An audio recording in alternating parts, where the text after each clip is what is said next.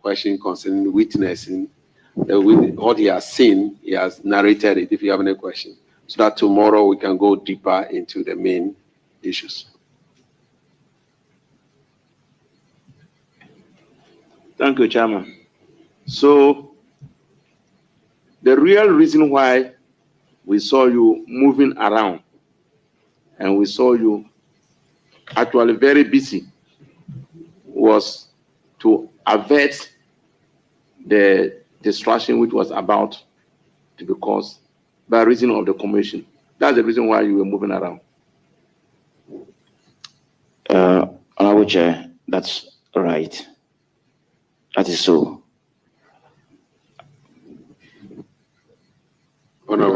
According to, you said you came to observe and to learn. That was the reason why. You did not get any call from the leadership of the majority caucus to come in. Honorable Chair, no, I was here before the incident started. Are you very proud of what you did? Honorable, can you please? I'm asking you whether you are very, very proud of what you observed. Honorable Chair, no. Issue that I thought could easily be resolved amicably by dialogue or going to conclave, which I personally told them to do that, degenerated into a different thing altogether, so I wasn't proud. And as a first-timer, I knew before you came to Parliament, you had a very high expectation. So, what is the picture now about what you saw? What is the picture?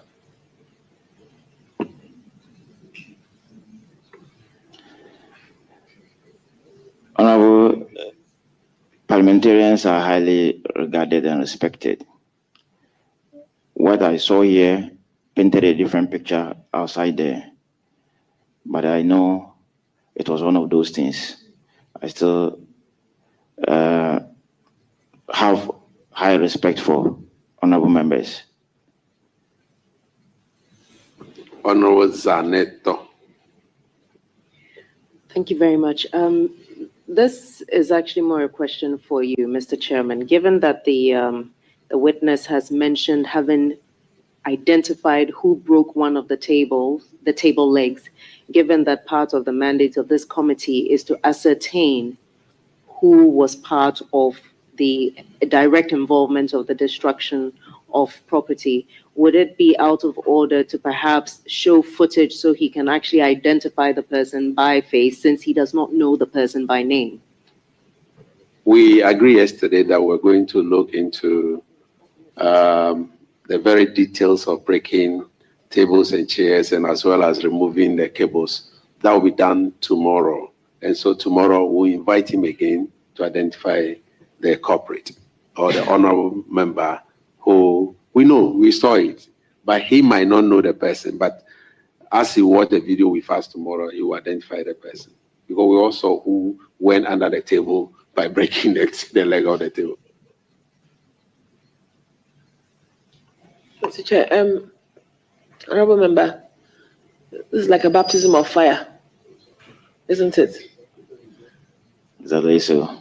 This is not what you expected. That is so. Yes, nobody did.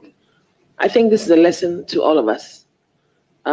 Those who were in the room, those who watched it immediately online or afterwards, that there should be a bit more tolerance amongst us. And so as a first-timer, don't let this be the norm. And this goes out to all first-timers also. Even second-timers like myself, this should not be the norm. And this is not what the public should see us do. And this goes to both the majority and the minority. Thank you. I'm sure you'll be called again tomorrow. Thank you, Honorable Chair. And you might have seen the videos, the role I played by calming both sides down. And I'm not that type, not aggressive, and I believe in dialogue. and then join to, arrive at a concrete decision. Thank you. Well, we are not here to praise you.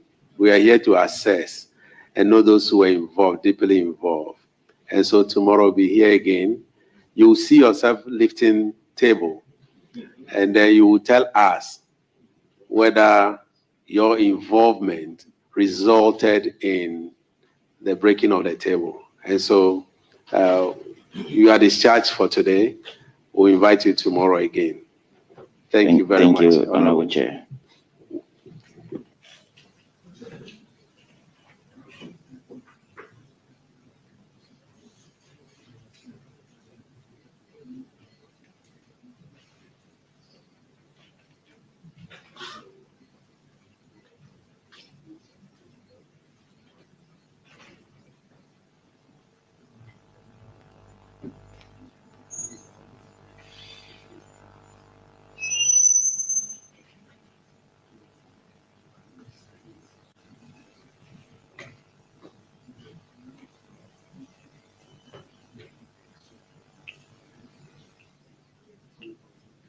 We'll call the next witness, Honorable Gakpe.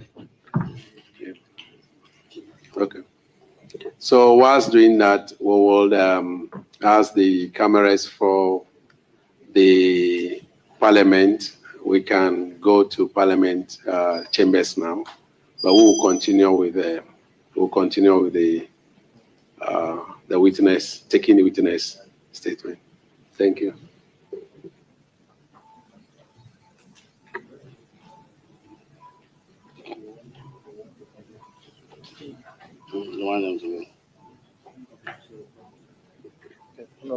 So I, Kwame Jijoli Gakpe, Swear by the Almighty God swear by the Almighty God that the evidence I shall give before this committee that evidence I shall give before this touching the committee matter in issue touching the matter in shall issue be the truth, shall be the truth, the whole truth, the whole truth, and nothing but the truth. nothing but the So truth. help me God. So help me God.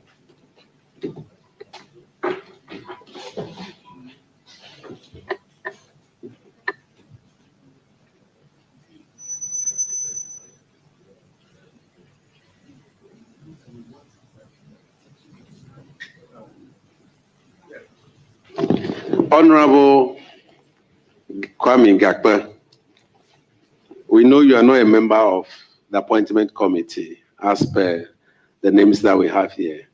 But on the 30th of January, we saw you in the video participating actively in the proceedings here. Can you tell us, this committee, what transpired and why were you involved in activities here on that fateful day? Thank you, Mr. Chair.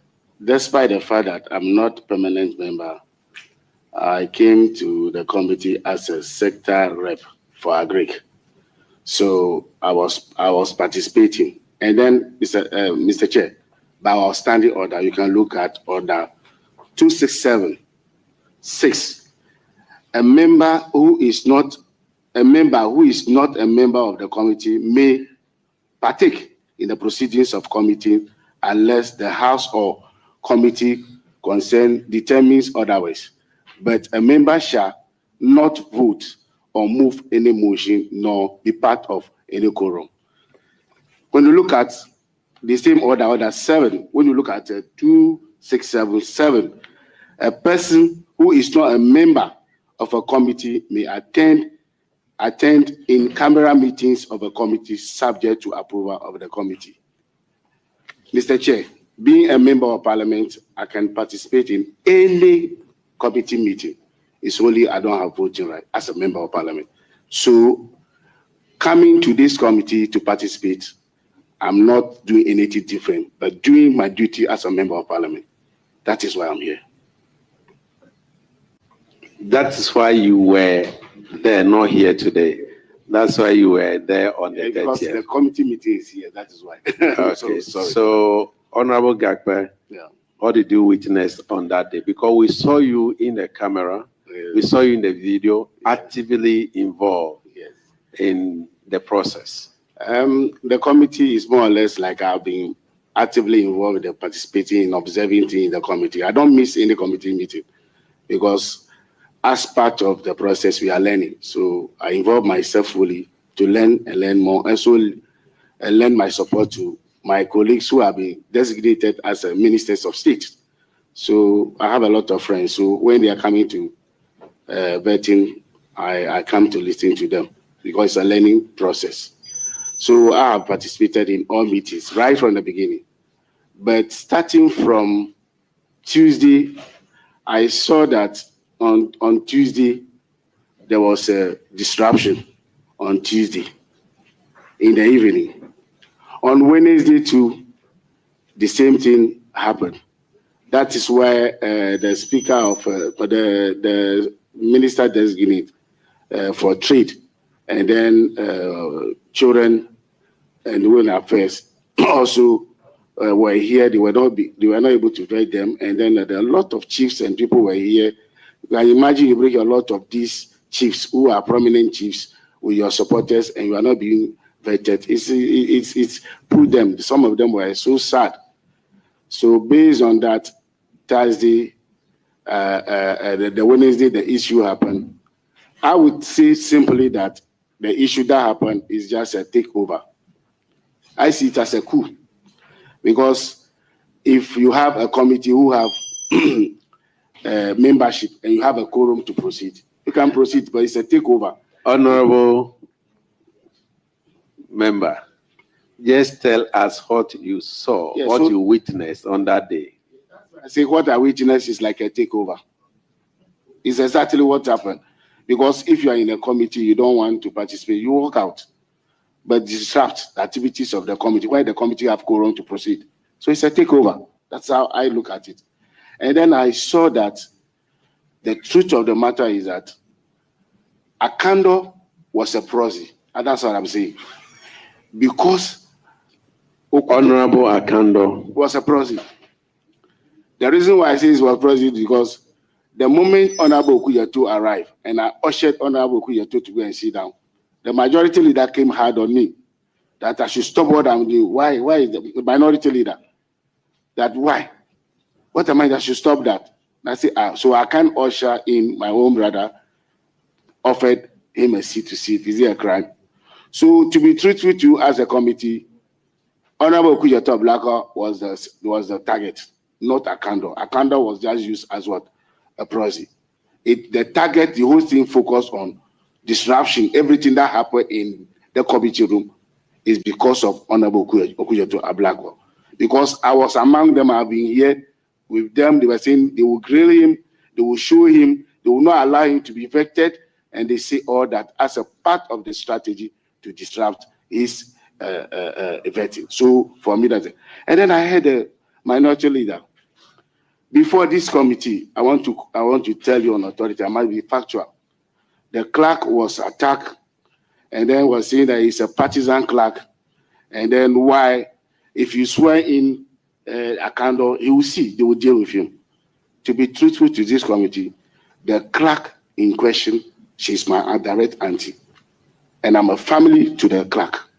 So threat of such data also actually affect me myself. When I was sitting down, my auntie was being vilified, partisan person, they would deal with him and all that in the full glare of the camera. Are you inciting your people against my family to be lynched or to be killed? I was so devastated, and I was so happy about that. And even that day, I have to organize press conference to condemn the minority for attacking an innocent clerk who have worked here for 19 good years without doing anything. He takes instruction from the chair. He doesn't take her own instruction. And Anodom also use word. Honorable Anodom. Yes, sir, we will meet you. We will deal with you. These are the issues. Leaders in parliament, these are kind of messages coming from somebody who is working as a parliamentary staff. I mean, it is unjustified, it is uncalled for, and then I think they should render an unqualified apology to the clerk of the parliament. In addition to that, that one doesn't lie in our map. I'm sure the honorable minority leader did that yesterday. So, honorable member, it looks like all the things that you've just mentioned were what we witnessed in the video. And Yeah. so we will ask colleagues if they have any question for you.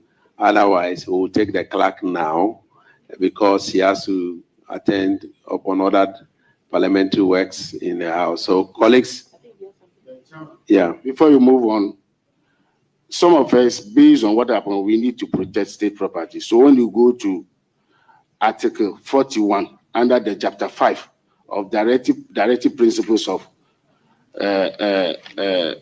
State Policy, Article 41 states and stipulates, especially the F, to protect, preserve public property and expose or combat misuse, waste of public fund and property. It is clearly stated. So we are here just to defend members of parliament, to defend the constitution of Ghana. And exactly that's what we did. And then when you look at the same article, you look at article, the same 41K, to protect and safeguard the environment. At that time, the environment was not good. So at that time, even the marshals were helpless.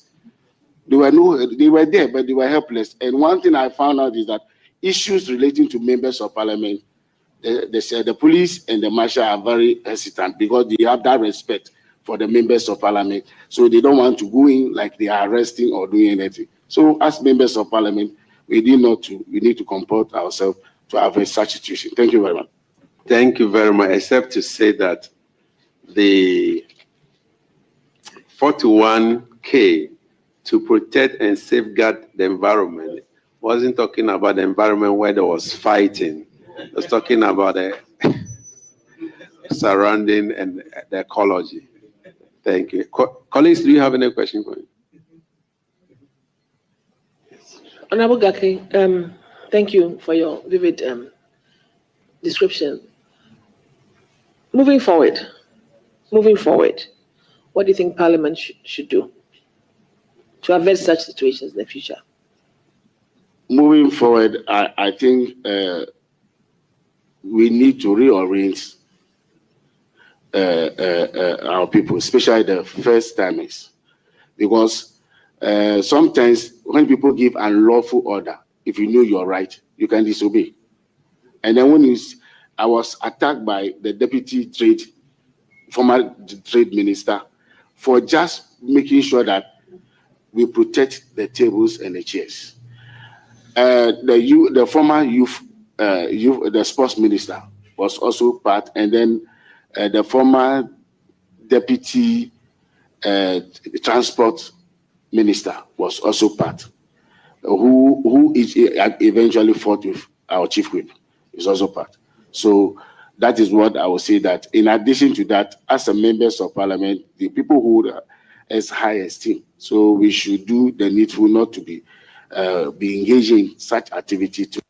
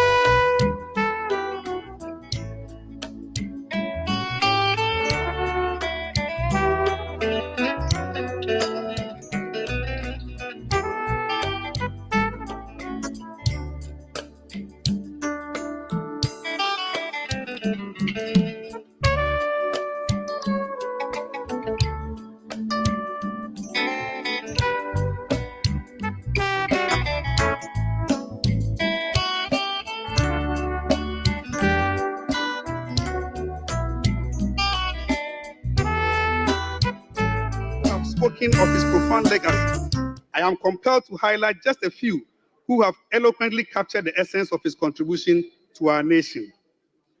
Professor Michael Quay, referencing the Hansard of the Legislative Assembly from the early 1950s, reminded us of Dr. Dankwa's visionary leadership in pushing for the creation of a national committee to supervise Ghana's energy future. Dr. Dankwa's foresight in pushing for what would eventually become the Volta River Authority was a proof of his commitment to ensuring the country's development, even as Ghana now grapples with the power crisis he had sought to prevent. President John Ajekum Kufuor stressed the need for all Ghanaians, not only those in the New Patriotic Party, to honor Dr. Dankwa for his foundational role in shaping the country we all call home. As President Kufuor himself put it, and I quote, Dr. Dankwa belongs to Ghana. He irrefutably played a titanic role in the making of our nation that we are all part of today, unquote. These are but a few of the countless voices that have echoed Dr. Dankwa's legacy.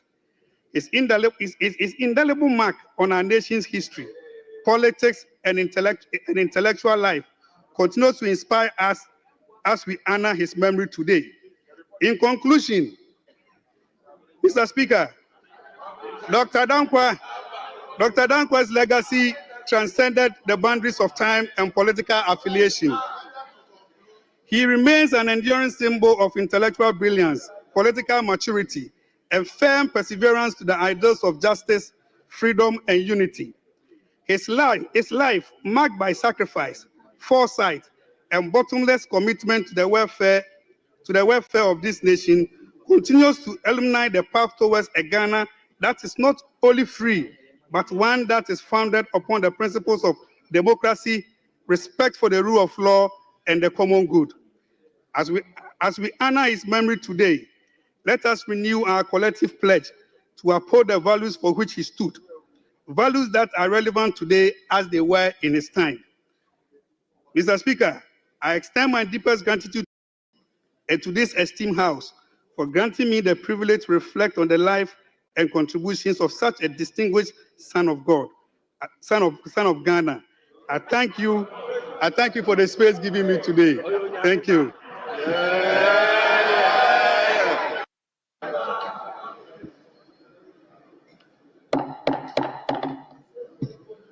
Honourable members, I'll take two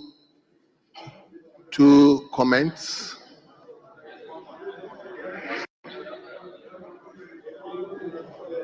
Yes, Honourable Member for Damango.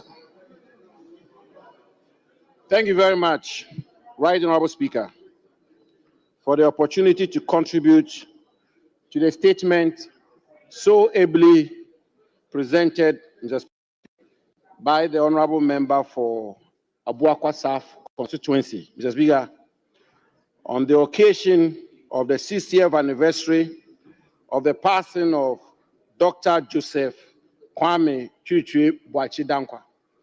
Mr. Speaker, Dr. Dankwa indeed is an icon. And Mr. Speaker, what is happening here in this chamber, Mr. Speaker, this parliament, and what transpires here in this parliament is exactly what Dr. Dankwa stood for, what Dr. Dankwa fought for, and what Dr. Dankwa died for. Mr. Speaker, at the birth of our country, there was two clear schools of thought, two distinguishable schools of thought. And Mr. Speaker, I will refer this House to the statements, the profound prophetic statements made by Dr. Joseph Boachi Dankwa on 4th August 1947 at Solpon, where Dr. Dankwa, Mr. Speaker, made the point that Ghana should be governed on the basis of multi-party democracy, a democracy which is anchored on the rule of law, a democracy which will have a parliament such as ours, a democracy which will have different shades of opinions as we have today. Mr. Speaker, Dr. Dankwa saw that as far back as 1947. And we are never to forget, Mr. Speaker, we are never to forget that there were very important voices at the time who disagreed with Dr. Dankwa. And indeed, Mr. Speaker, at some stage in the evolution of our nationhood, particularly at the infant stages of our nationhood, Mr. Speaker, there was no parliament like this. Yes, there was a parliament, but there was a parliament occupied by only one shade of opinion. Today's Ghana, Mr. Speaker, today's Ghana, the ingredients of today's Ghana, the characteristics of today's Ghana was the Ghana Dr. Dankwa prophetically advocated for even before our independence. I mean, Mr. Speaker, it doesn't matter where you belong on the political divide, you cannot contest the fact that Dr. Dankwa stood for the major pillars of our democratic state as we have it today: rule of law, freedom of speech, multi-party democracy, equality before the law, property-owning democracy. Mr. Speaker, that is the bedrock of today's democracy. That is the bedrock of Ghana's economy today. Property-owning democracy. The farmer in my constituency who farms and harvests and is free to sell, is free to own property as he or she wishes, and spends his or her the fruits of his or her labor as he or she pleases. Mr. Speaker, that is what Dr. Dankwa stood for. And as Mr. Speaker, so in conclusion,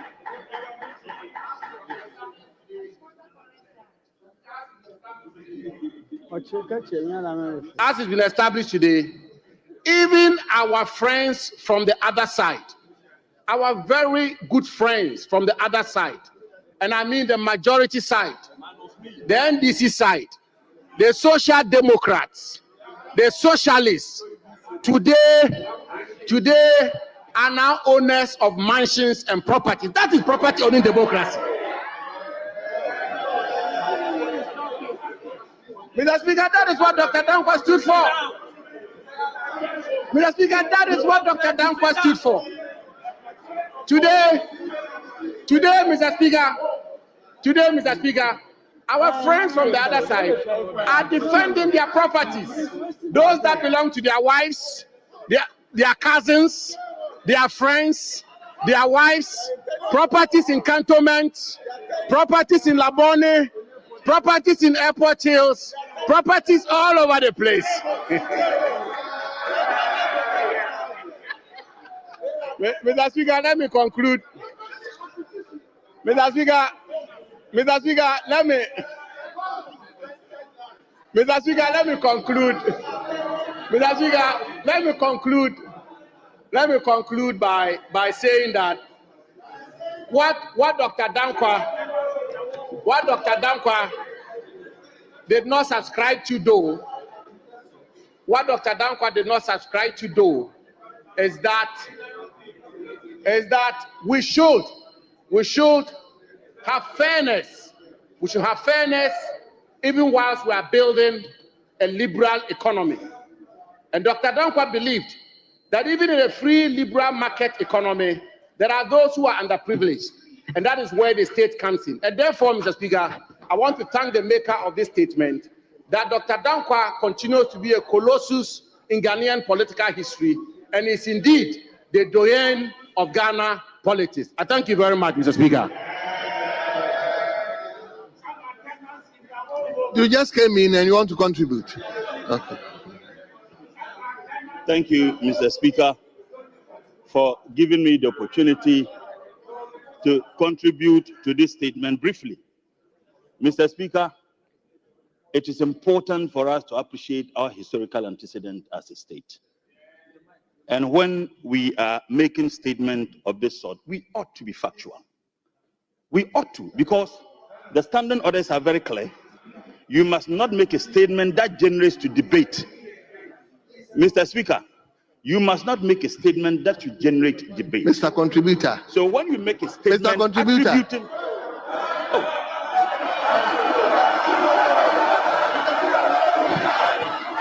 Mr. Speaker, I'm a member of Parliament. Honorable members. Honorable members. Honorable members. I am not going to say anything. He is going to speak, only to warn him that he is a nominee today. You are going to consider your application. So let's hear you. Mr. Speaker, with all sincerity, I think it's a threat. I am a member of Parliament first and foremost. I am a member of Parliament first and foremost. I am a member of the legislative arm. I have absolute responsibility and right like any other person before I become a ministerial nominee. Mr. Speaker, take your seat. I'll come to you. My statement is just simple. Yes, it is good to eulogize JB Dankwa. It is good to espouse some of the good things he did. And I won't stand here and say he never did anything good. But it's important to appreciate the fact that he betrayed his state. In fact, Martin Maridev book, Mr. Speaker. He was a traitor. He was a traitor. He was a CIA. Before I walk into this chamber,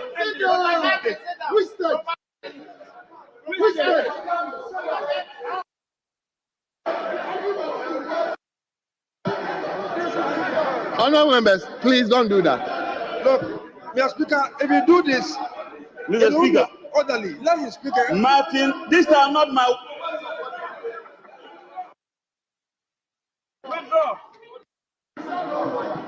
Honorable members, don't put on your microphone when somebody is speaking, please.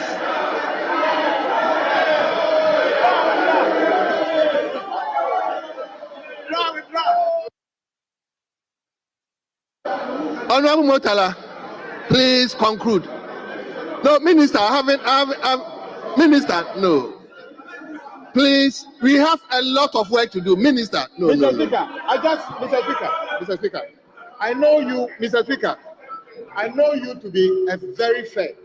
Mr. Speaker, when my very good friend, Honorable Abu, was speaking, he said many things that people here disagreed.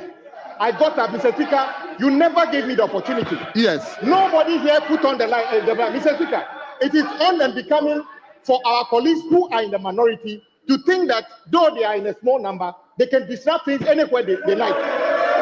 It is becoming an attitude, Mr. Speaker, and we are taking notice. We are taking notice. I urge them, you are going to listen to him. Listen to you. Honorable Minister, Mr. Speaker, this attitude that we are not meaning. Honorable Minister, anything, we are taking notice. Honorable Minister, well noted. In the building of Akotomba Dam, don't attribute something to him. And Mr. Speaker, he also said that JB Dankwa died a horrible death. And the Buzia, as a matter of fact, the NLC constituted a committee to investigate the circumstance under which JB Dankwa died. Honorable member, conclude. He died in natural death. Honorable member, conclude. Speaker. Honorable member, to death. Member of Parliament.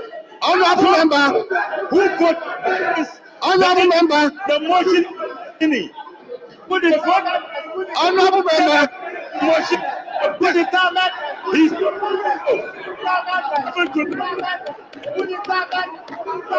honorable member.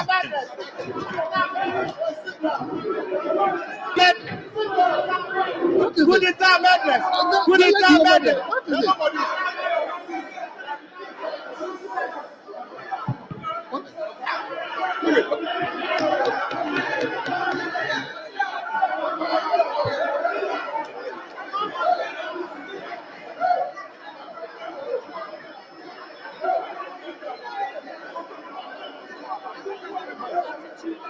Honorable members. Honorable members. Honorable members.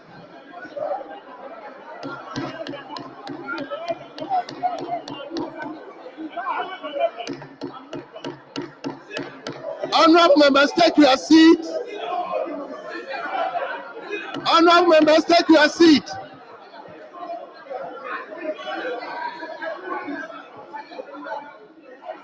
Honorable members, take your seat.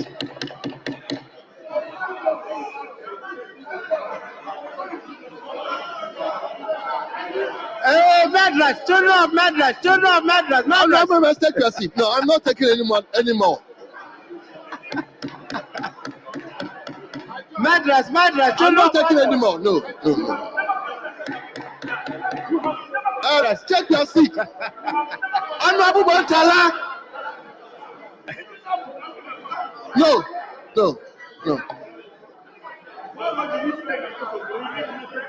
Honorable members, I'm not continuing with the comment.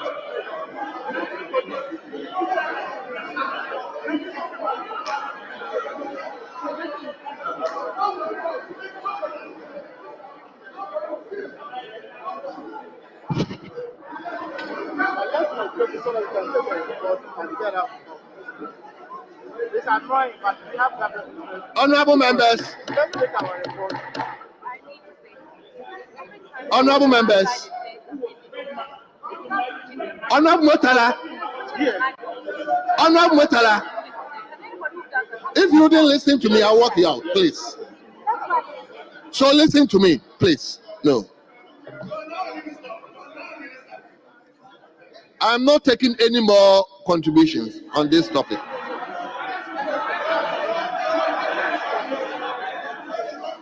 Soviet spies, Soviet and Russian spies, Soviet and Russian spies, Madras children, Madras children. Thank you, Mr. Speaker. Let me now come to leadership. I'm coming to leadership. Yes, 2-2. I've taken one here. Leadership will make up the 2-2. Yes, minority leader, you can decide to yield it to anybody. That is, but minority leader.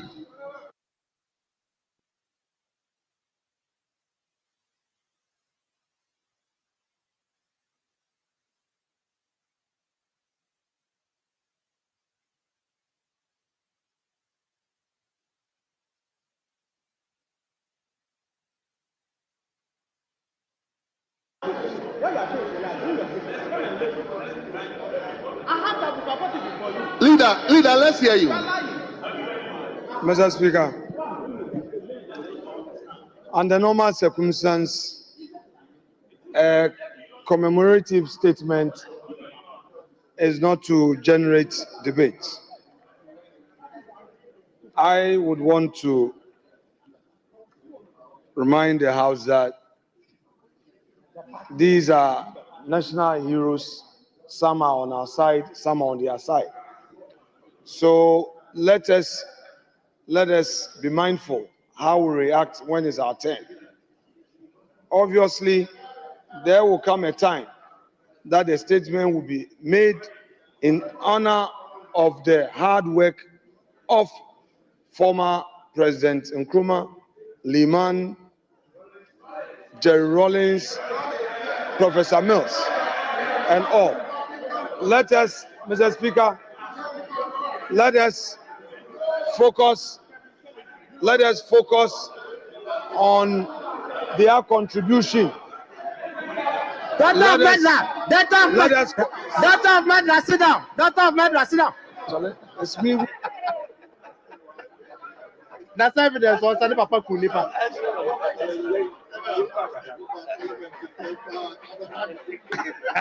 Mr. Speaker, honorable members.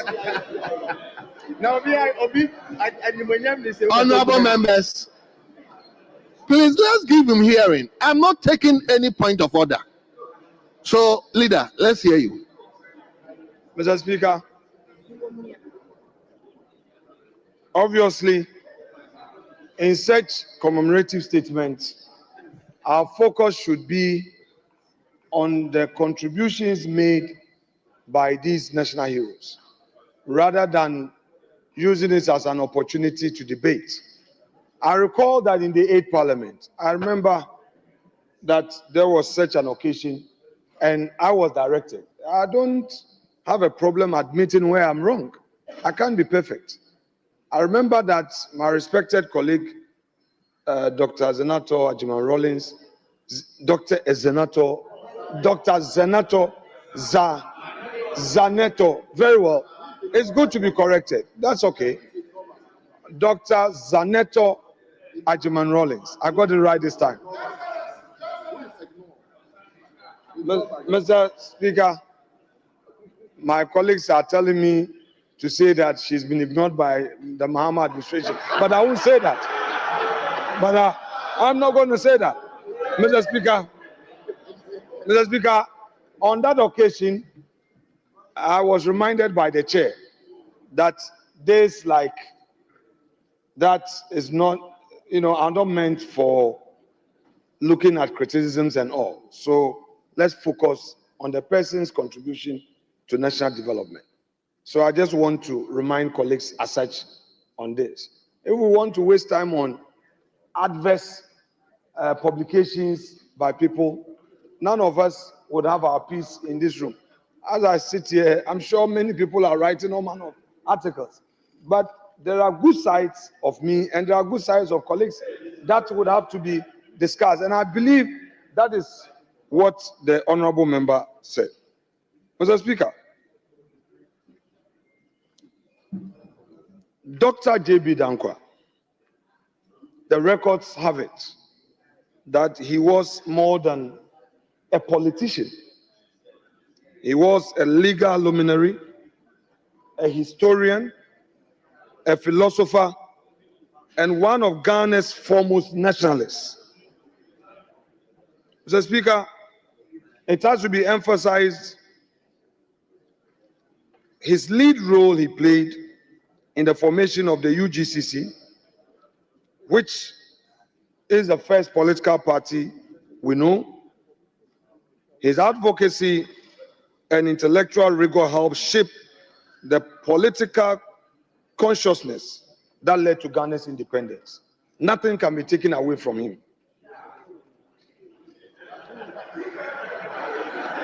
Mr. Speaker. Honorable Leader, hold on. Who said that here?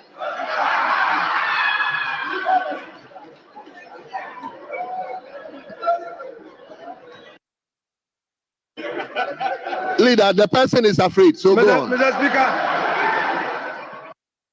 Speaker, I know who said it. That is Honorable Asedun Katia's son. Yes. He said it.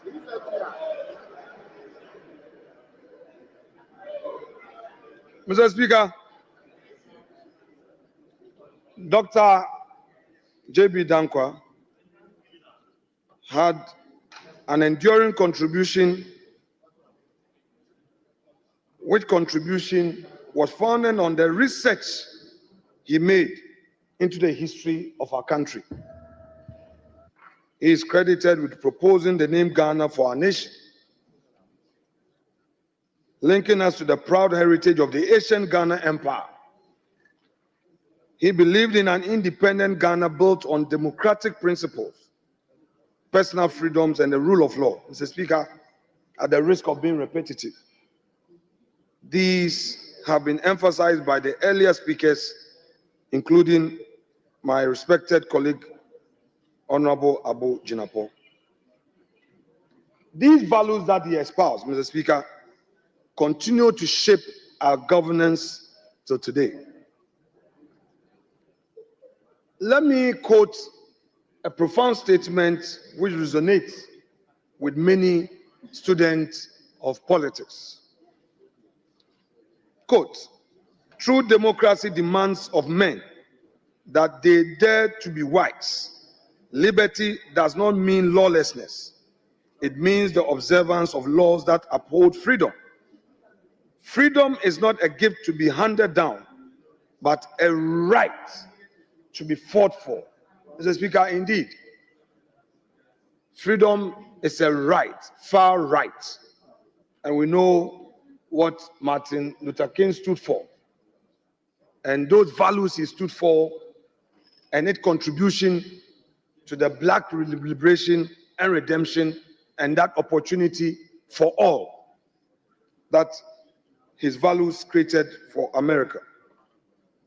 Mr. Speaker, this great man belief in democracy and freedom was so profound that he challenged the Ghana's first post-independent president in the 1960 by contesting Dr. Nkrumah. The Speaker, just for emphasis, it was JB and his colleagues who actually contributed to bring Nkrumah to Ghana to be the secretary to the UGCC. Although he was unsuccessful in that election, his courage alone introduced the need for our country to have a multi-party democracy. We cannot have a one-man state, a one-party state. When someone has an idea for a country's governance, it doesn't take a day for same to come into fruition. With those values that he espoused, Mr. Speaker, it took time. He himself did not live to celebrate these, to see. But over time, after the first coup, we went into a second republic, another coup went to a third republic, another coup for over 11 years, and then we gave birth to the fourth republic. And it is instructive that those who were involved in the PNDC regime were the very people who gave birth to the Fourth Republic. Meaning that forces of democracy worked around the clock to ensure that they appreciated the need to have democracy and they submitted themselves to multi-party democracy. All these took foundation from the writings of Dr. J.B. Dankwa. Mr. Speaker, beyond politics, he was a prolific scholar whose research into our cultural heritage gave prominence to the name Ghana, as I've already said. However, unfortunately, in spite of all the sacrifices he made, political disagreement eventually led to his incarceration. And as a young politician, when a time came for me to construct a runabout in Efutu, I read a bit of the history, and I even discovered that for many years, J.B. Dankwa was the Efutu State's lawyer. He was a lawyer for the Efutu State. And also, I discovered that Omahini of Efutu, my great-grand-uncle, Nenyi Gate, had actually contributed to the independence of the country through his support to Kwame Nkrumah.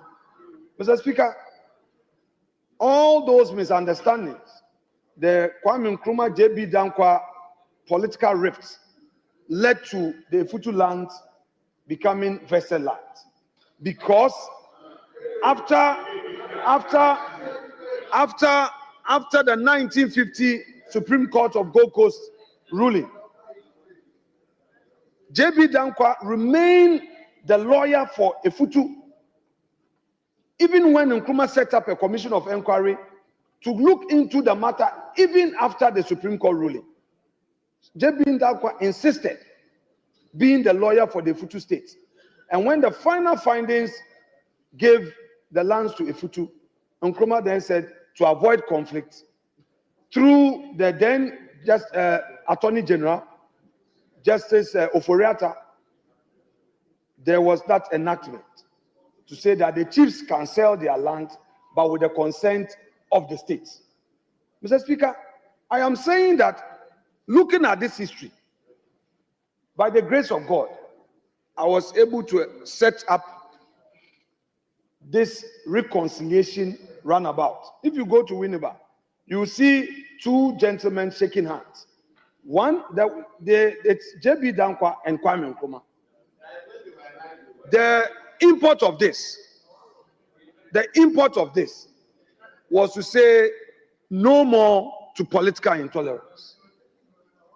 Because these were two friends, these were two national heroes, but because of political differences, one had to die a painful death in Nsawam prisons. So symbolically, Efutu took up. Mr. Speaker, unfortunately, the noise is coming from those who are still waiting for their appointment. Those who have been nominated are gently listening, and those behind who are yet to be considered are making noise. They don't want to learn. And they are backbenchers and newcomers. They are supposed to learn. This is history. Mr. Speaker, we have mounted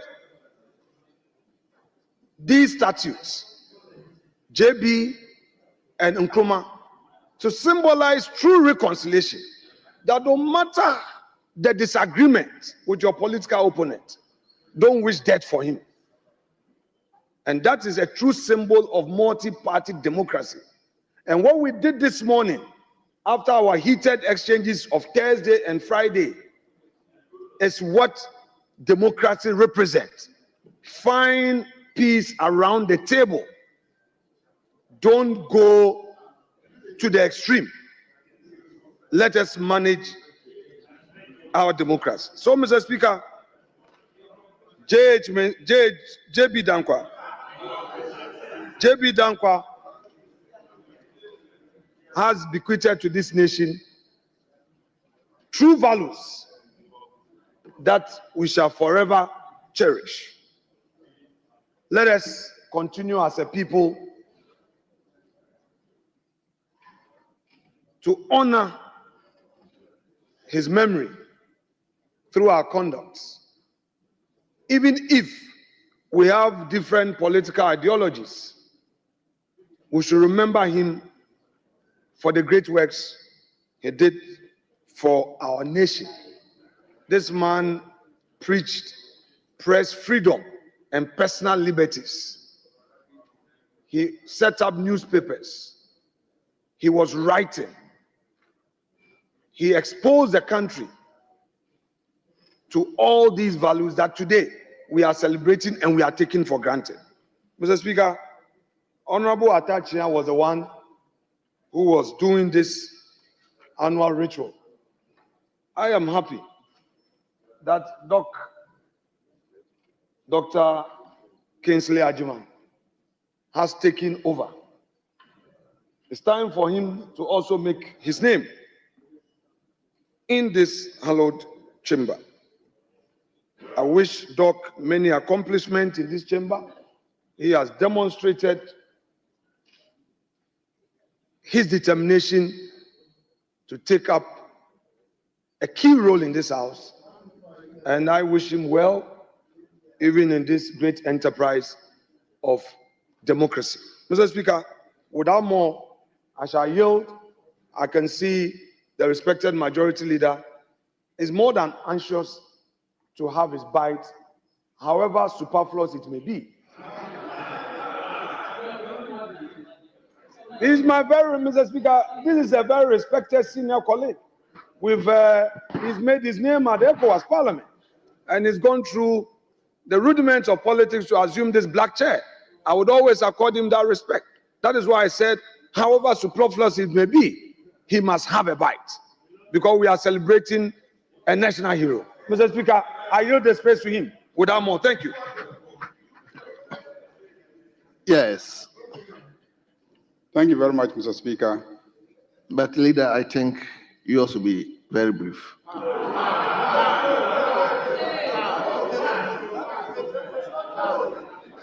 He understands why I'm saying that. So don't. Mr. Speaker, I think the first time I encountered JB Dankwa was as a student of history at the O level, the ordinary level.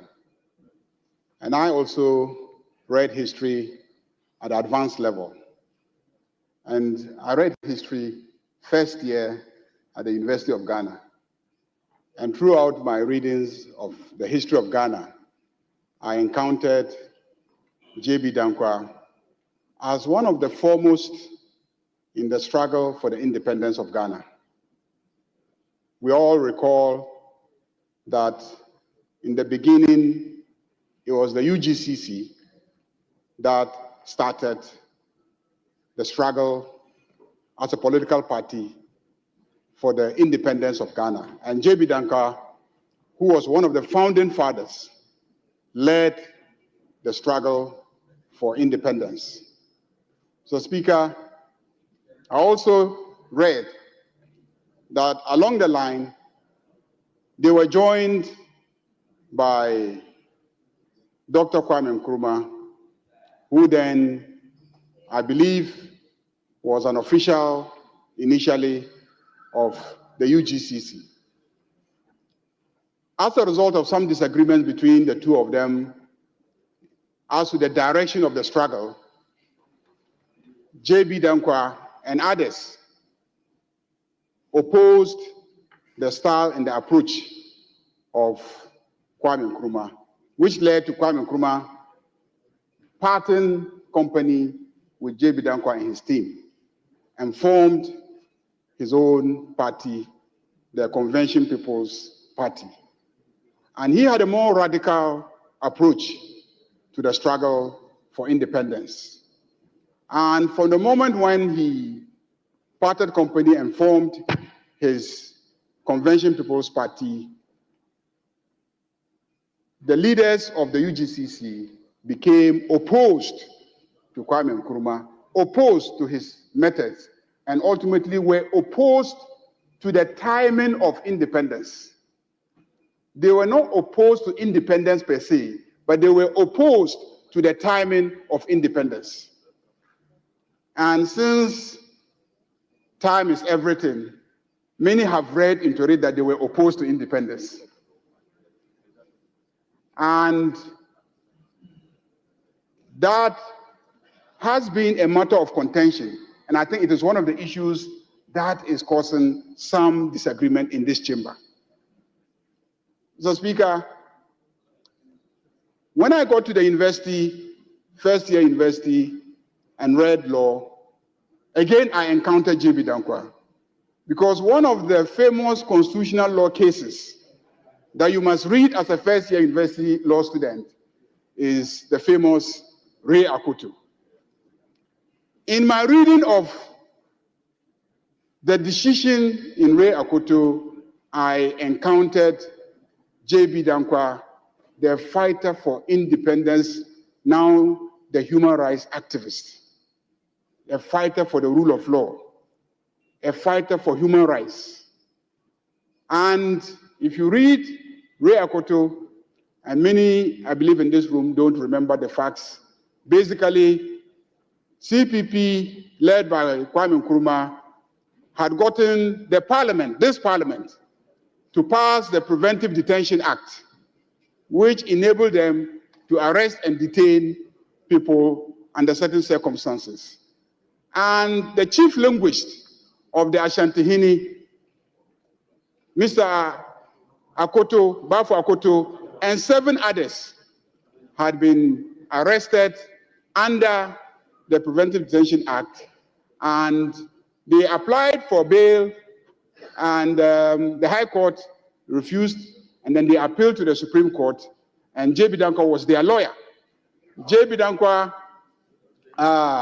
argued that under human rights law, there was no basis for a law like that that enabled individuals to be arbitrarily arrested and detained and be denied habeas corpus.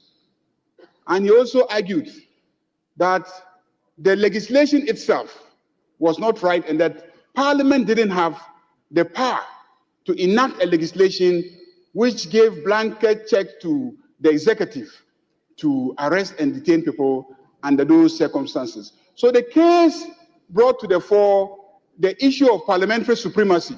Is Parliament so supreme that Parliament can enact any legislation? And that was the central issue in the decision in Ray Akoto. Mr. Speaker, the court ruled that the Parliament at that time was not in any way inhibited and they could pass a legislation like that, even if during peace times. Because Ray Akoto had argued that in the jurisdictions where you had similar legislation, it was legislation passed during wartime to deal with the exigencies of war. And so Ghana, which was enjoying peace, could not be cited as a country that provided an environment that necessitated a legislation like that. But the Supreme Court at that time overruled them and said Ghana could enact a legislation like that. So there I encountered J.B. Dankwa as the jurist, as a fighter for individual liberty and freedom. Subsequently, he himself was arrested and detained under the same PDA, Preventive Detention Act, allegedly based on some charge of conspiracy to undermine the regime of Kwame Nkrumah. Mr. Speaker, he was in detention, I think, from somewhere in 1964, and ultimately died in detention in 1965. I think 4th of February 1965. And of course, his death sparked some furore across the country, and subsequently a commission of inquiry was set up to try and explain the circumstances surrounding his death. Let's get to the more controversial issues about the CIA. When the honorable member cited some allegations that he betrayed his country and worked for the CIA, it is indeed the case that some writers have claimed that J.B. Dankwa received funding from the CIA, that he received some financing from the CIA. And indeed, it is claimed that in the 2010 of the CIA, there's some indication there that he received financing from the CIA. Exactly what the financing is for is the subject matter of speculation. Others have speculated that it was a period when the United States was working against the Nkrumah regime because Nkrumah was considered to be a communist, that they were pro the Soviet Union, and so they suspect that they financed J.B. Dankwa for those reasons. But this is a matter that is not settled. So it is a subject of some, claims that have been made. But the most important thing, Mr. Speaker, today is that we should learn to remember, to recognize the efforts of those who came before us and the good work that they did.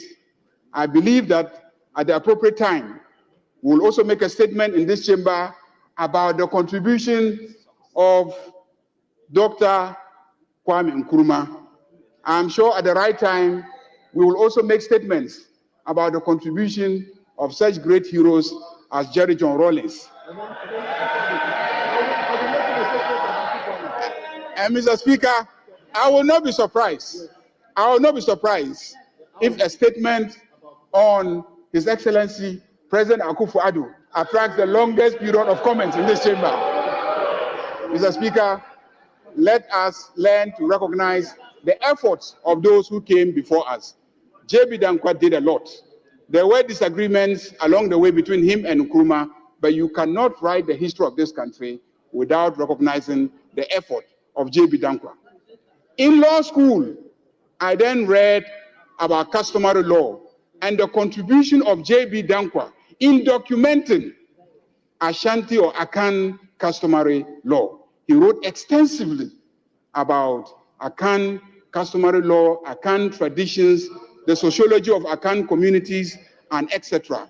And that has become a major resource for those who are studying Akan customary law and also the society and the history and the traditions of the Akan. Mr. Speaker, let me save time for the conduct of government business by ending my contribution here. Thank you very much. Honorable members, thank you, all the contributors. Thank you, the maker of the statement. And it is now time for government business. So please come with me to page 3.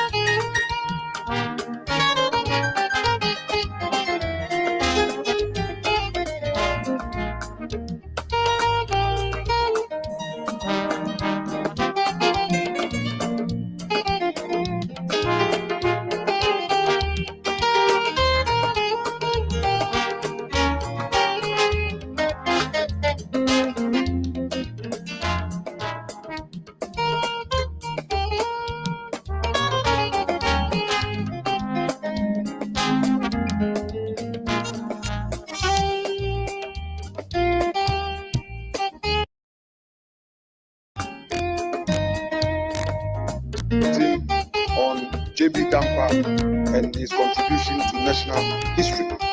So, Mr. Speaker, we are against his chair of this forum and the activities in the country. We think, and we hold this whole view firmly, their actions are taking this country back. They must allow due process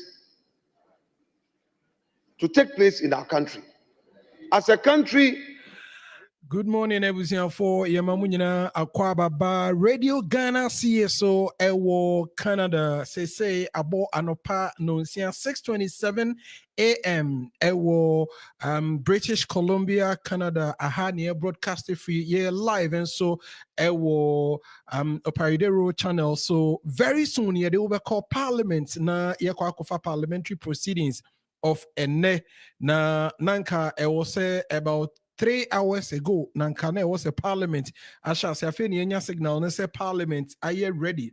Yeah, very soon. No, Parliament of Ghana, Ebeko live, and until you train say Parliament Beko live. Now, fe yehu and proceedings. No, a delay for 3 hours. Now, Sabria, yeah, train. What we're doing is yeah, Kaimo enra proceedings are a coso and in some more ACC BCC. You know, yeah, they will call na yeah hear the approval of Orua Samuel Kujeto Ablakwam. Minister nominee and a minister designate for foreign affairs and regional integration said a course so our parliament and rano and no de course is here na wakwa sunset minority leader Ura Fenyo Makin a cannot then say Ura okujato ablakwa aka say if you are what timu dia for 8 years no orienti sa edan no. And or chair said during appointment committee sitting no nani chimia na kakra say Airport Hills yetua rent in USD and board and then no for 8 years what a honomo na o rent enti onfa enkrata ye di adanse chese a diner or rent no or renti ampa famra nanso enya this what me this ankrata no aba na ne landlord the two coin report or the appointment committee and say dino nira etukwan enti document also nya de betre no enya de se nsa kan enunti minority for AC gina ye chere se there be enya de se won mo bepene so ama sa ade no atumi ato so enti until so the document no beba no ade a wo hohoro won sa ade afi Orua Samuel Kujeto Ablakwa na approval no ho to the point say penny a wɔyɛ minority leader ɛsrɛ mi di nsuo ɛbrɛ no parliament mo di nsuo gu ne nsa so ɛwɔhye ne nsa ɛwɔ parliament kyerɛ sɛ wɔhye ne nsa de firi wura Samuel Okudzeto Ablakwa confirmation no ho ɛwɔ parliament ɛma minority for abstaining yɛ wɔtwe wɔn ho ɛde firi sa approval no ho ɛno nti yɛbɛkɔ na yɛkɔ akotie ɛno whilst a yɛtwɛn sɛ parliament bɛkɔ live na afei yɛhu ɛnɛ proceedings no sɛdeɛ ebesi akɔ no yɛnkɔ na yɛnkɔ the approval of Owura Samuel Okudzeto Ablakwa ene the CCE or parliament ne said the ensem no bi ekoye enti yebeko back to parliament na fe yakwa kutie enra said the eno esi ekoye yadamwase. What? People take advantage to settle scores. Mr. Speaker, we do not have to wish this for the country. Now, and you like this, and you like this. Mr. Speaker, the nominee, And you like it. the nominee, Honorable Collins, he is seconding the motion. So just let's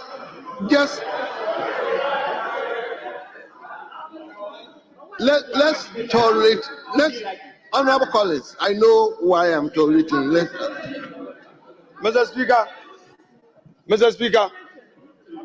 Speaker, Honorable Collins Dowda is a very experienced member of this House. He is recounting his own experience, but he knows. He calls me Miwafase.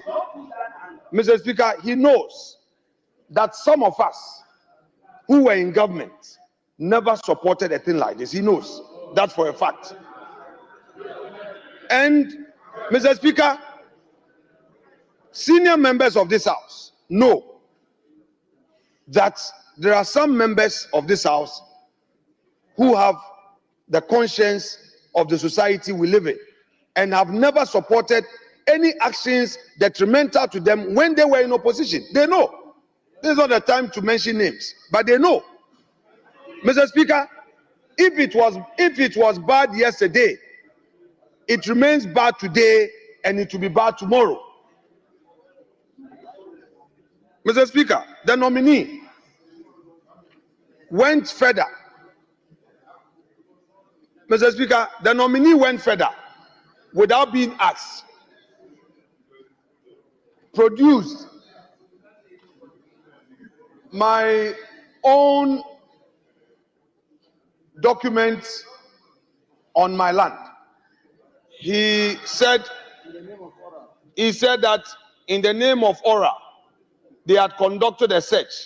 The good news is that in their attempt to find out whether my land in Winneba belonged to the state, they came to a conclusion that it is not a state land. In fact, Mr. Speaker, I had become aware that somebody had petitioned Ora and had said that the police college in Winneba. Mr. Speaker, my members, my colleagues who are shouting, they should know that this became a subject matter of our proceedings. So I am within the ambit of relevance. So please pay attention.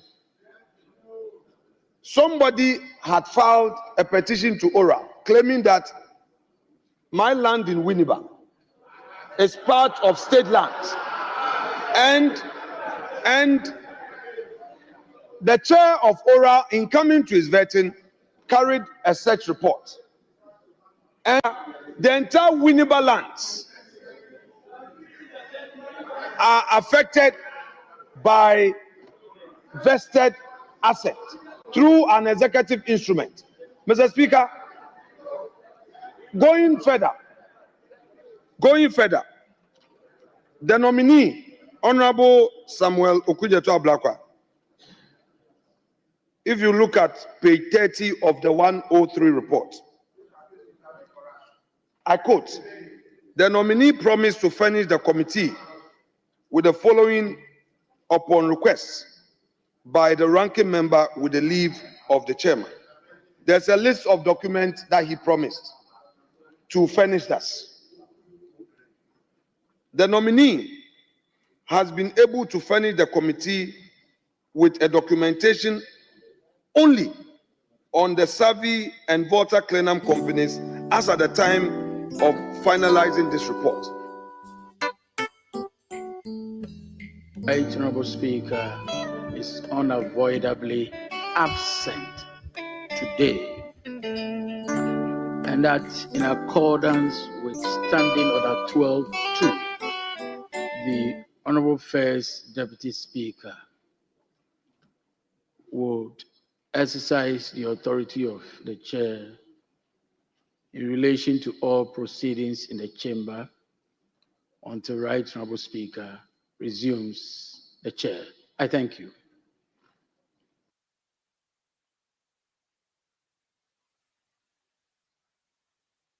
Yes, Majority Leader. Is he to exercise authority in relation to matters in the chamber, or he's going to be the speaker until the substantive speaker resumes work?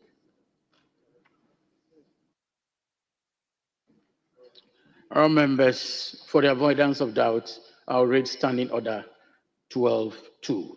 Whenever the speaker is absent from Ghana or is for any other reason unable to perform the functions of the office of the speaker, the clerk shall inform the House, and the first deputy speaker shall perform the duties and exercise the authority of the speaker in relation to all proceedings of the House until the speaker resumes the chair. So my emphasis was on in relation to proceedings of the House. The exercise of the authority of the chair is in relation to proceedings of the House, or proceedings of the House. I thank you.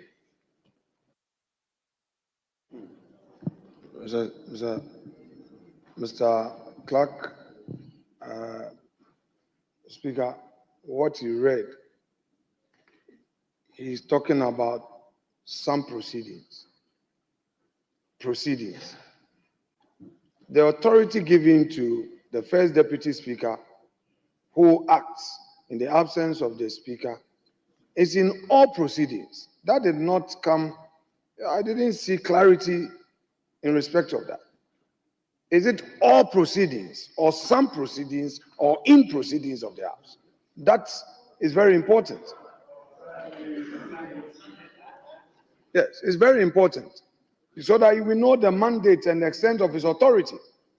The man must know that temporary, these are the powers he has. So for the avoidance of doubt, Mr. Speaker, I would want to read the Order 12. Yes, because the clerk was not clear. The man is in the big chair. We need to let him know his powers. 12.1, absence of speaker. Either of the speakers shall take the chair whenever requested by the speaker during a sitting. The 2, whenever the speaker is absent from Ghana or is for any other reason unable to perform the functions of the office of the speaker, the clerk shall inform the House, and the first deputy speaker shall perform the duties and exercise the authority of the speaker in relation to all the proceedings of the House until the speaker resumes the chair. So it's in respect of all proceedings. All proceedings. That is what the rule is saying. So, Mr. First Deputy Speaker, you have the powers to preside over all proceedings. Thank you.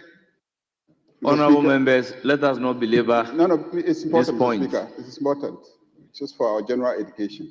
Very well. Mr. Speaker, when you read Order 12.2, there's a word there that we are not paying attention to.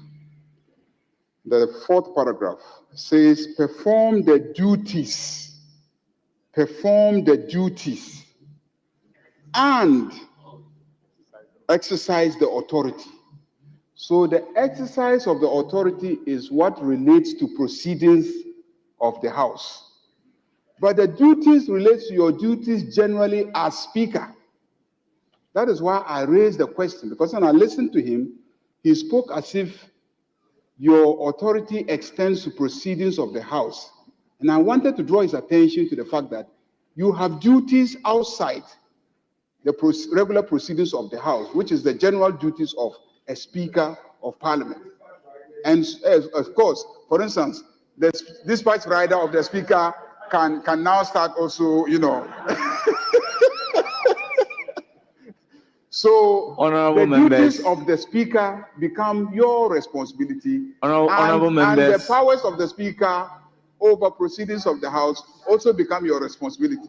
So please restate honorable his members, duties and powers, honorable properly. members, I have a clear instruction and I've also read Order 12. So I know what exactly to do. Thank you very much. I have no doubt as to what I am supposed to do in the absence of the Speaker, as the First Deputy Speaker.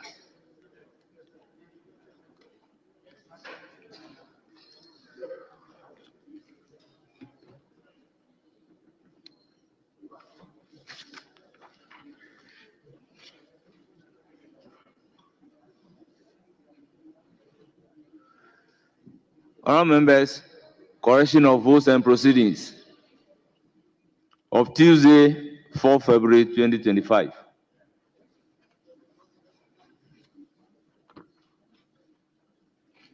Honourable members, page 1, page 2, page 3,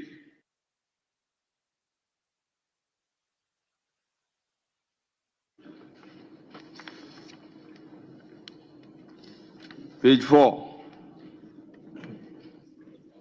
Mr. Speaker. Mr. Speaker, page 4. Yes, honourable member. Item 151. The name is Kosa Martin Kweku Ejimensa. Kweku Kwaku. That's omitted.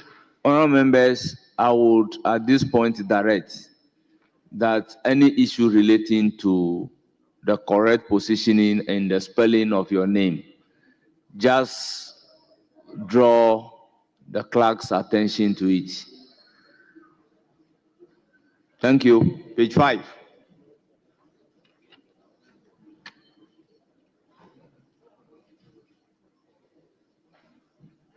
Page 6. Page 7.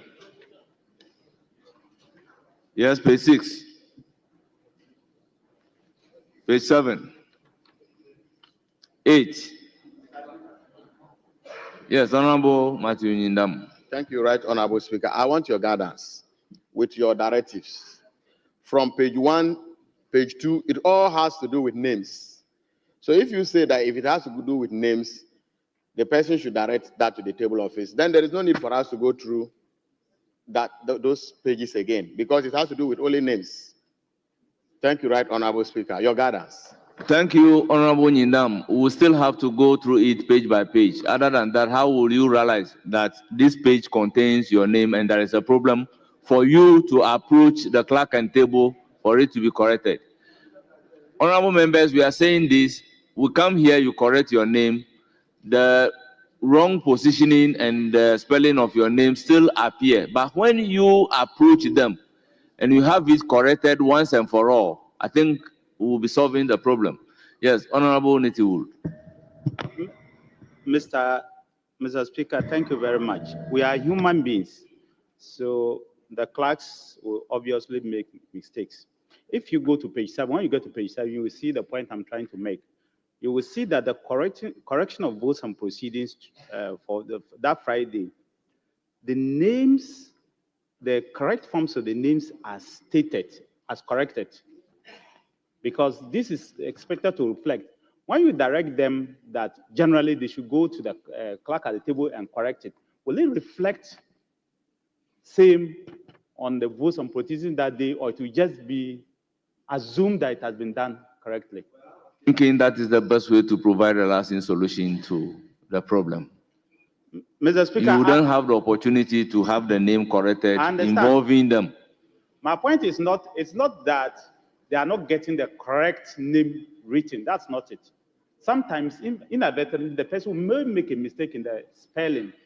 If you spell my name, you may remove the L just because it's a typo or it's a printing press or it's a devil or something. But the person knows the correction because maybe the day before I never corrected it because it was correct, but today it is wrong. That's the point I'm making. Right, Honorable, my honorable member and former Minister for Defense, former leader and former Minister for Defense. If the name is corrected with the clerk and it even does not appear on the order paper, the correction has been effected, and henceforth that mistake wouldn't have been repeated. It's better than correcting it on the vote and proceedings, and the mistake will reoccurring and will continue to be correcting it by the vote and proceedings. I have done it and have been able to resolve the problem completely. My name will be written with the R missing, but when I corrected it with them, always I am getting it correct. Thank you very much. Page 8. Mr. Speaker. Yes, Majority Whip. Speaker, thank you very much. Speaker, may I humbly take you back to page 7 on a matter that I need clarification. Mr. Speaker, in respect of my name contained under item number 4 under the head notes absent. Mr. Speaker, the record will bear that I was not absent simpliciter.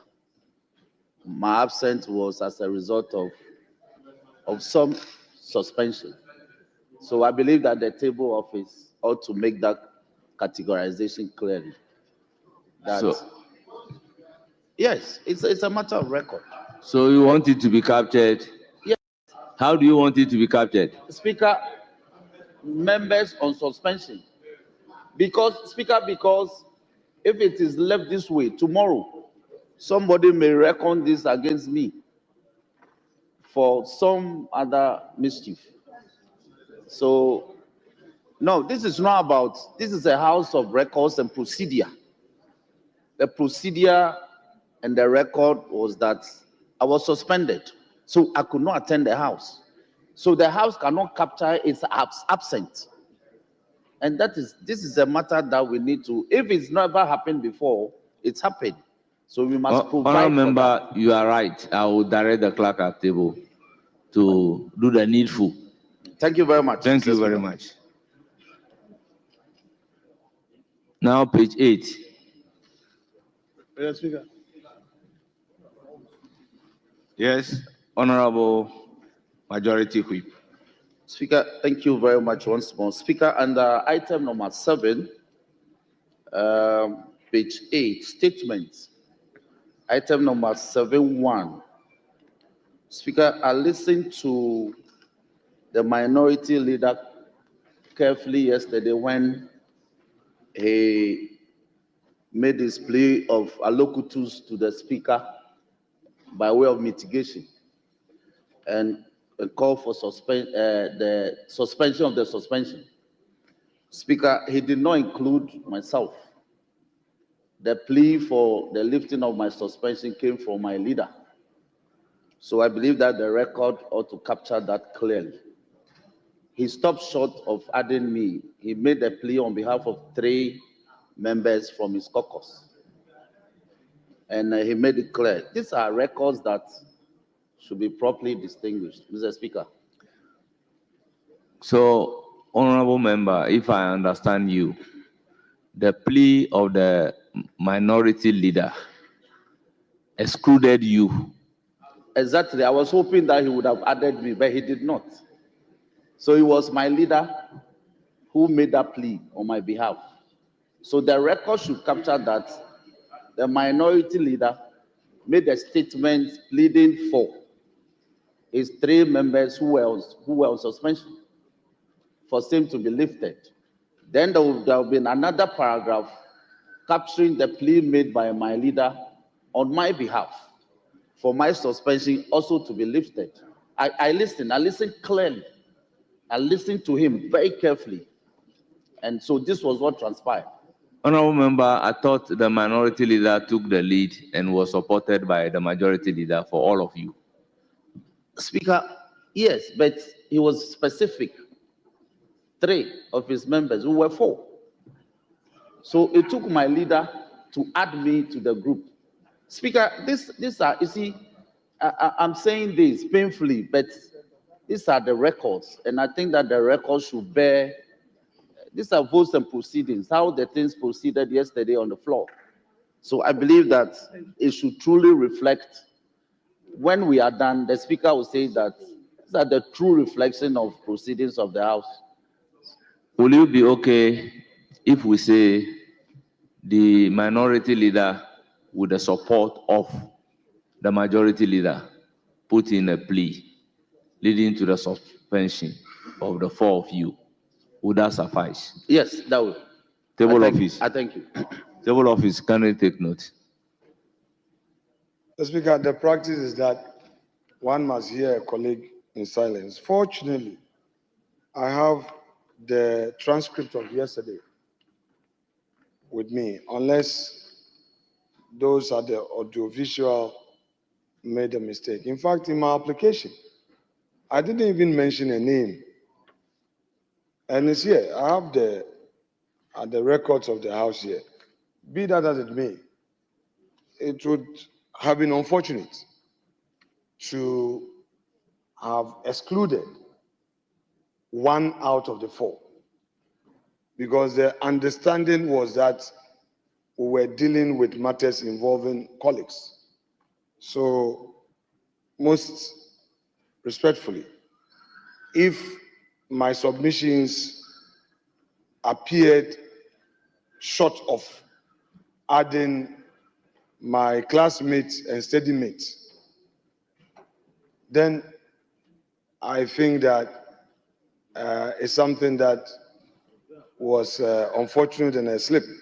But the records that I have are not records that say what he's thinking was the case. So, Mr. Speaker, the application included all of them, and the votes rightly captured what is there at page 8, if there was any doubt at all. However, back to the same paragraph 7 at page 8. The Speaker, I think the vote should reflect in paragraph I2, the second paragraph of paragraph I. I made an application for rescission. That is correct. Then the summary should read that Mr. Speaker rescinded his order for suspending the following members forthwith, because he said with immediate effect. So, and that all their rights thereby restored immediately. So the correct rendition should be rescinded his decision in respect of the suspension of the following members forthwith. I think that correctly captures it. Yeah. Thank you very much, sir. Thank you, honorable members. Let's make progress. Page 9. Mr. Speaker, still on page 8, under the corrections to the proceedings on Friday, 31st January, Roman numeral 5, I believe we are referring to the name of the popular town, Esikado. So you should spell E-S-S-I and not A. Table office, take note. Page 9. Yes, Speaker, again, page 9. The first name, Mr. Roxanne Nelson Dafiamepo, is supposed to be N-E-L, not N-E-S. Table office, again, take note. Yes, Honorable Ntim Fojo. Thank you, Mr. Speaker. I rise to indicate my disagreement with the submission made by the Chief Whip of the majority side, requesting for another category to be created for members absent on suspension. Mr. Speaker, our rules are clear. Honorable Fojo, Order 14. we have not acceded to his request. Then your guidance, So that put the matter clarity to of your rest. guidance, Mr. Speaker. That put the matter to rest. We've not acceded to his request, so that matter is moot. Thank you very much. Page 9. So the conclusion of that Page 9.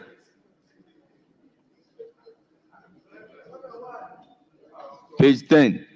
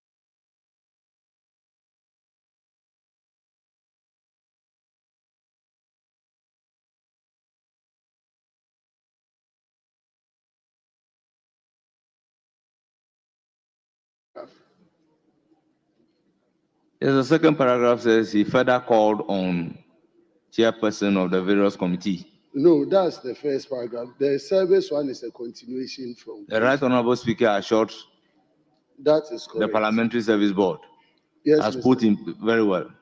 Yes. What about it? Yeah, so my comment is the rendition of the needed support in the discharge of their duties to Parliament and members of Parliament. I'm just making an indication that that statement has to be looked at again. The needed support in the discharge of their duties to Parliament and members of Parliament. Is that where you have the problem? That is so, Mr. Speaker. It's correct. For you, okay. To Parliament and members of Parliament.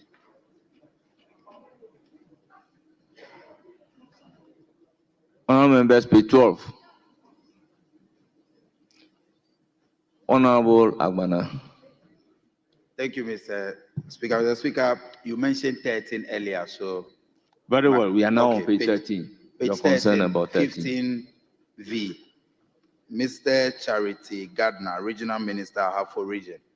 Mr. Speaker, it should be Mrs. Madam. Mrs. Well, I don't know her marital status, but it's the appointment letter indicated Madam Charity Gardner. It's Mrs. Okay. Well, you are right. In any case, it cannot be Mr. Yes, please.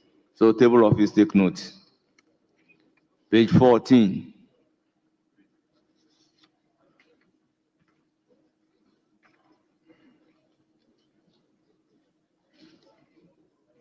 (15) 16. Yes, Honorable Majority Whip. Speaker, thank you. Speaker, under page 15, item number 3, in attendance. So, Speaker, the practice is that in attendance will capture non-members of the committee who have participated in the proceedings. But I see that the Honorable Jerry Ahmed Shaib, who by the terms of Standing Order 2177 is a member of the committee. So his name should feature under attendance. That is for substantive members of the committee. So if the table office can take. Well, Honorable Member, looking at Order 2177, he said the leadership may participate in the deliberation. So if you are talking about the membership, then we are looking at Order 2177 2, 1 and 2. Speaker, according to the standing orders, when any member of the leadership of the House participates in our proceedings, they have voting rights. So I think that once he attends and participates, it should be captured as though he was a member who was in full attendance. I believe this matter we can litigate it. Yes, it is. It is very arguable. Yes. You are a member Yes. of your district assembly. Yes. By virtue of the provisions in the Local Governance Act. Yes, but But I don't have voting rights. you don't vote. Yes, but the law is very clear that I don't have voting rights. Yes. But in this case, they have voting rights. As to whether they will have a voting right or not is a different debate altogether. Speaker, So I think let's hold it the way it is. Okay, all right. 16.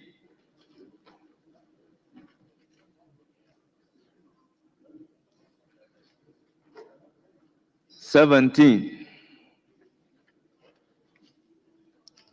18. Yes, Honorable Mahama Shaibu.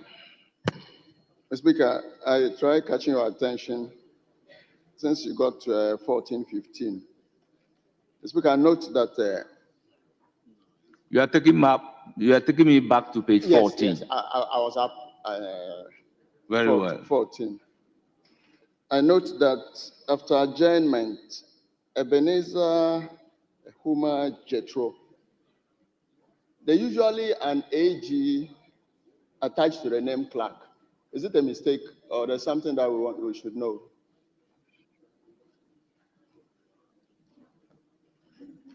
No.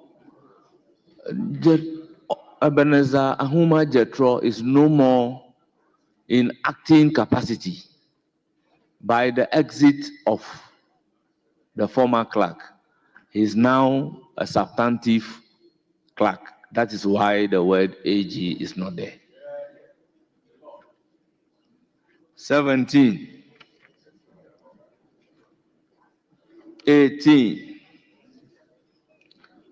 Yes, Minority Leader. Mr. Speaker,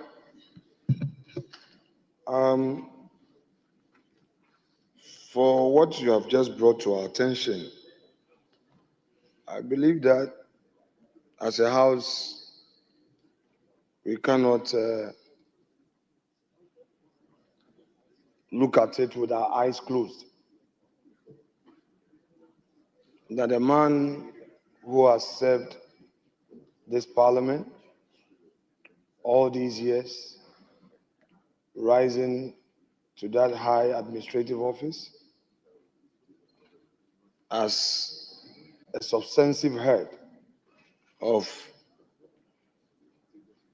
this institution, though he's not a member of this house, but we know the role he plays in helping this house.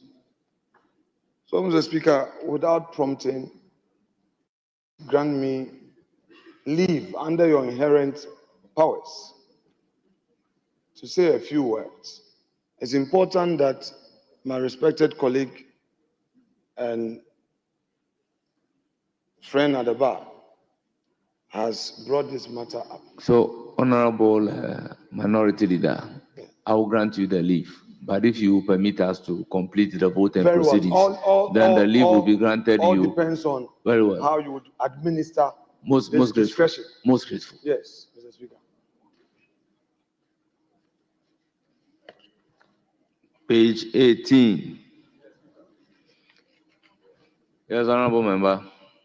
Thank you very much, Mr. Speaker. And I try to catch your eye on this issue. And I still think it's important I bring it to your attention for further guidance. Because my honorable member, Boama, raised a point as to the rendition of a paragraph 2 of page 8 or page 10. And you state that it is correct. But by our standard orders, if you look at the interpretation of members, Mr. Speaker, Parliament per our standing orders and even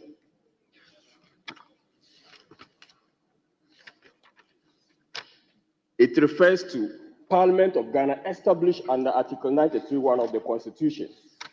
And if you read Article 93(1), it says that there shall be a Parliament of Ghana which shall consist of not less than 140 elected members. So inherently, if you say Parliament, you are referring to the members of Parliament as well.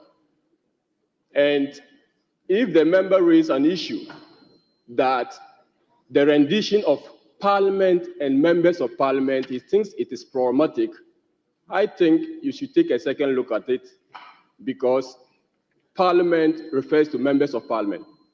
I so submit. Thank you very much. So, honorable member, is your view that we don't have Parliament and members of Parliament? Is that your view? Mr. Speaker, my view is that when you say Parliament and members of Parliament, it amounts to, if you like, tautology. And members of Parliament is in specific reference to the people elected. And if going by the standing orders, that would be the reasonable interpretation, Mr. Speaker. So, honorable member, how will you refer to Parliament as an institution? Mr. Speaker, that is why they say the institution of Parliament. And that qualification always comes in when you are referring to the institution of Parliament, to differentiate it from that of the members of Parliament. Thank you. Honorable member, I would urge you to read Standing Order 93(1), Article 93(1), 95(1), and 124(3). Thank you very much.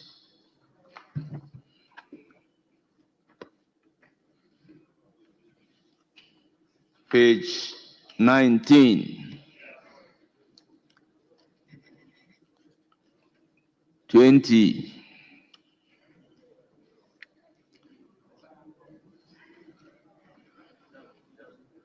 Yes, Honorable Chiwete.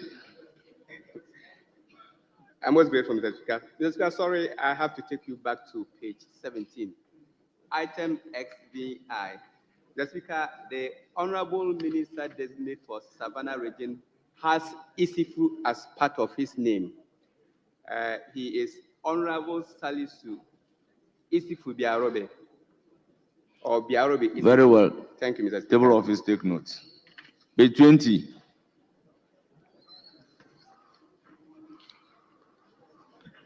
'21.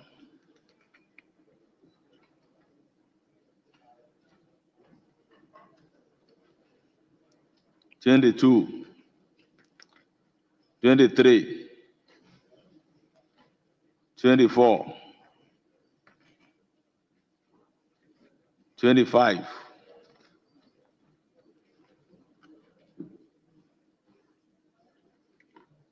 Honorable Speaker, sorry, I was on my feet, you couldn't. Very well, honorable member. Page 23. Item LXVIII is Togbiga Patamia Jekle. And the Togbiga does not have an H at the end. Togbiga, there's no H. Patamia, there should be an I before the A. P-A-T-A-M-I-A-H. And Jekle instead of Jokle. And the next item, Mamaga also has no H. And it should also be Asieku, not Asiedu. Mamaga Asieku, the fourth.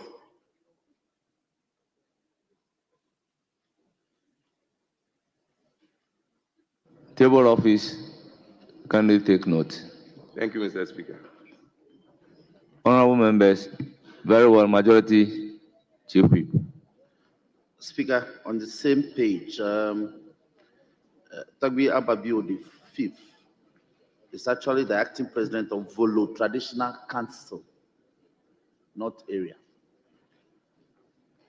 And then on the same page, Item number IXXX. Ohiniba Efriye, Mr. Speaker, the Benkumhini will have to, they have to recheck the records. It has to be Benkumhini of a certain community or town, but a member of that Tebubu Traditional Council. So the record, they may have to check that for. Very well. Table office check the record. Thank you.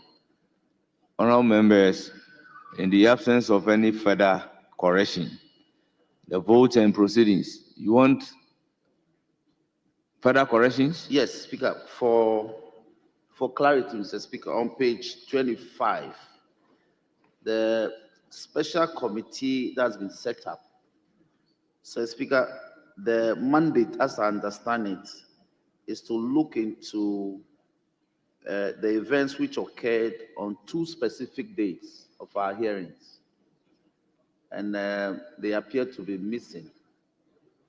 And so I believe that if it should reflect a special committee to conduct a full-scale investigations into the events which occurred at the public hearings of the Appointments Committee on Thursday 30th and Friday 31st, specifically. Most grateful. Table office take note. Thank you very much. Honorable members, in the absence of any further correction, the votes and proceedings of the 11th sitting, dated Tuesday, 4th day of February 2025, is hereby adopted as the true record of proceedings.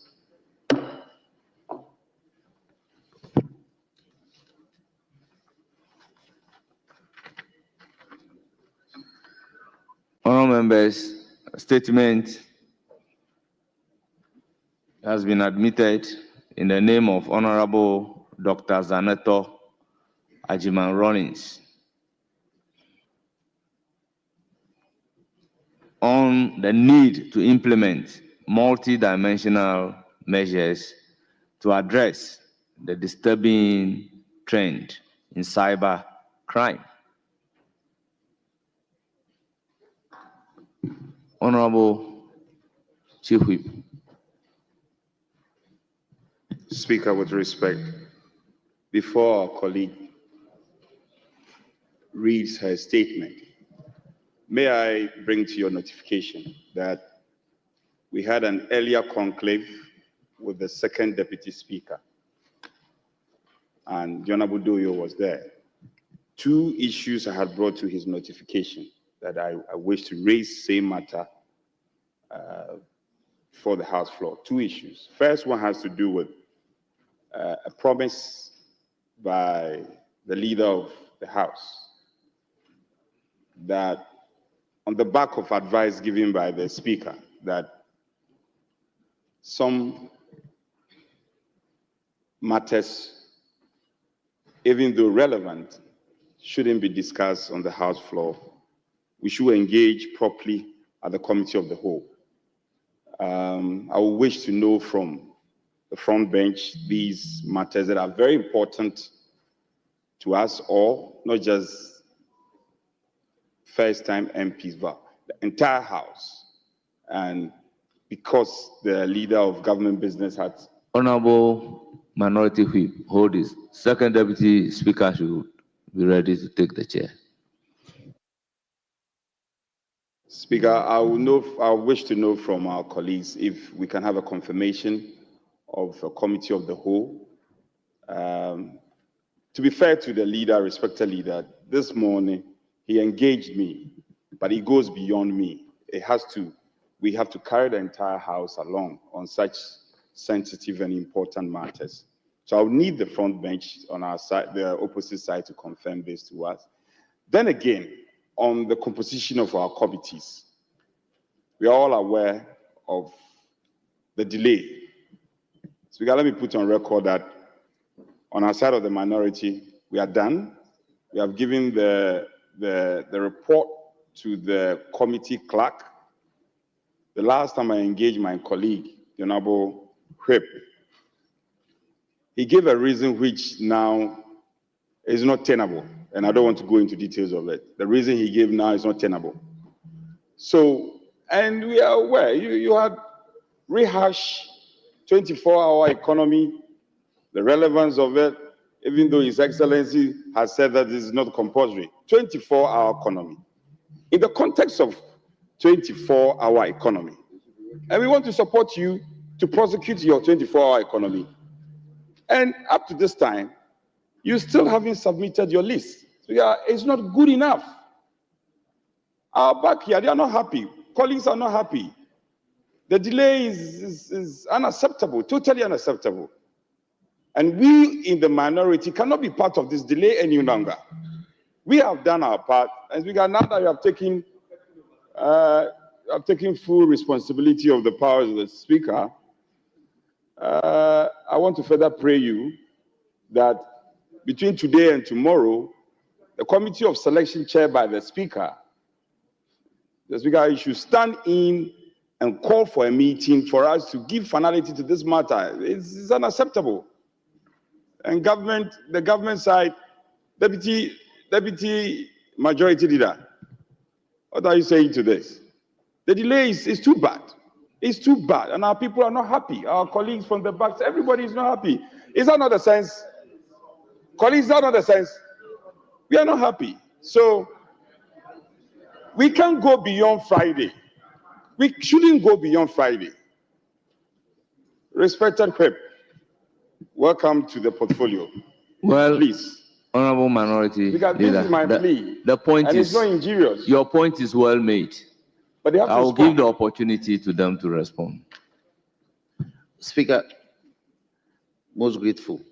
Speaker, indeed, we had agreed sometime last week to hold a committee of the whole joint caucus to discuss these pertinent matters. But that did not happen.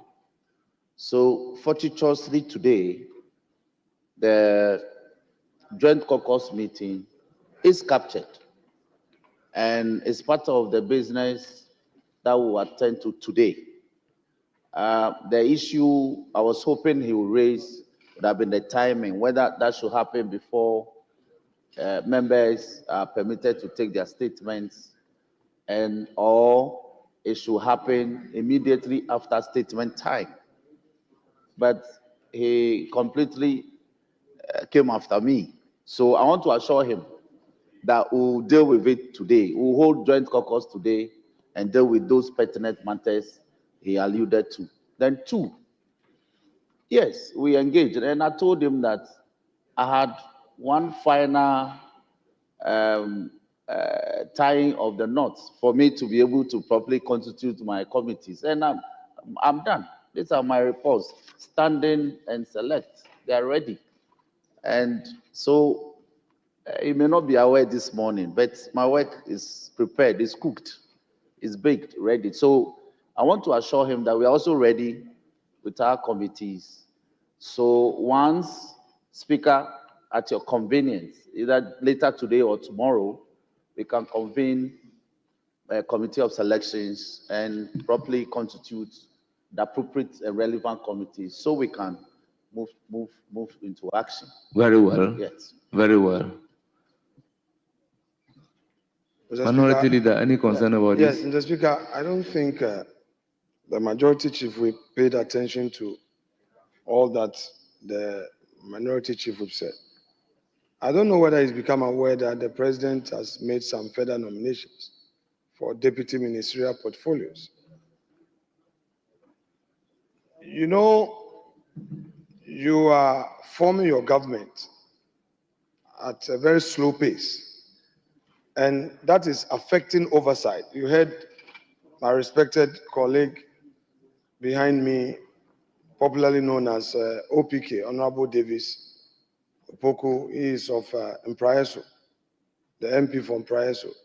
He said, your actions are affecting oversight because you are in government. So don't be selective in your response to the respected minority chief whip.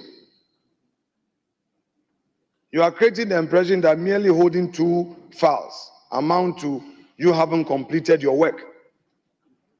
But today, Your government has made further nominations. Can you assure this House that you make yourself available to complete this committee work? Because we are anxious to work. There is fire burning in the bellies of our members.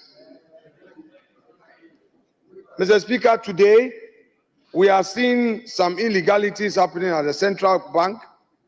Somebody has been nominated, not appointed, pending National Council of State approval. Once you are nominated, it goes through Council of State. Council of State would have to review, engage the president on the suitability of the nominee. NIB, National Investigation Bureau, would have to do background check. That's just how it's done for ministerial nominees. All these are supposed to be done. And the man is at the central bank. In fact, the new head office, which was commissioned by the previous government, with media, parading himself as a governor of the central bank. How does this parliament oversight when you are disabling parliament from performing its functions? And this is being done by the majority. Mr. Speaker, there are so many appointments flying here and there in the media. The only institution to bring such actions to scrutiny, to scrutinize these actions, is Parliament. We come here, we do public hearing for your nominees, we approve of them, and that is all. What happens to our oversight? And it's all because it is coming from the John Dramani Mahama government. The delay is coming from your government, led by John Dramani Mahama and Professor Nano Opoku-Agyeman. That is what is happening. So the minority leader raised this important matter. The minority whip raised this important matter. And you have decided to ignore him. It is not just a mere matter he's raised. And for the other matter, it is for the entire House. I will not go there. I am interested in the oversight. So, Mr. Speaker, please go to Jubilee House. Prevail upon them to ensure that they get their list full. We are also waiting for other nominees. If you look at the Vice President's office, they have appointed so many advisors. So many advisors. We have a Chief of Staff in the office of the President, another Chief of Staff, office of the Vice President. So many political appointees. These are supposed to be fair. Honorable Minority Leader, my information from the majority whip is that today or tomorrow the issue will be handled. So I believed we have to allow that opportunity. If the issue is not handled, then we have a cause to complain. Yes, Mr. Speaker, thank you, Mr. Speaker. I agree with you, and you know, we always have great respect for the chair and to you as a person. But, Mr. Speaker, to raise an important matter affecting Parliament is a bona fide of a parliamentarian, and that is what I'm doing, so that he takes everything on board as a whole. That is why I'm trying to draw his attention to the fact that there are other matters of oversight, including certain appointments at the presidency. So many appointments, so many committees are being inaugurated all over the place. The only body to oversight and to ask questions is Parliament, and we do so through our committees. Through our committees. Where are the committees? At the Vice President's office alone, about 15 political appointments. 15 political appointments. Meanwhile, you say you are limiting yourself to 60 ministers. We are not only looking at the optics, we are looking at the entire appointment you are making in this your government, not only 60. Don't confuse us. with only 60. And then we are now going to pay attention to the ministers. How many special assistants and personal assistants and advisors they are going to appoint? Honorable You members. won't confuse us. Mr. Speaker, I Honorable will rest my Minority case. Leader. Mr. Very Speaker, well, I'll rest very my well. case. Please conclude. I think I've made enough points. Yes, conclude. I'll rest my case. But they have to be diligent and do the right thing and heed to the call of the respected minority chief whip. Answer him accurately and give assurance to this house. We are going to hold your feet to the fire. Thank you very much. I will then proceed to recognize Honorable Dr. Zanato Ajiman Rollins to read her statement.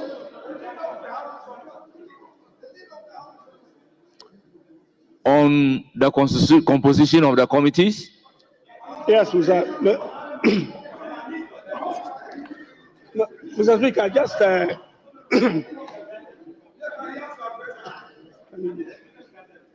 can you sit down, please? Can you sit down? What I'm going to say, the leader will need to respond. I don't want you to get up twice. So I don't want you to get up twice. I'm mindful of recognizing the Deputy Majority Leader. Thank you very much, Mr. Speaker. I think what my honorable friend, the leader, has just said is something that has already been addressed by my chief whip here.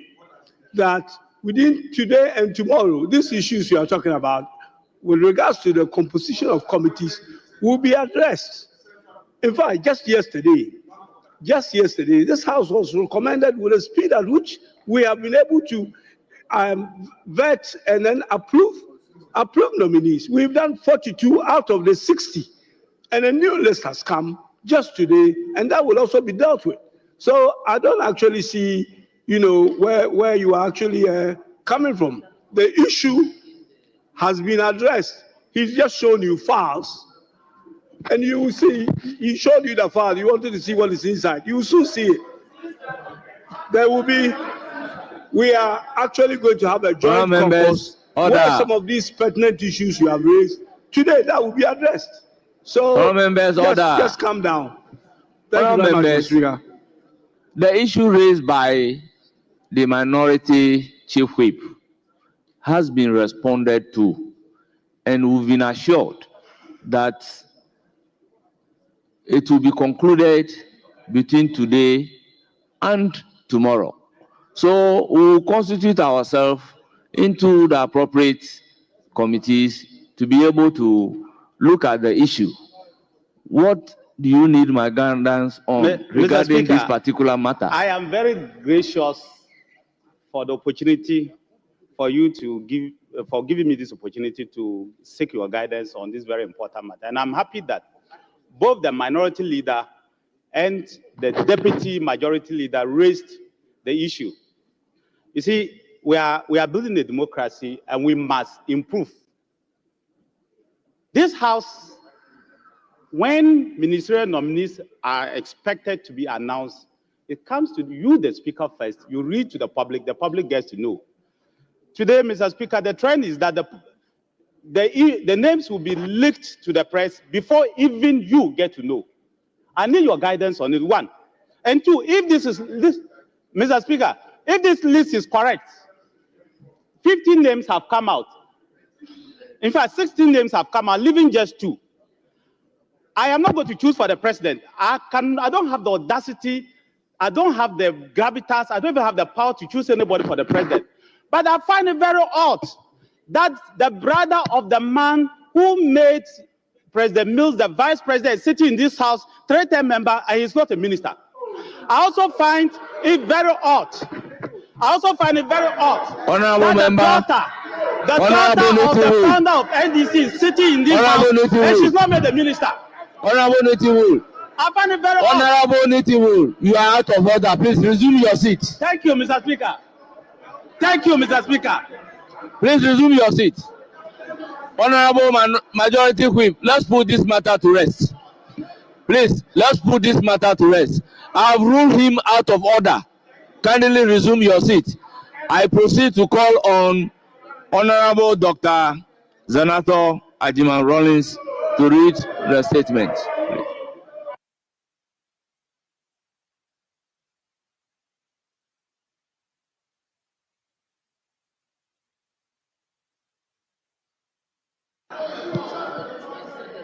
Thank you, Right Honorable Speaker, for the opportunity to make a statement on the need to implement multidimensional measures to address the disturbing trend in cybercrime. Mr. Speaker, I'm grateful for this opportunity on the alarming rise in cybercrime cases plaguing our society, particularly through social media platforms.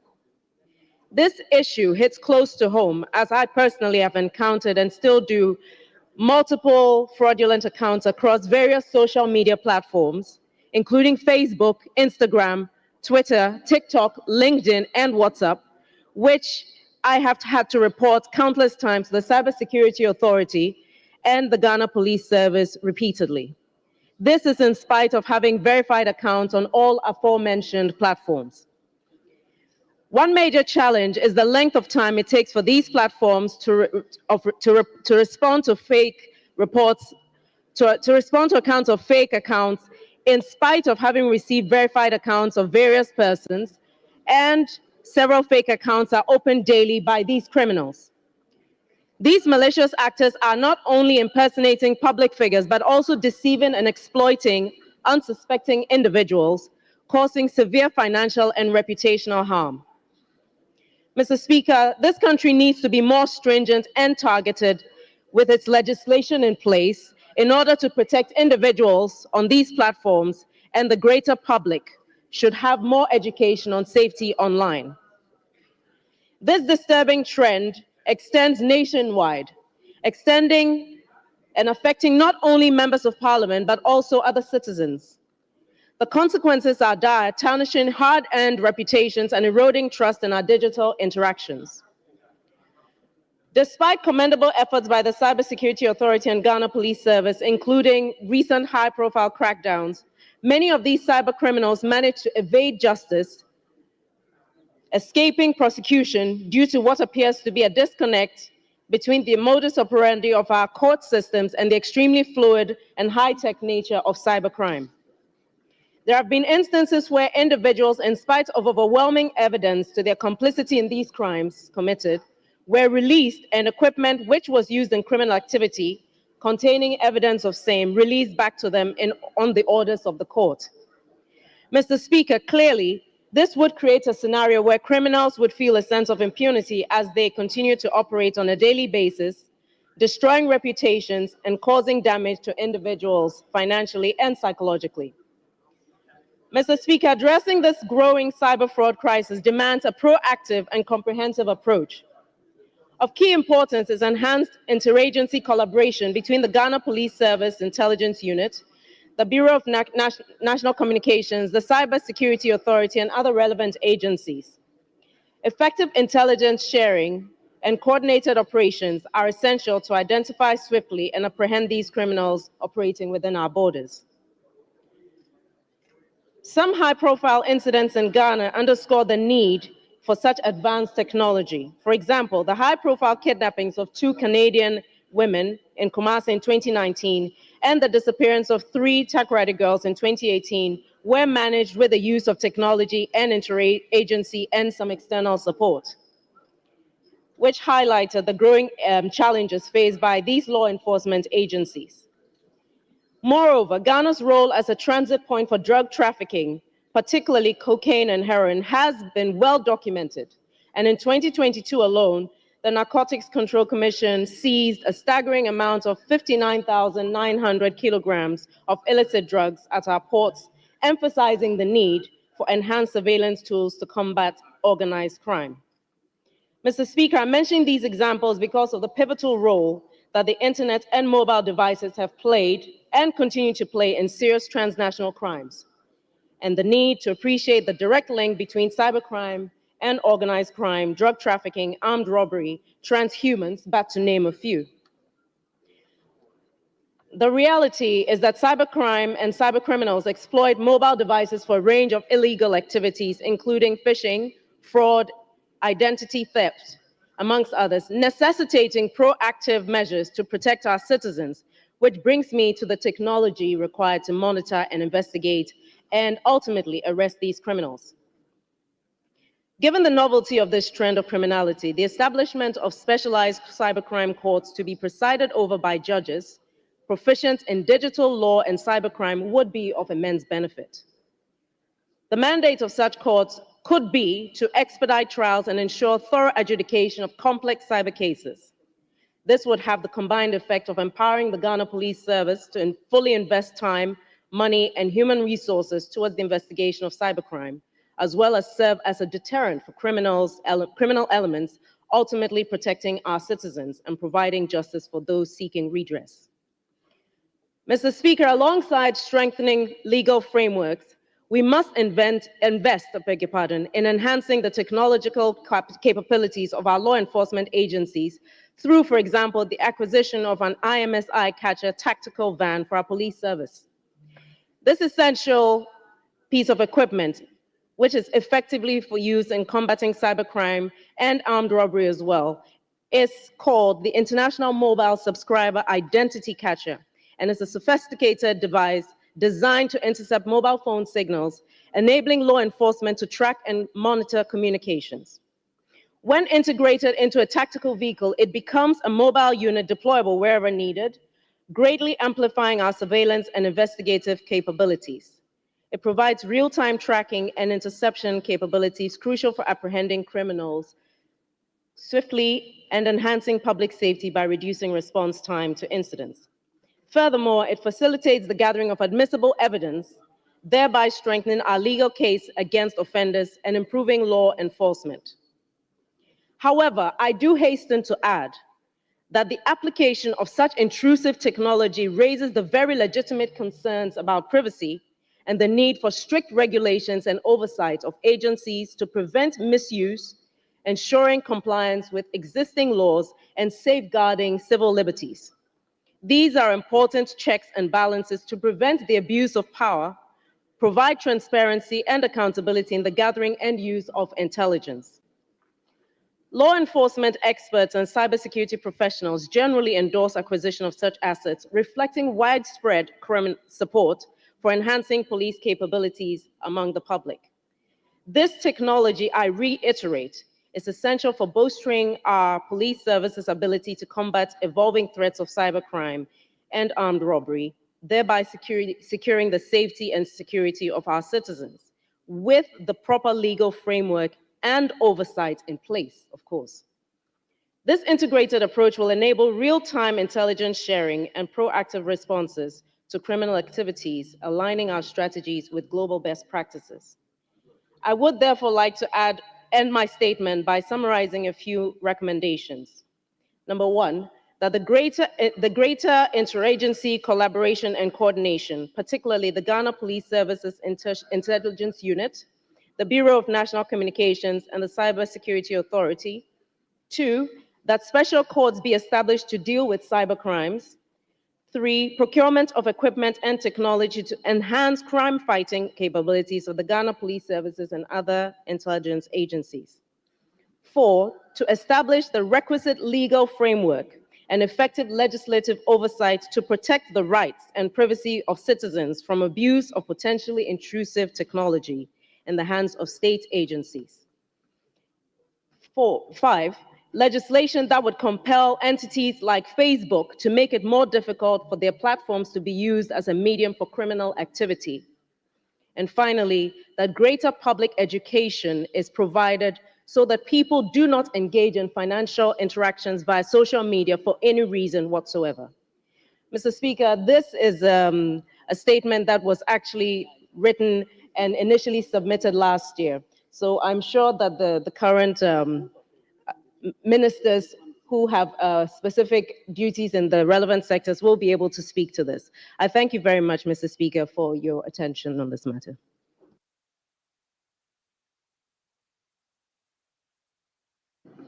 Honourable members, I'll give you the opportunity, but I want to invite Honourable Kennedy Osenyako to also read the statement, which is almost similar, so that we discuss it together. So, Honorable Member for is it Aguna Swedru, Akim Swedru? Yes. Let's listen to you as well, so Thank that you. Thank you, Mr. we Speaker. take the comments together. Thank you, Mr. Speaker, for the opportunity to make this very important statement on exploring the synergies between technology and digitalization to enhance revenue mobilization effectiveness. Mr. Speaker, I rise today to deliver this statement on exploring the synergies between technology and digitalization to enhance revenue mobilization effectiveness as we approach the reading of the budget for the 2025 fiscal year. Mr. Speaker, economic transformation has been at the core of development planning in Ghana, and revenue mobilization remains a prerequisite for the effective implementation of government policies, plans, and programs. The above perspective boils down to the ability of the Ghana's tax system to generate the needed resources to fund projects essential for resilient growth trajectories. Indeed, the unreliability of aid flows, the long-term growth implications of concessional loans means that government of Ghana is left with the option of strengthening domestic revenue mobilization effort. Mr. Speaker, since the mid-1980s, Ghana has reformed its tax institutions to reduce its dependence on aid.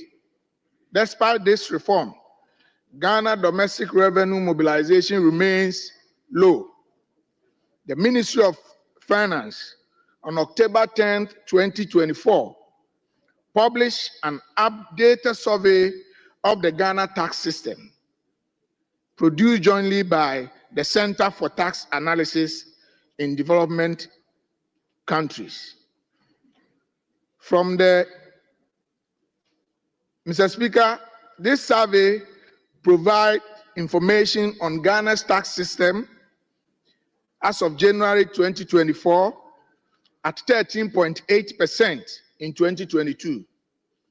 Ghana tax to GDP ratio remains below the government target of 18 to 20% by 2027. Though this ratio is almost 6% point higher than in 2000, it continues to fluctuate. It has made marginal gains since 2017. In 2018, Ghana was one of the 7 countries in Sub-Saharan Africa whose tax to GDP ratio stood below 15%. Mr. Speaker, the finding of the report is a repository of key information for policymakers to set out the key policy initiatives and recommendations towards effort to enhance tax revenue mobilization in Ghana by exploring the synergies between technology and digitalization to maximize revenue, ensure quality, and dynamic customer service delivery. These measures to be delivered by Ghana Revenue Authority are necessary to meet the government medium-term revenue strategic objective of 18 to 20% revenue to GDP ratio by 2027. Mr. Speaker, in the last 2 decades, the Ghana Revenue Authority has embarked on a new approach focused on the digitalization of tax transactions. The goal is to cut down on in-person transactions in tax administration, making the process faster and more cost-effective for both taxpayers and tax officials. To achieve this, most domestic taxes are now managed online. In 2019, the Ghana Revenue Authority introduced the integrated tax application and preparation system to make these transactions smoother. Mr. Speaker, this system provides an easy use of online platform where taxpayers can directly engage with tax officials, simplifying the entire tax process. Mr. Speaker, data for the Ghana Revenue Authority annual report gives evidence to suggest that the movement of revenue mobilization activities from manual processes to digital platforms is leading to some gains. The GRA's revenue performance over the last 5 years has shown steady improvement, underscoring the impact of digitalization on Ghana's tax system and administration. 2020, Mr. Speaker, Ghana made a revenue of 45.5 billion. In 2021, Ghana made 57.43 billion. In 2022, Ghana made 75.34 billion. In 2023, Ghana made 113.43 billion. In 2024, Ghana made 153.5 billion. Mr. Speaker, this is a record-breaking milestone driven by digitalization. Over the past 5 years, the Ghana Revenue Authority performance has increased from 45.5 billion to 153.5 billion in 2020, a remarkable 237.6% surge, largely driven by digital transformation. Mr. Speaker, it should be noted on record that over 70% of revenue in 2024 came from digital platforms. Mr. Speaker, digitizing Ghana Revenue Authority operation, surge revenue performance, and this should continue with even greater investment in digital technology to ensure the effectiveness and operations of the Revenue Authority. Digitalization is the engine of economic growth, and the World Economic Forum affirmed this in their 2025 report.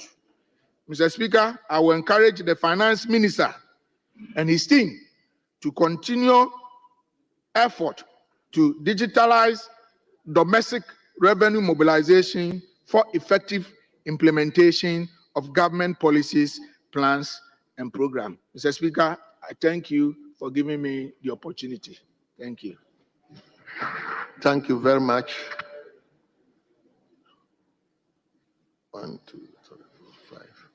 Anyway, let me begin with the fresh minister designate. If it's not been ushered in, so it's still a designate minister. And the area of the statement relates to his outfit. So, Honorable Sam. Speaker, just a small guide, because the statements are, I'm assured that there's a third one. Yes. So we want to, by way of guidance, we'll take 2 contributors each, and then, so 6 in all, in respect of the 3 statements, so that leadership will conclude at the end of the third one. Well noted. We'll look at it. Yes, Honorable Sam George, may you begin with the discussion. Thank you, Right Honorable Speaker. Yes. Let me commend both makers of both statements, the Honorable Dr. Zanator Ajuman Rawlings and Honorable Kennedy Nyakwose. Mr. Speaker, even though both statements have to do with technology, they look at 2 completely different sides. Zanator's statement speaks about cybersecurity and misinformation, while Honorable Kennedy Nyako is looking at improving our tax collection using technology. Let me just start by making a quick correction on Honorable Zanator's statement. she makes reference to the Bureau for National Communications. This House amended the Securities and Intelligence Agencies Act. And so now we no longer have the Bureau for National Communications. We have the National Signals Bureau, which took over from the BNC. But Mr. Speaker, let me state that the point she makes, I want to believe everybody in this House, the 275 members in this House, have suffered an issue of impersonation online, either with a fake Facebook account or a fake TikTok account or Twitter account. In fact, just this morning, I had to deal with a case of someone impersonating me and offering immigration jobs. Mr. Speaker, let's use this opportunity to state emphatically to the people of Ghana that no member of parliament or minister of state will reach out to you on social media to offer you a job. Any such approach is a scam. So please, public sensitization is critical. And once we have the media here, I think it's important that we make this point known. Mr. Speaker, however, at the ministry, one of the key things we're going to be looking to do in the next few weeks is to strengthen our multilateral and bilateral arrangements using our focal persons. Most of these platforms are external. The Meta platform is external. We've already started conversations with the focal persons for Africa and West Africa specifically, for us to be able to do some kind of consultation. Because, Mr. Speaker, sometime 2 years ago, personally, I reached out to the contact person, and Facebook, over a 24-hour period, took down 25 fake accounts in my name. In another 48 hours, I identified another 40 accounts. So Facebook takes it down, you complain, a new one is put up. And what even worries most members is when you complain to Facebook, even when you have a verified account, Facebook writes back to you and tells you they can't take down that post. Those are things that we need to look at as a country. But Mr. Speaker, I think that this goes beyond Ghana, and we need to Ghana needs to lead the charge for Africa to have a proper data protection regime. Because it's one thing Ghana as a country speaking to Meta as a multinational, that's worth trillions of dollars, and it's a different thing when Africa is speaking as a collective voice. Because Europe, even as a continent, doesn't deal with these tech platforms as individual countries. The GDPR is a Europe-wide regulation that has the weight of all European countries backing it. And so we need to have at least an ECOWAS framework or an AU framework that will then compel Meta. Because, Mr. Speaker, even if you were to issue a summons for Meta to appear before this Parliament's Committee on Communications, I doubt that you'll be able to summon anybody to appear before this committee. However, the US Congress is able to do that, and the EU Parliament is able to do that because of their collective weight. You don't have Meta appearing before individual EU countries. But if we do this as collectively, I believe we'll be able to push it. Mr. Speaker, another thing we need to look at critically going forward over the next 4 years is training for our judiciary.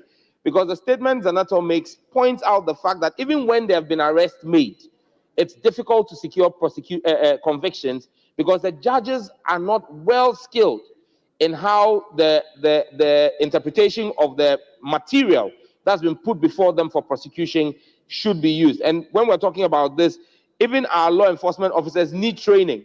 Because when you read the Cybersecurity Act, Act 1038, passed by this House in 2020, you realize that we talk about preservation order and how to preserve digital evidence that has been taken in the course of investigation. Those are things that we need to look at doing. Mr. Speaker, one of the key things that we need to do, which I stated emphatically during my vetting, was a proper SIM re-registration. And we don't need to do just a SIM re-registration. We need to do a central equipment identity register.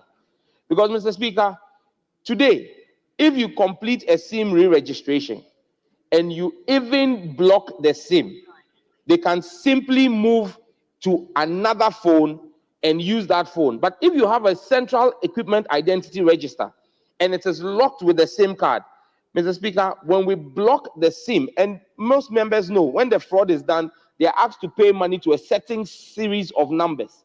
When you block the SIM card and you block the device as well, it makes it difficult for that person. It means for that person to perpetrate fraud again, they need to go and buy a new phone and do a new SIM registration. And once we block the SIM, we also have the Ghana card that was linked to that registration. That Ghana card is barred on all the networks from doing any new registration of SIM cards.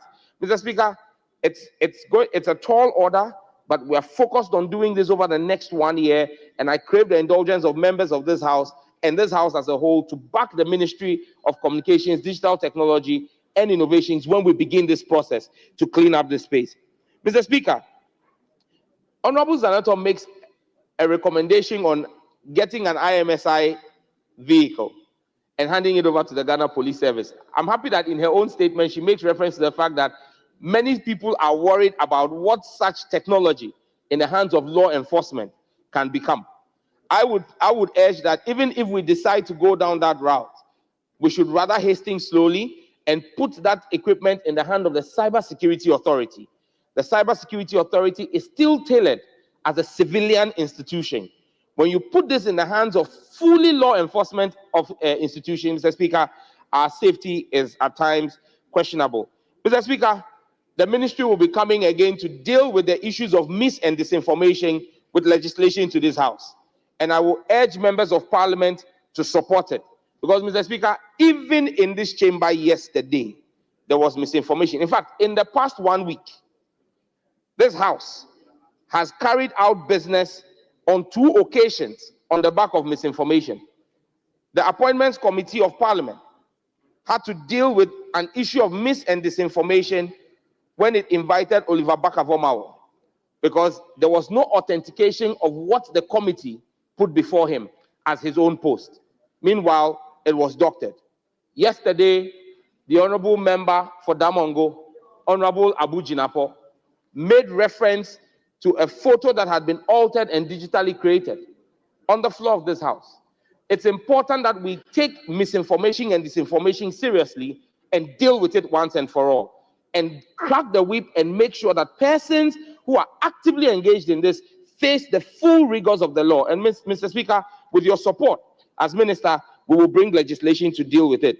Mr. Speaker, I end here by saying that the new government, unfortunately, the Minister for Finance is not here, but the new government has inherited a liability from the previous administration, the Race Zone project, under the Cybersecurity Authority. The outgone Finance Minister is in the room here. The government owes about $38 million that should have been paid for us to complete the Cybersecurity Authority building and deploy the technology, Race Zone technology. That would have helped us a long way. They failed to do it. I'm hopeful that under the Mahama administration, we will complete that building, and that will lead our fight to protect the people of our country. On tax revenue, I think that it is a given that technology will continue to drive our tax revenue increases if we invest in it. I thank you, Right Honorable Mr. Speaker. Thank you very much. Let me now turn to Empraeso. Thank you very much, Mr. Speaker, for the opportunity to contribute to the 2 statements ably made by my good sister, Zenato, Dr. Zenato, and soon to be Dr. Kennedy Osenyako. Mr. Speaker, just like the Minister Designated for Communication pointed out, the 2 statements, at the heart of the 2 statements are issues of digitalization. But you see that they completely vary in terms of reach. Mr. Speaker, I have had several instances where people have created fake Facebook accounts in my name. I mean, it got to a point where I had to issue disclaimers on my Facebook, on my social media platform, saying that if you see any Facebook, social media account in my name without the verification tag, without the blue tag, then it means that I'm not the one. And I would want to join the chorus as the Minister Designated for Communication said. If you're a Ghanaian and anybody approaches you on Facebook or Twitter or TikTok saying that he or she is a member of parliament or is a government appointee and that is able to offer you jobs on social media for a fee, it is fake. It is absolutely fake, and it's important that the Ghanaian people appreciate this. But Mr. Speaker, I also would urge colleagues, members of parliament, that it's about time that we also created social media accounts. If you do not create the account, somebody will create the account in your names and dupe ordinary Ghanaians, I mean, innocent Ghanaians. It is happening. And the kind of work we do, sometimes I wonder why members of parliament would shy away from creating social media accounts to propagate the good work they are doing in their constituencies. That is what is happening. If you leave that space to the fraudsters, they are going to seize the opportunity and milk it to their advantage. So let's create the social media accounts. And Mr. Speaker, I would urge the young Minister for Communication incoming that it's about time that he liaises with these social media companies, Meta, Twitter, TikTok, and all of that, to at least get accounts of members of parliament verified. It should be a given. Once you are a member of parliament and you approach social media, Facebook, you should be given that opportunity to get your accounts verified. I have a lot of confidence in the things that he says, and I'm praying that they are not just mere words. It speaks with a lot of confidence. It speaks with a lot of knowledge when it comes to issues affecting cybercrime. Mr. Speaker, one area where probably maybe we should also be looking at is how people are using cyber security or cyber crime or the cyberspace to engage in human trafficking. Last 2 years, I was in UAE, Dubai, and I met some young Ghanaians. In fact, these are young female Ghanaians who were lured through social media to travel abroad. And the difficulties and the challenges they are facing outside, Mr. Speaker, is untoward. It's not something that we can even easily say on this platform. And I'm urging the Ministry of Foreign Affairs, the Ministry of Communication, to put their heads together and sensitize the Ghanaian. I mean, we need to educate the Ghanaian. I know that the police unit, the immigration unit are setting up units to educate people, and people are even being stopped at the airport. But we need to do more. We need to invest in that space, and importantly, even help our young girls who have engaged themselves or they've been involved in this cybercrime or they are victims of cybercrime. We need to bring them back home. It is difficult. Sometimes when they overstay or when they get to the UAE, their masters, those who sponsor them, seize their passports. They seize their passports and they are unable to come to Ghana. So once the visa expires, then I think the UAE government has a policy where every day when you spend a day in UAE, you are charged a fee. So it piles up, and these young girls are left at their own mercy. Sometimes when they get the opportunity to come on social media, then we see videos of them even eating from cans that dogs are feeding from. It is something that we ought to arrest as a people. And so I'm happy at the maker of the statement. And Mr. Speaker, in touching that of my good friend Kennedy Osenyako, we have social media, we have Facebook. Last year during the election, I was paying Facebook to promote my page. Mr. Speaker, in doing so, they charged me VAT as part of the services. They charged me VAT. Then one day, the GRA came to the Public Accounts Committee. Then I questioned them that, are you able to collect these taxes that the multi social media companies are collecting for and on behalf of the state? They said no. They do not even have the mechanism to collect these monies. So whilst we are adopting digitalization in revenue collection, we are also having difficulties in getting these monies back to their state. And I'm urging the new Minister for Finance, the Minister for Communication, to put their heads together. We need that money. Once they have taken my money, Facebook sitting in America cannot, for want of word, chop my money. It's important that those monies are collected and used to construct the roads in my constituency. And I know that once we adopt these measures, the country Ghana will move forward and Ghana will develop through digitalization. But it's important, Mr. Speaker, digitalization just rings one bell. There's a name associated with digitalization in this country, Dr. Mahmoud Bawumia. And I think it's important that we accord him that needed recognition. Thank you very much, Mr. Speaker, for the opportunity to contribute to the statements ably made by my colleagues. Well. Let me go to Abena, North Town. Abena. Thank you. Leader, I'll come to you. Let me listen to your back first.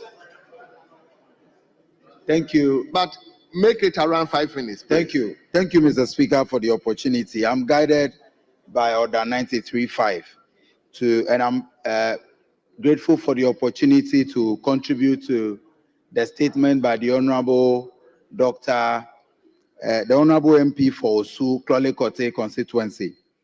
Mr. Speaker, it is no doubt that social media is a powerful tool for communication, but it has become a breeding ground for troublemakers, for fraudulent activities, and all of us are victims. Mr. Speaker, a simple search on Facebook a few minutes ago revealed that I have about 28 different accounts created in my name, despite taking steps to verify my accounts, and on a monthly basis, I pay for the verification.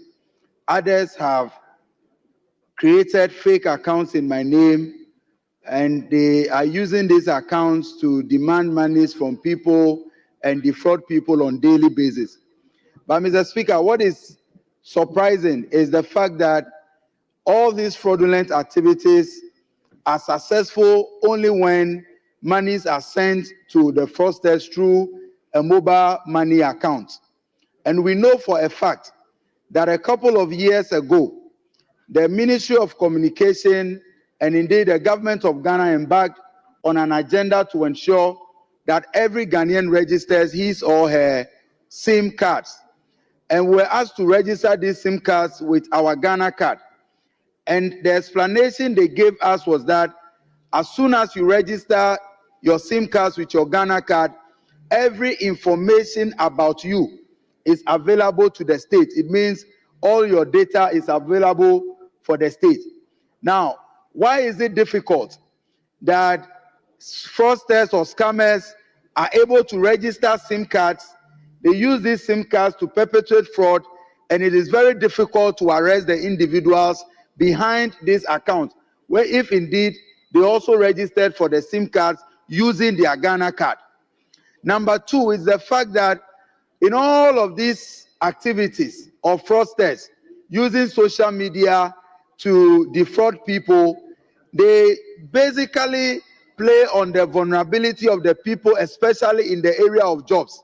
I want to plead with the media and all stakeholders, like the Honorable Minister for Communication designate said, it is important for all of us to understand that no minister of state, no member of parliament, or government official will use social media platforms to demand money from you in order to give you jobs.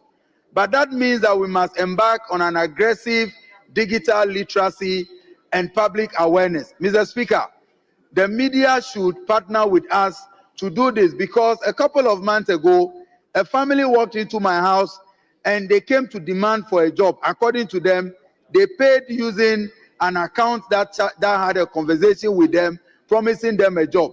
All of us are at risk, and all of these things goes to affect the credibility of politicians or political leaders. The media and all stakeholders must see this issue as a national security issue, and as a matter of urgency, all of us must do our very best to ensure that we address this issue of cyber crime. Thank you, Mr. Speaker, for the opportunity.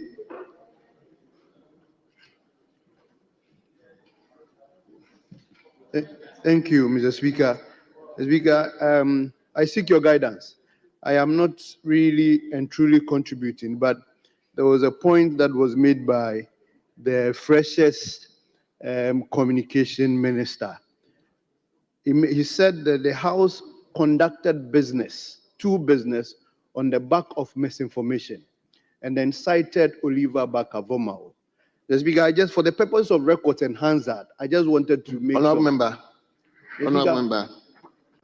I give you the floor to comment on No, the yes, statement. Mr. Speaker. It is important for the records and the media, like we are talking about social media. It is very important that Oliver Baka-Bomawo was confronted with two documents. One, he admitted posting or commenting to save.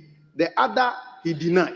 That is just the point for the purposes of the record. Enhance that, because Mr. Speaker, these our friends and colleagues are very, very active on social media. And the next moment and next minute, you see them writing something about what the communication minister said, and then it will degenerate into something else. So I just wanted to put this on record, that it was two, one he admitted, the other one he alluded to somebody else, not coming from him. Thank you, Mr. Speaker. Very well. So then I'll come to, his is not a comment, he was more or less, so I'll give the floor to former Minister for Finance. Thank you, Right Honorable Speaker, for the opportunity to contribute to this important statement made by the Honorable Kennedy Osei on the role of digitalization in improving on revenue performance. Digitalization really has come to stay, and the contribution of digitalization towards enhancing revenue performance, both in the area of revenue collection and also in the area of compliance, is evident in the numbers that we see in our revenue. Some of the measures that were implemented to improve revenue collection using digital solutions well known to us. Mr. Speaker, we have, for example, the Ghana.gov payment platform, the electronic invoicing for VAT, what we call EVAT platform. Then we also have ICOMS. These have all contributed to raising the levels of revenue that we have collected. On page 2, and I think paragraph 4 of the statement, the maker of the statement made reference to the tax dev research done by the Institute for Fiscal Studies, which indicated that as of 2022, a tax to GDP ratio was about 13.8%. Mr. Speaker, he also alluded to the fact that this is far below the 18% we are supposed to be achieving by 2027. I would like to report that over the last 2 years, the government has achieved so much to the extent that we are very close to achieving the 18% before even 2027.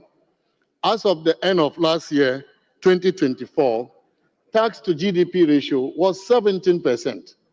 We took it from 13.8% in 2022 to 17% as of December 2024. That's very significant. And that is moving from 75 billion Ghana cedis to 154 billion Ghana cedis. So through the efforts of the government and the measures that we implemented, the digital platform, the digital solutions that we implemented, we managed to double the revenue collection from 75 billion Ghana cedis to 154 billion Ghana cedis.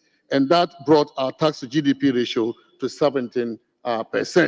I want to invite the minister, the new minister for finance, to continue to pursue these policies and measures to achieve the tax to GDP ratio of 18% this year, and not 2027, because that is possible. That can be done. If we've done it from 2022 to 2024 by about 3.2 percentage points, then it should be possible for them to achieve it if we have to do 1 percentage point this year. Mr. Speaker, making tax digital requires a number of measures. One is the faceless tax assessment and filing of taxes. 2 is to ensure that businesses and individuals keep digital tax records. And the third one is to simplify tax audits in order to improve on the compliance. And this is what the ITAS referred to in the statement is intended to achieve. I again want to encourage the Minister for Finance to give more attention to the implementation of the ITAS in order for us to achieve these objectives and ensure that we collect more revenue to support the implementation of the budget. In doing this, I also want to encourage the government to ensure that we source digital solutions from the local market. There are local fintech companies that are producing solutions that we can use to achieve our digital objectives. These local fintech companies have been used over the last 3 years, and we have been able to implement those solutions they have produced to bring us this far. I want to encourage them also to come out with a policy, a local content policy that will guide the utilization of local fintech companies rather than sourcing these solutions from abroad. Mr. Speaker, by now we all understand the role digitalization can play in the economic advancement of our country. President Mahama alluded to this at the Africa Prosperity Dialogue when he said that digitalization is critical for Africa's economic transformation. And this is just a vindication of what the Venerable Dr. Mahmoud Bawumia has been pursuing over the last 3-4 years to ensure that digitalization becomes a vehicle for the advancement of the Ghanaian economy for the benefit of the people of Ghana. And so I thank the maker of the statement for this very important statement. And I thank you, Mr. Speaker, for the opportunity to contribute to this discussion. Thank you very much. Yes, let me look at Thank you very much, Mr. Speaker. your name. Emmanuel Kwekubu, Pro East. Very well. I want to contribute to the statement made by the makers, honorable members of our colleagues, honorable members of this venerable house. In fact, when you look at this particular issue, it is an issue of great concern. First, to tackle how we can use digitalization in increasing revenue for government and even for the state. You see, whenever we look at some of these things, we talk about government. But unfortunately, much of the private sector contributes a lot to these finances and taxes. You know, we got ourselves registered into SIMS and believing that every business, once you are registered, you have an account that you deal with. Your bank account, your telephone number, and then your business registration. Even at a point, our Ghana card was used as a TIN, that's your tax identification number. This tells us clearly that when we map up a strategy as a country, we would be able to use these tools available to us to make sure that whatever you generate, whatever you produce, you are able to account for it. Why is government not realizing full potential of our taxes? It's just because there is so much variance between what we earn, what we declare, and what we pay to government.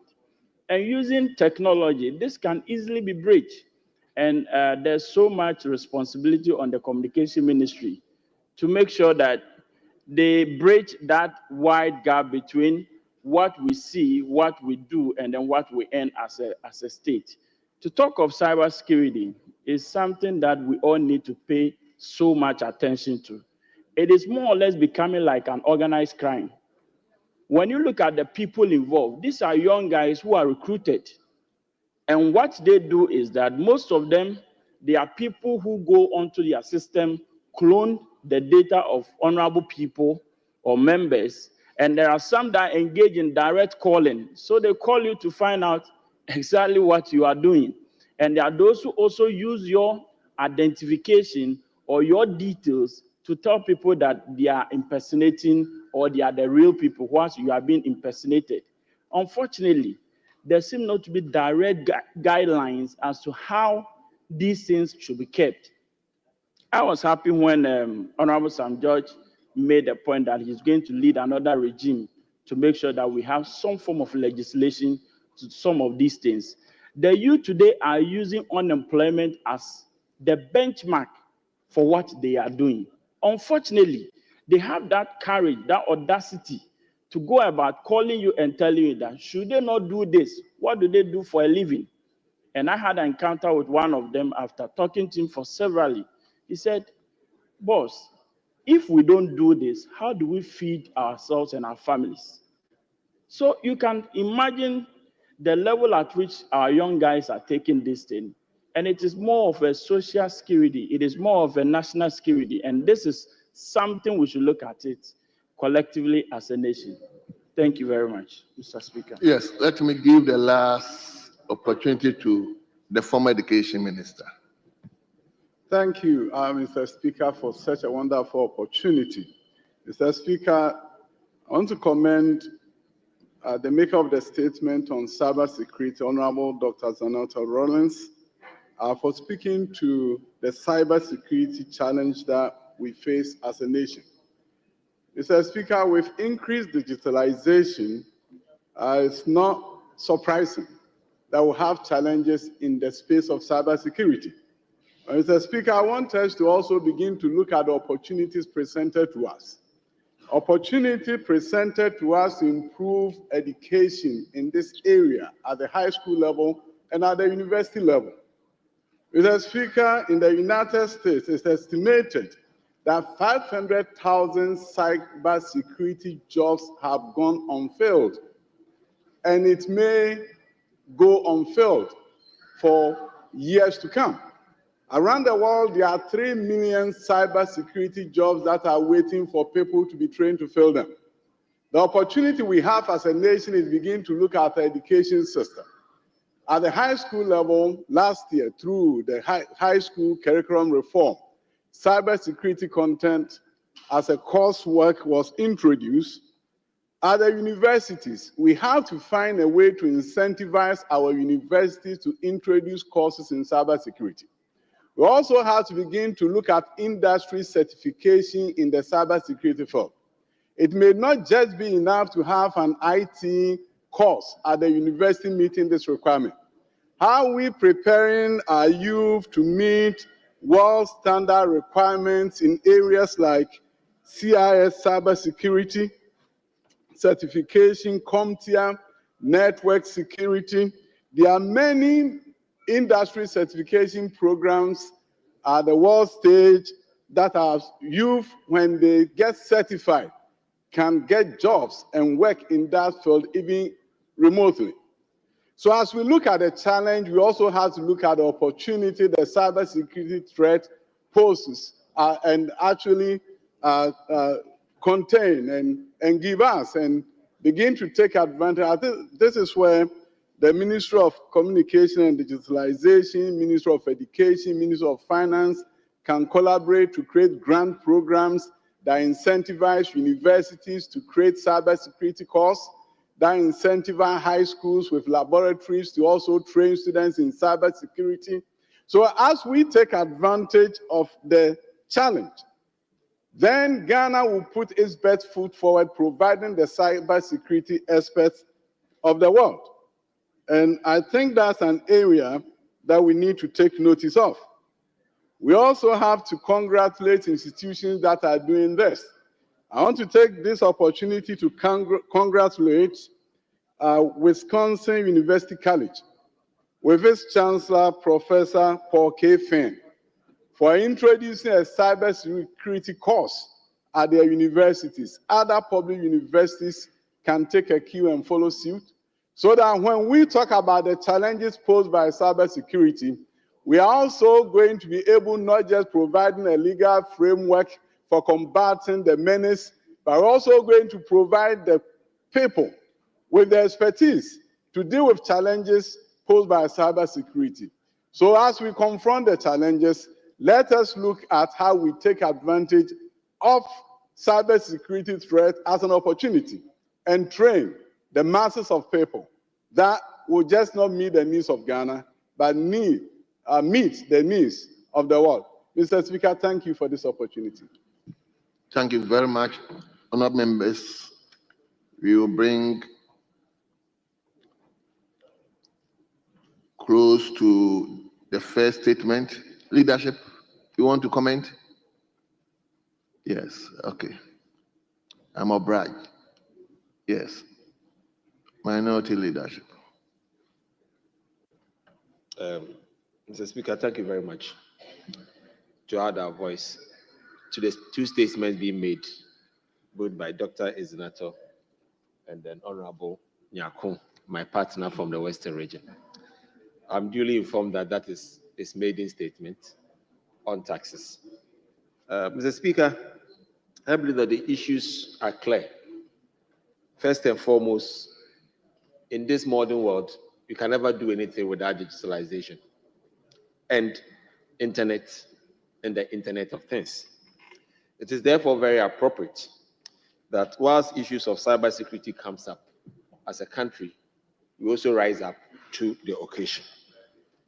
Mr. Speaker, it is a fact that today digitalization has made our lives more easier to live, and then it also gives us the opportunity to grow our country.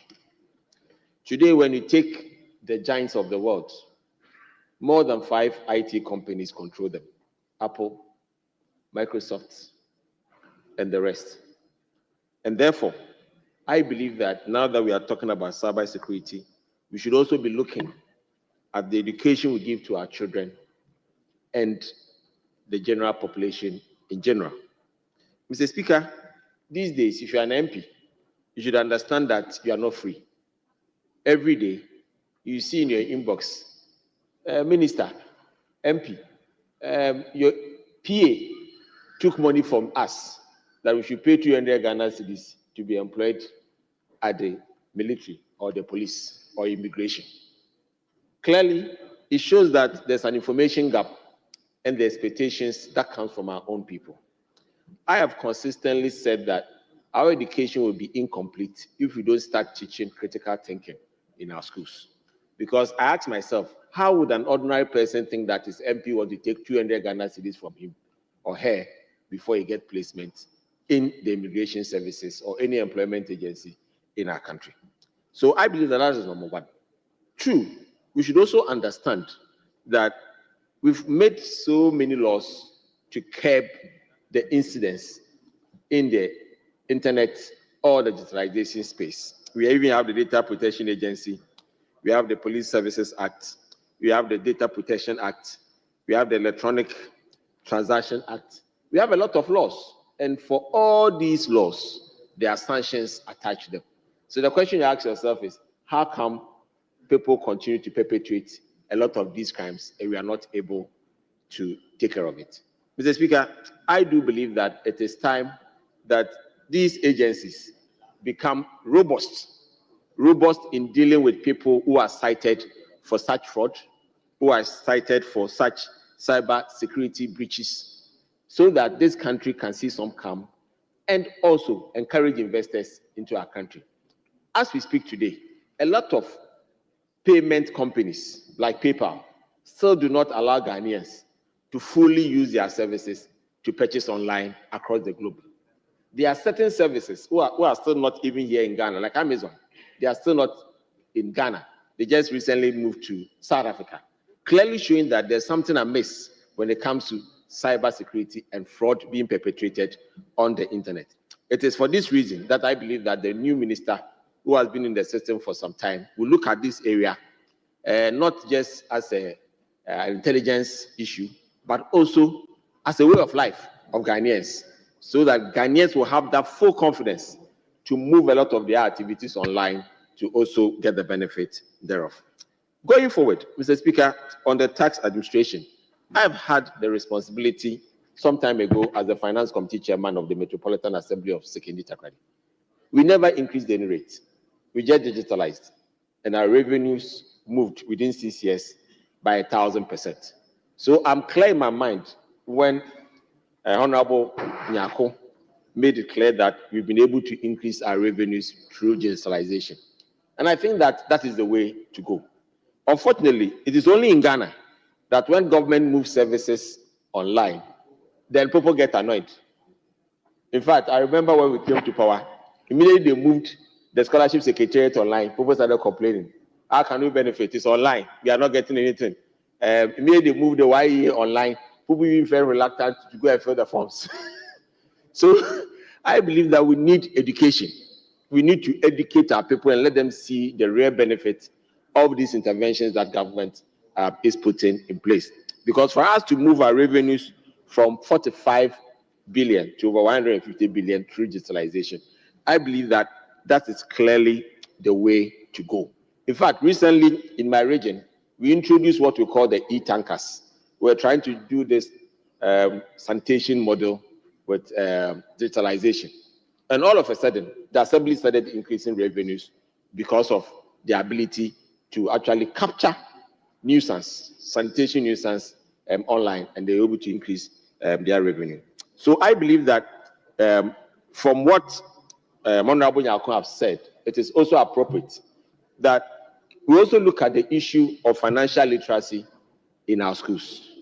A lot of Ghanaians don't seem to be abreast when it comes to issues of finance. And therefore, we find it difficult to understand ourselves even in paying the taxes to start with. In fact, in this house, I've made mention that when it even comes to the issue of asset declaration, every Ghanaian should declare his assets so that people don't move assets from one place to another. But when you say it, people will start telling you that, hey, why are you trying to go there? But Mr. Speaker, there should be a basis. There should be a basis so that we can all understand that paying tax to the state is good. And therefore, the suspicion amongst ourselves will also. I said declare it. I didn't say make it public. I said declare it. If you declare it, it's good. So people can move assets across. So that when the tax officers are now going to ask us to file online, to use our Ghana card to do this, blah, blah, blah, there can always be that connection, that interaction.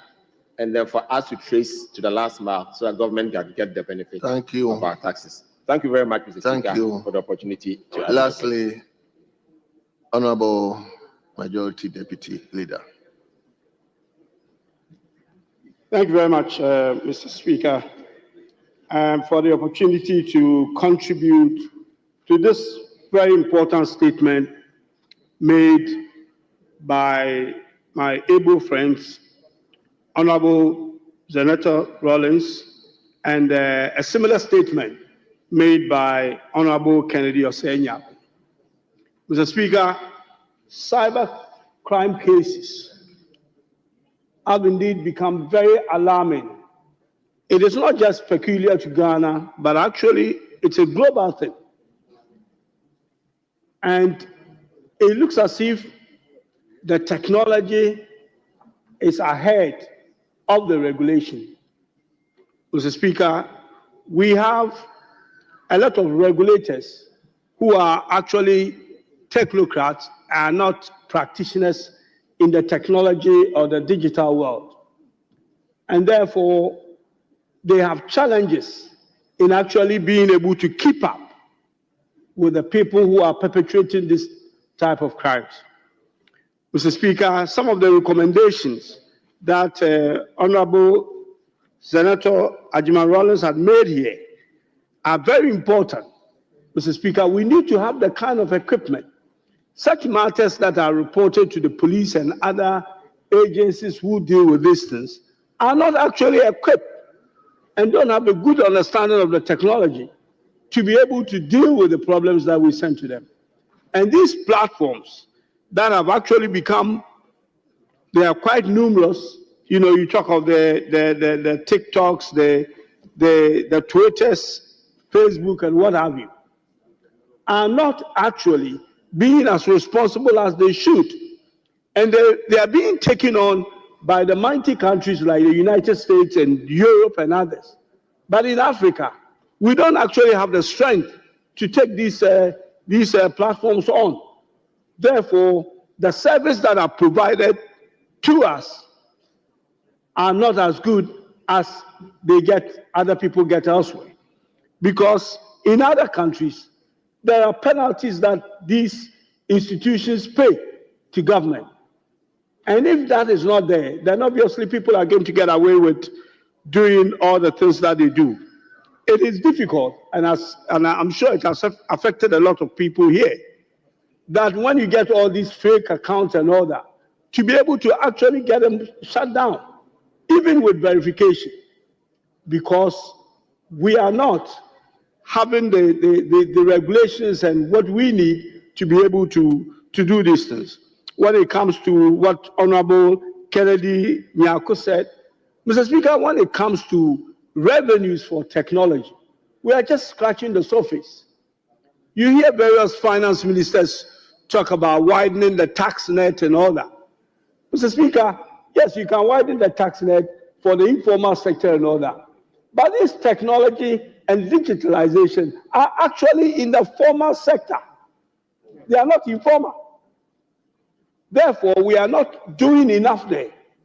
Are we equipped with people in the GIA, with technology to be able to trace some of these institutions, to be able to get us the taxes that they should pay? And the answer is no. When you go to the Ministry of Finance, it's the Ministry of Finance itself hiring practitioners who understand this modern day technology to be able to pursue the taxes that some of these institutions are due to pay us.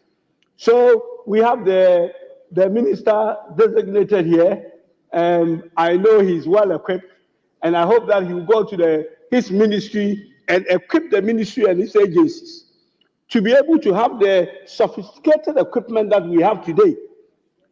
The criminals are far ahead of us with the technologies that they have. And we need to fashion out the policies, the regulations, and what have you, to be able to get this scammers.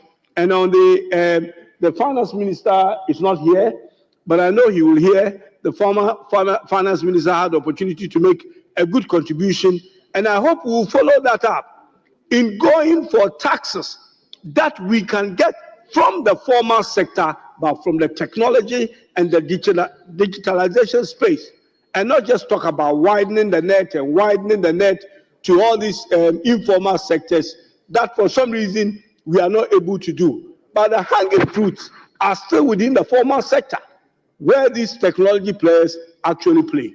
And I thank the people who made this statement for a good job done. Mr. Speaker, with these few words, I thank you.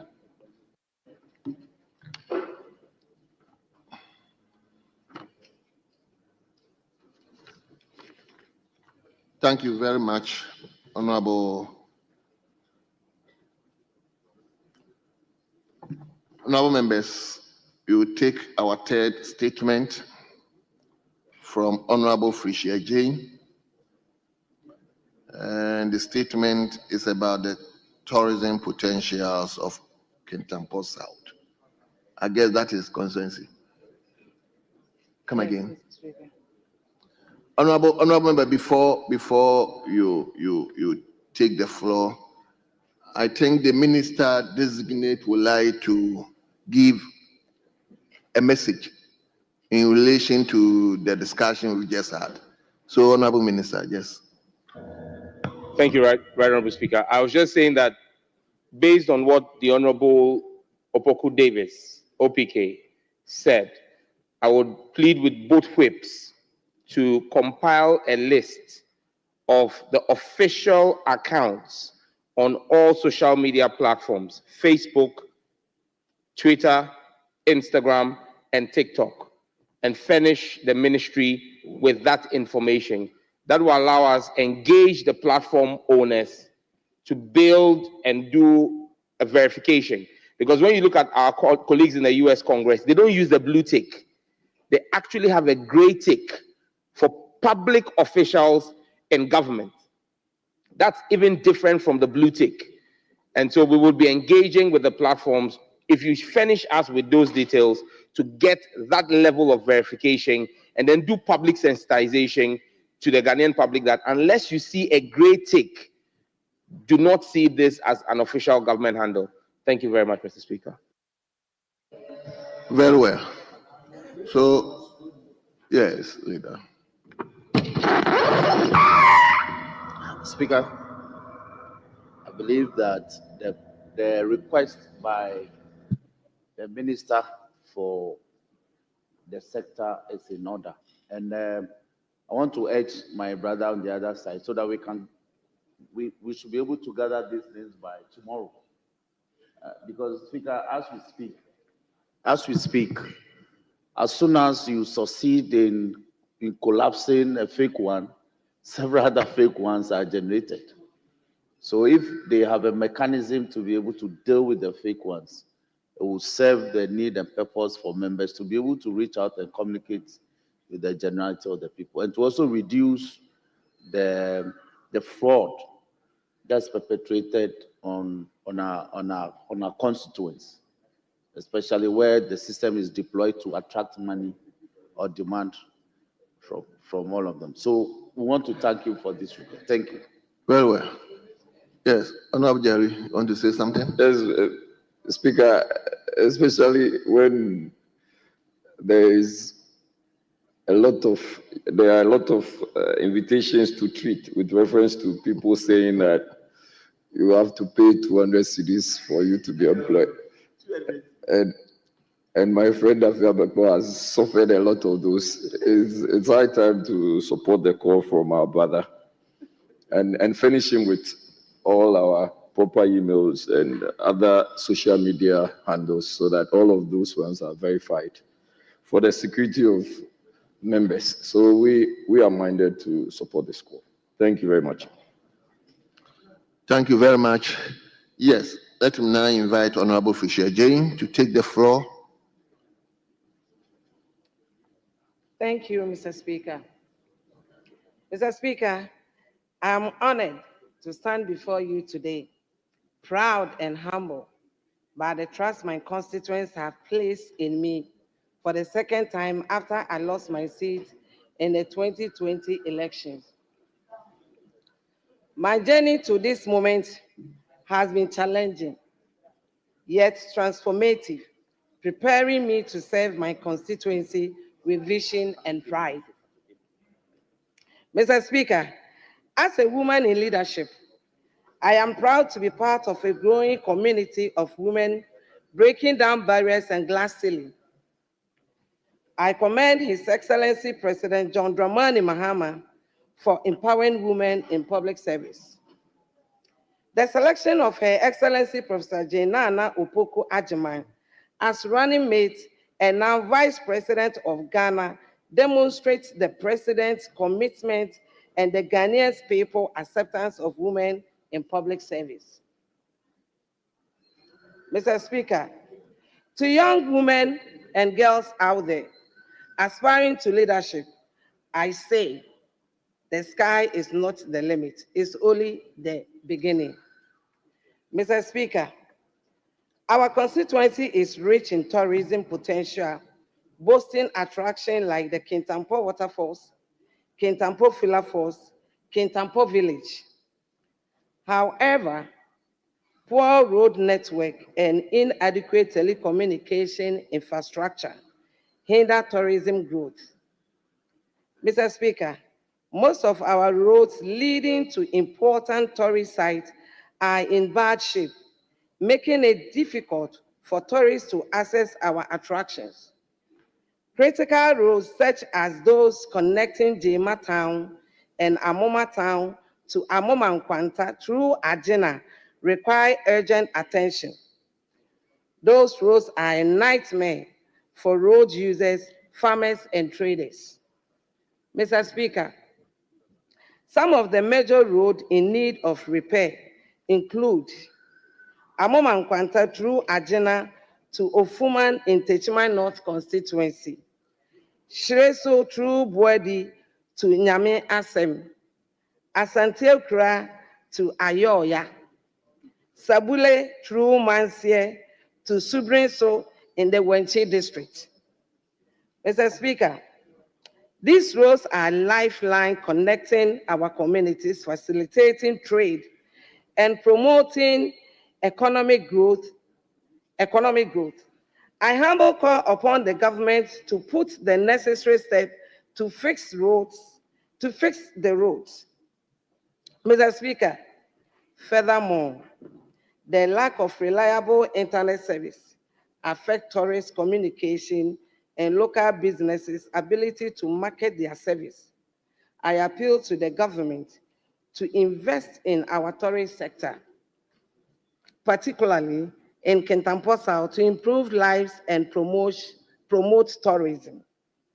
Mr. Speaker, to boost tourism, the government can encourage local businesses to participate in tourism effort through initiatives like launching training programs for local entrepreneurs on marketing their services to tourists, creating local tourist board to coordinate promotional efforts, offering micro grants to small businesses to enhance tourism-related services, developing investment plan for infrastructure development in the tourism sector.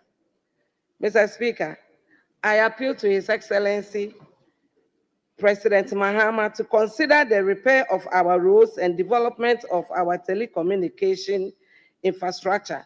Let us work together to put Kintampo South on the map as one of the best tourist destinations. Mr. Speaker, Kintampo South is ready for the 24-hour economy. Kintampo South is ready to receive the world. Let us fix our road and unlock the full potential of constituency Kintampo South. Mr. Speaker, thank you for the opportunity. Yes.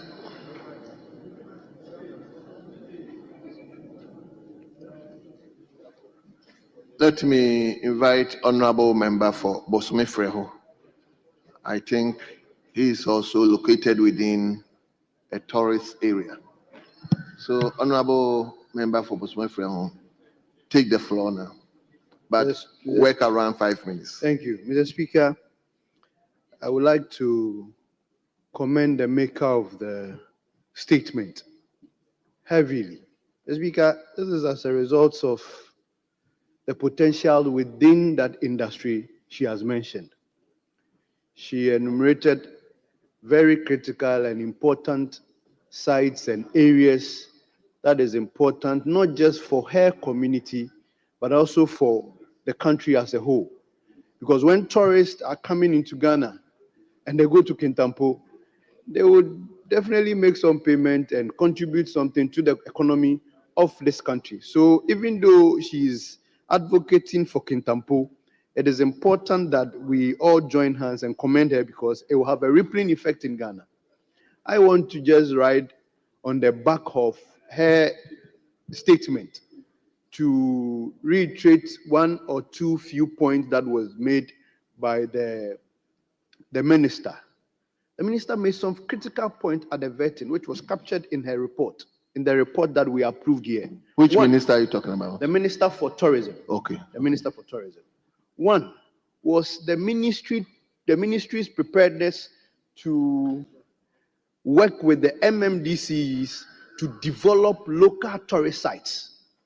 The Speaker, I think when we should pick each and every constituency here, and should that policy or that commitment by the minister work out, it is going to boost the tourism sector in this country, because every constituency or district have a huge potential when it comes to tourism.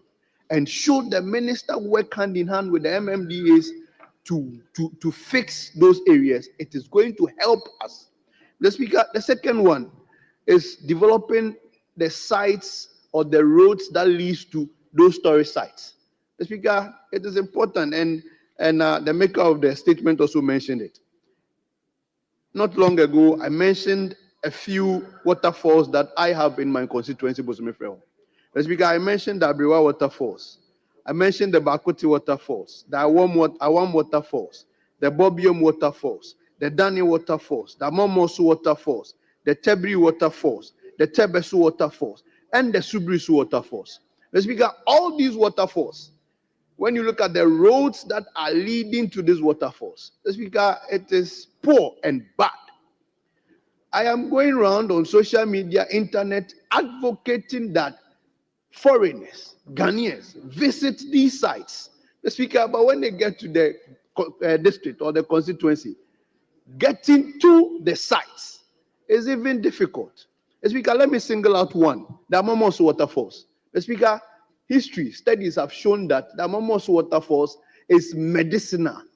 The Speaker, when you are sick and you happen to bath the Amomoso waterfalls, you will be healed automatically. Now, imagine people want to visit Amomoso waterfalls, but they cannot go. You have to walk because the roads are not motorable. Accessing those places are difficult. So I want to commend her and plead with the minister in charge with government that roads in these areas, particularly my constituency, Bosomefreho, must be looked at because we have a lot of potential when it comes to tourism that the country will benefit from, that the district will also benefit from. Mr. Speaker, with these few words, I want to once again commend the maker of the statement and then thank you too for giving me this opportunity. I'm grateful. Thank you very much. I hope Honorable Minister for Roads and Highways is here with us. Honorable Minister for Roads and Highways, I hope you heard the discussion. Honorable Fisher-J and Honorable Nana Ahiafor, all of them are talking about roads leading to very important tourist sites. So that's why I'm just drawing your attention to it. Yes.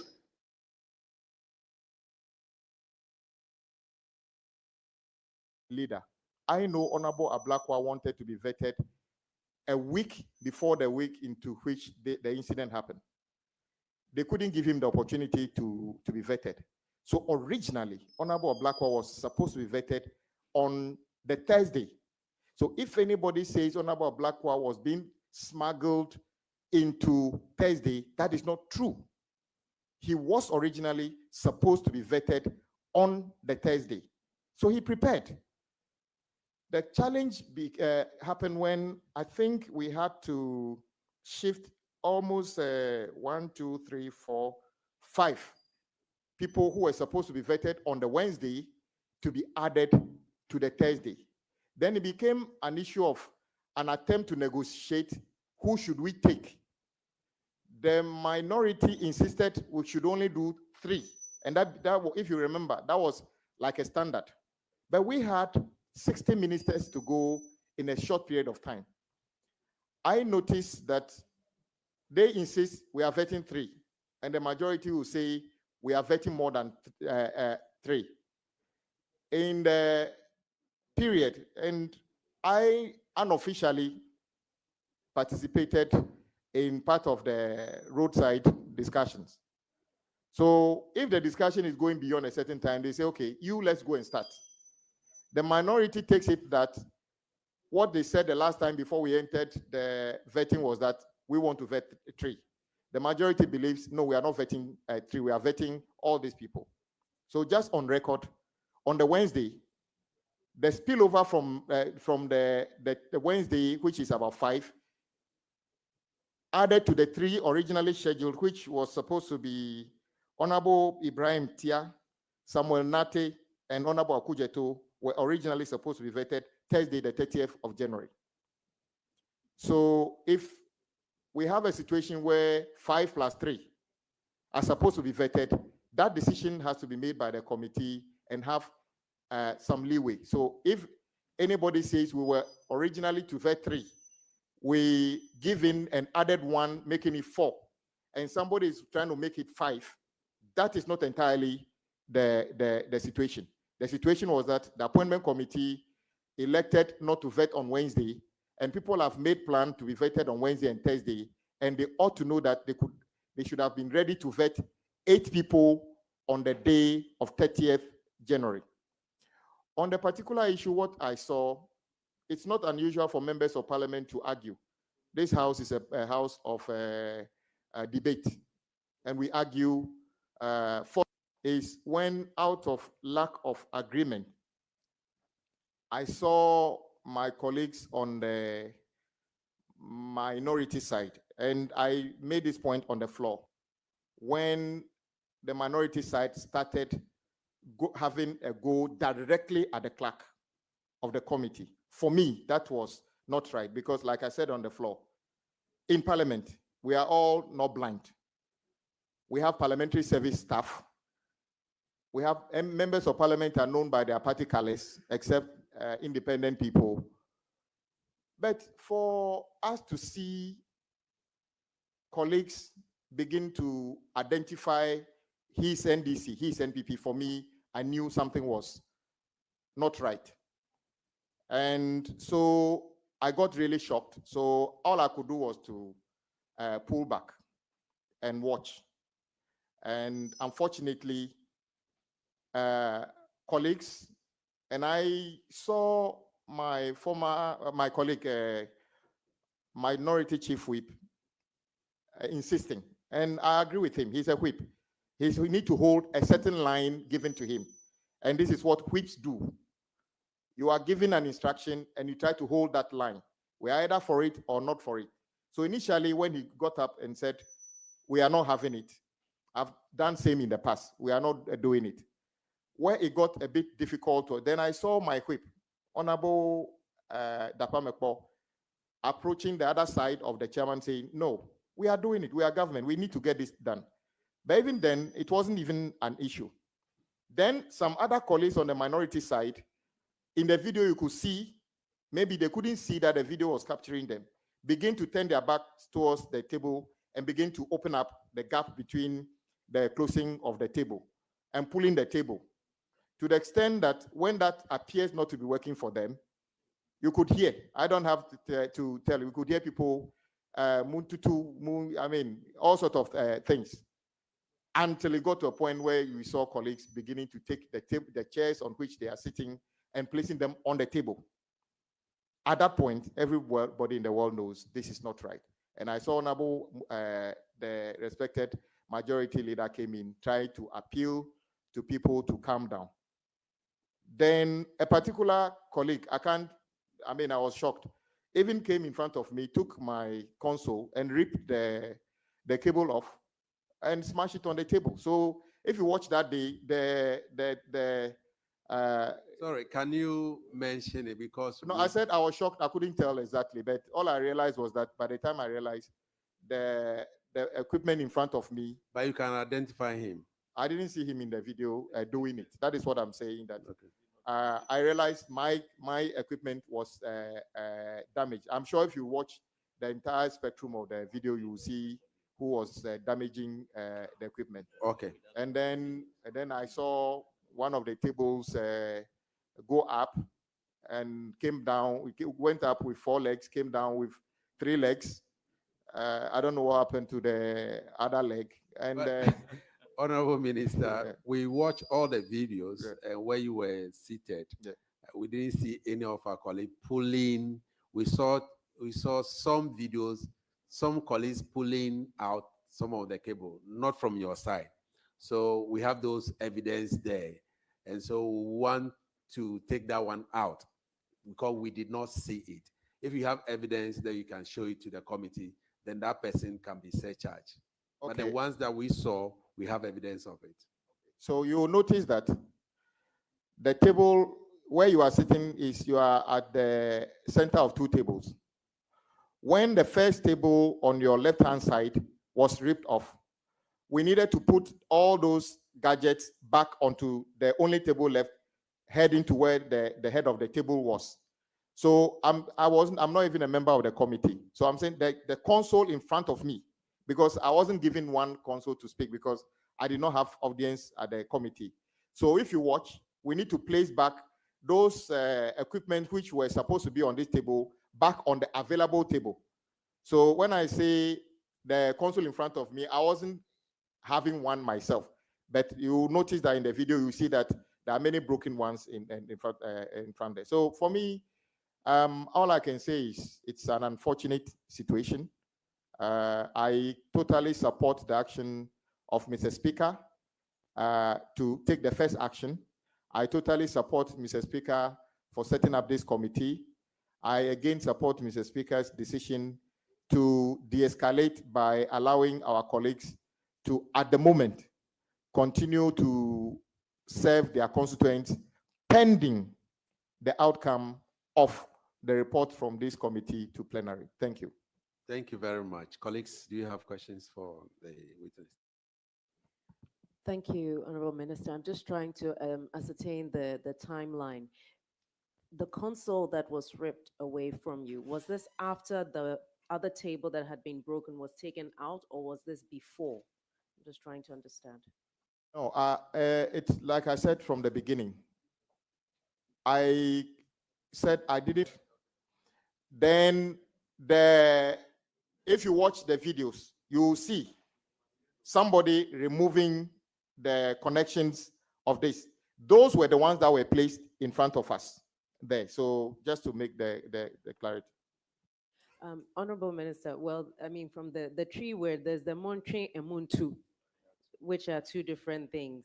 And usually in the video, we actually heard the two different words used in two different contexts. But what I'm trying to ascertain is not who ripped it. What I'm trying to ascertain is whether this destruction to the console happened after that table was taken away from the room, because you're saying that everything was put on this table. What I'm trying to ascertain is whether the destruction to this microphone you're referring to happened after the table had been moved, or this happened.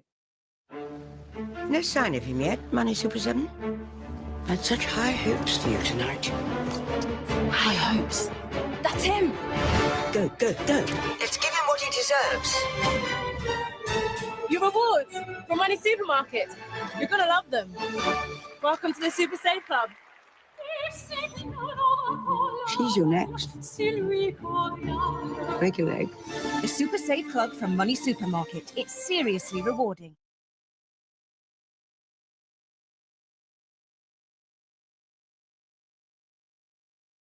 Break free with the new Opera GX, a browser that puts you in control with a brand new design that frees up even more pixels for personalization and an inventory of features to up your game at every level.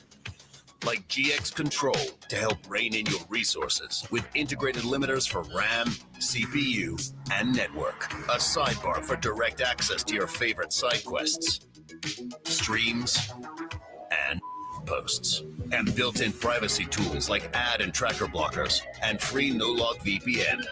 Check into GX Corner for the latest news, deals, and free games. But what really makes our hit different is mods, giving you the power to change everything from animated wallpapers to themes, sounds, music, and shaders, so you can change everything. Get Opera GX. Thank you.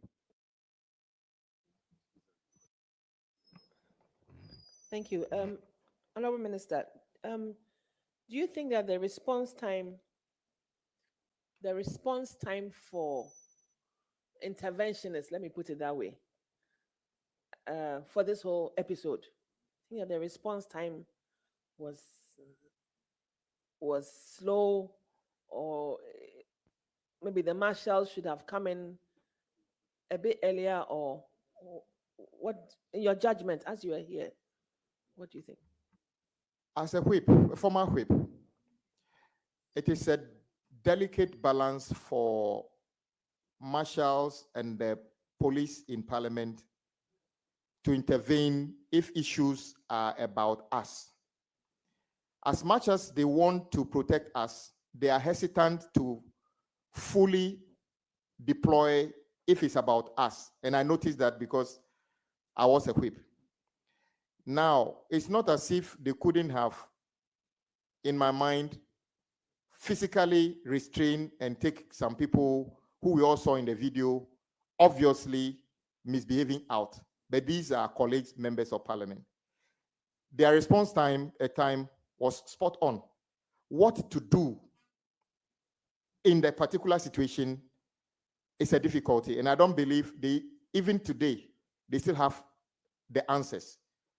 But the solution would have been that members of parliament, as we are, if we schedule to vet 5 people on Wednesday, have written to them and elect to bring in Mr. Vomawo and spend the whole day on him. In fact, I was encouraging them, after Mr. Vomawo have been dealt with, let's go ahead and vet the rest of the people.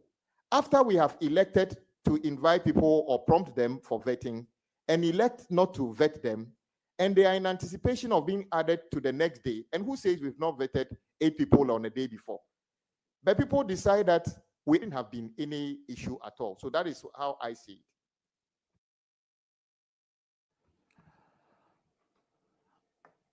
Honorable Kwame Boja, I'm sure you'll permit me to call you Kwame. I'm Kwame. The day that you, Honorable Vobawo was smuggled in, I thought that was what he said. He was not scheduled, but he was added on when you had not, when he had not been scheduled. Is that correct? Well, on the master schedule of the appointment committee, I did not see a schedule to invite Mr. Vomawo. So those words, smuggle, actually are your own words. I didn't use it. Okay. Now, on that day that Mr. Vomawo was invited, how many people were vetted? No one was vetted, but 5 were scheduled. Are you looking for a credit card? Oh, he's good. With AutoSerge's handy credit card feature, he'll check your chances of approval before you apply without impacting your credit score, taking the guesswork out of finding a credit card. Simples. With the all-new QI35, we combine tailor-made speed, maximum forgiveness, and a new level of fitting to give you more distance from more of the face. Unlock another level with the all-new QI35. Yeah, that's the one. From TaylorMade. So that day he was the only person that was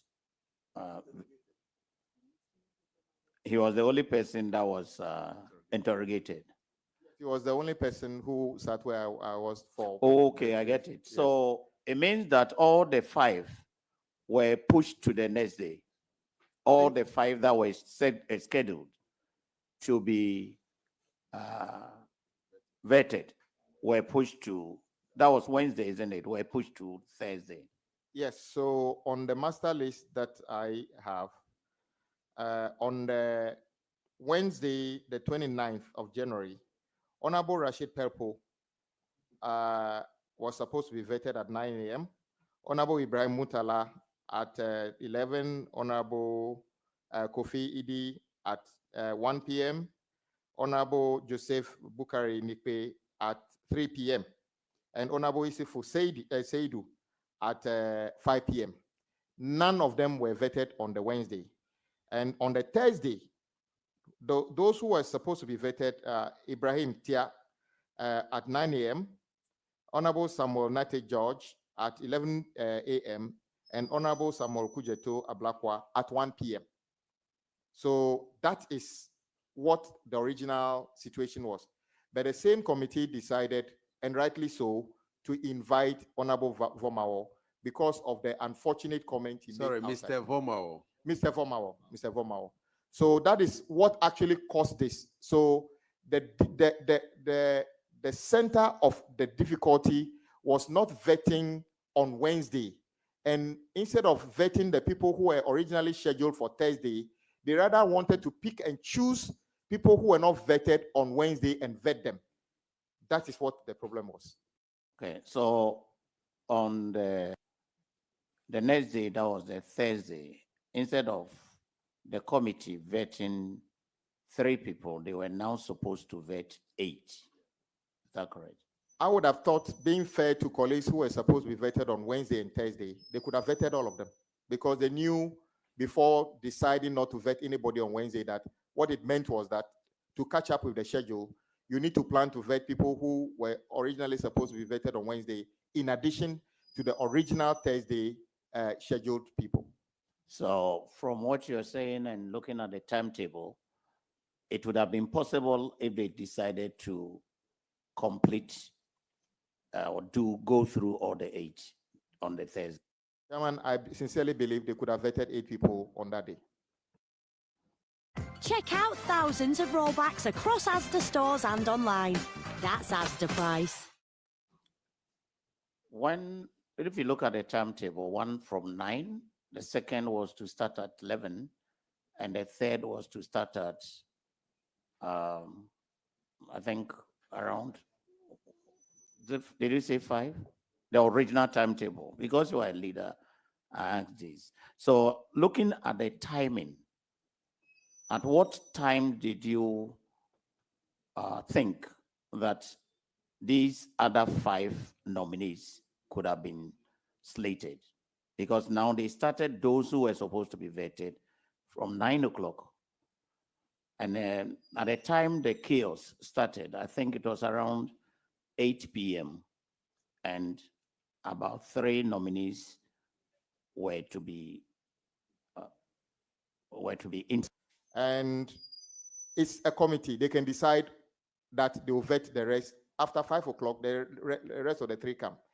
On the Thursday, you will notice that Honorable Kujetu was supposed to be here at 1 o'clock. What it means is that maybe by 2 o'clock, he would have been finished, and then you add the rest. So it's an issue of time management of the committee. Even in Parliament, it gets to a point the Speaker will say, you speak for 5 minutes, and they stick to it.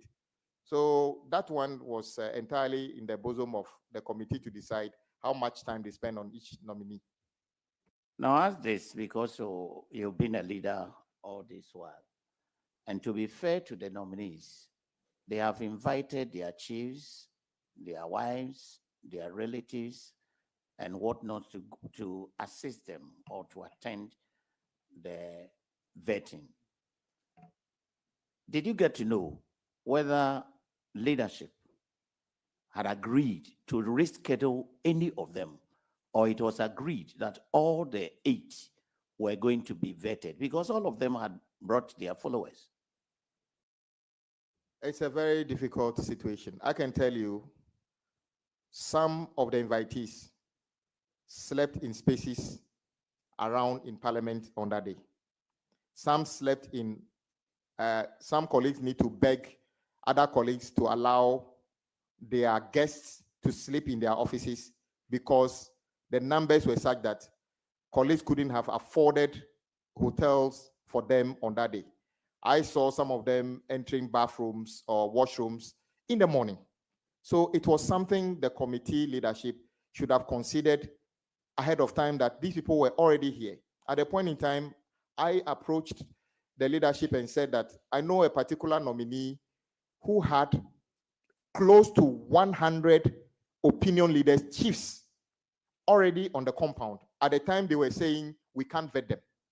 The 100 chiefs also were already here.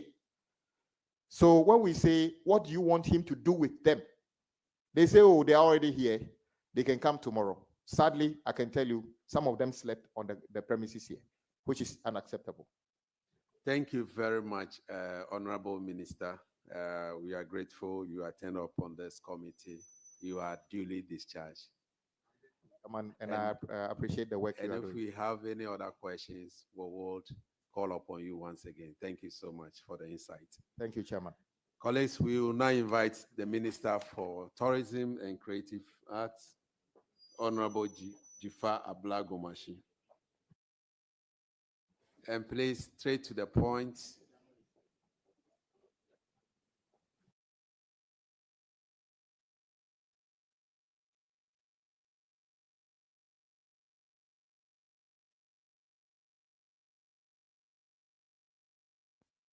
Honorable Minister, since Deputy Speaker, who is also the chair of the vetting committee, will be presiding this morning, we want to beg of you to give us a few minutes, and then we'll take him. We'll take the chair, the Deputy Speaker.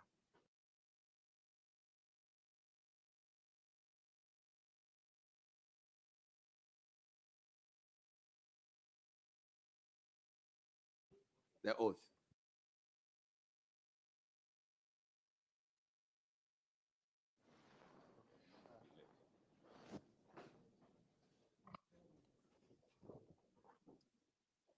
I, Bernard Ahiafor, do hereby swear by the Almighty God that the evidence I shall give before this committee touching the matter in issue shall be the truth, the whole truth, nothing but the truth. So help me God.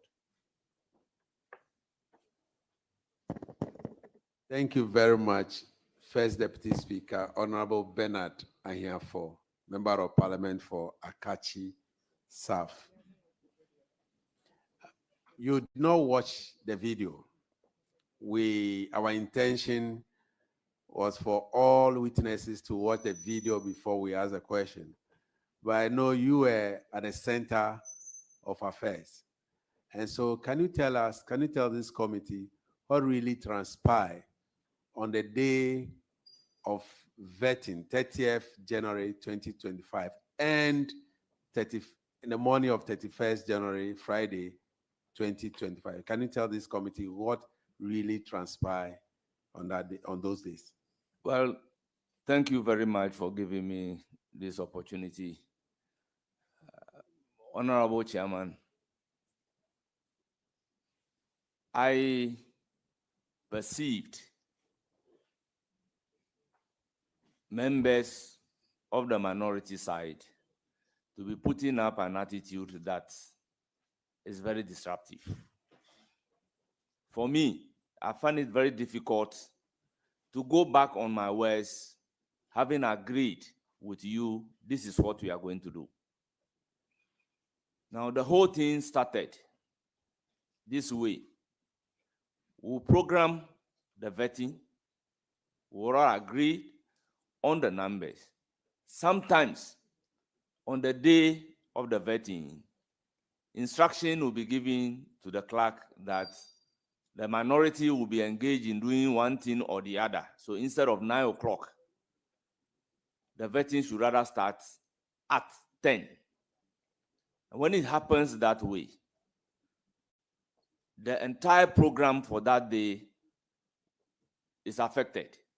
Affected in the sense that what you have to do between 9 and 10, you will not be able to do it.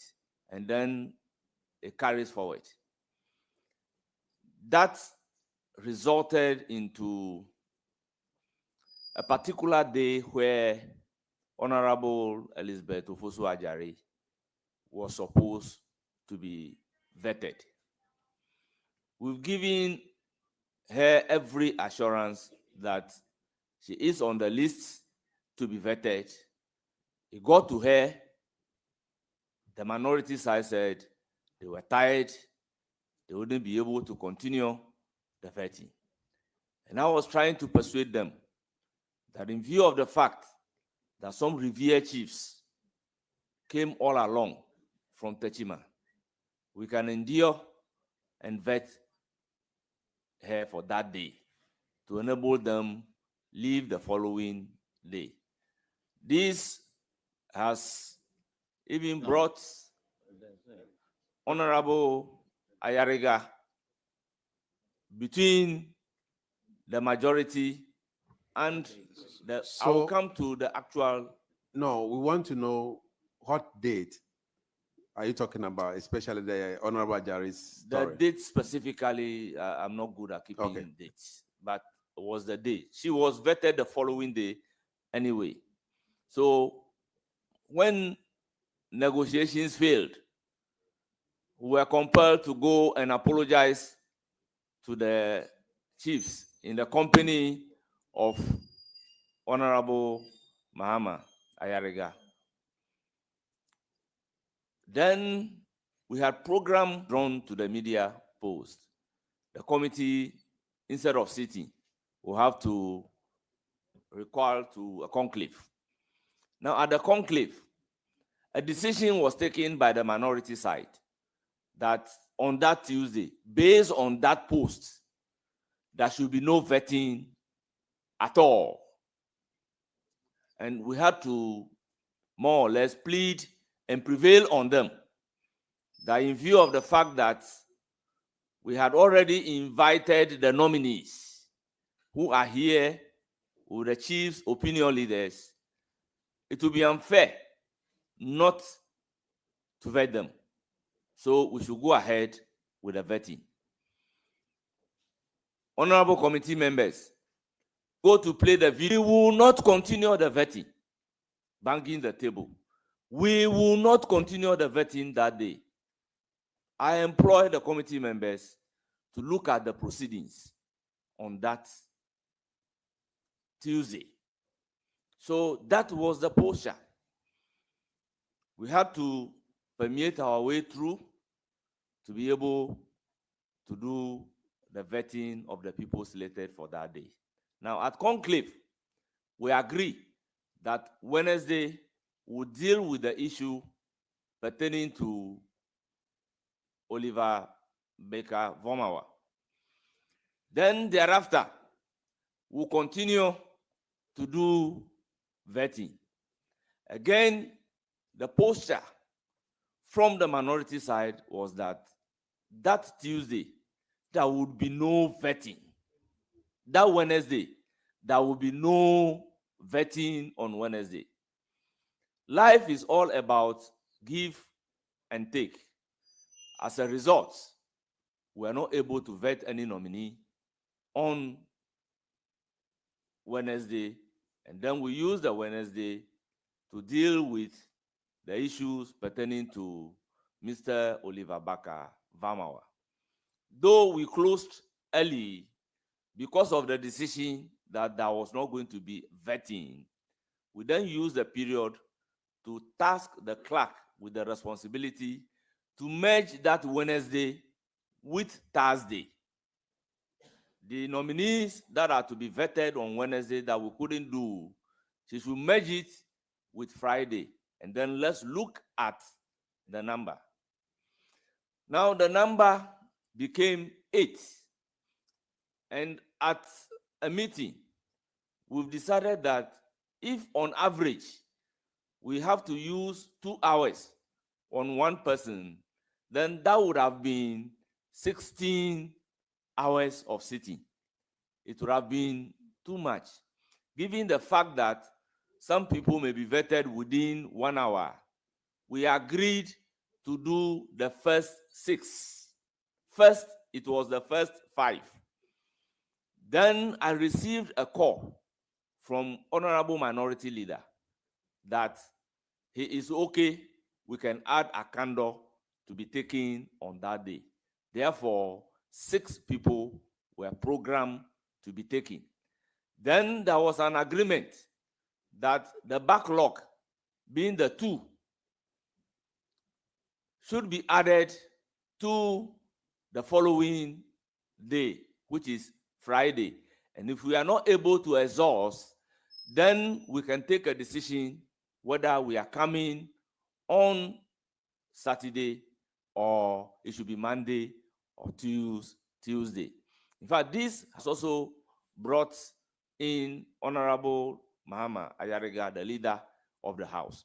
And he even came out to say that clearly we need to negotiate the Saturday because Saturday is not a working day.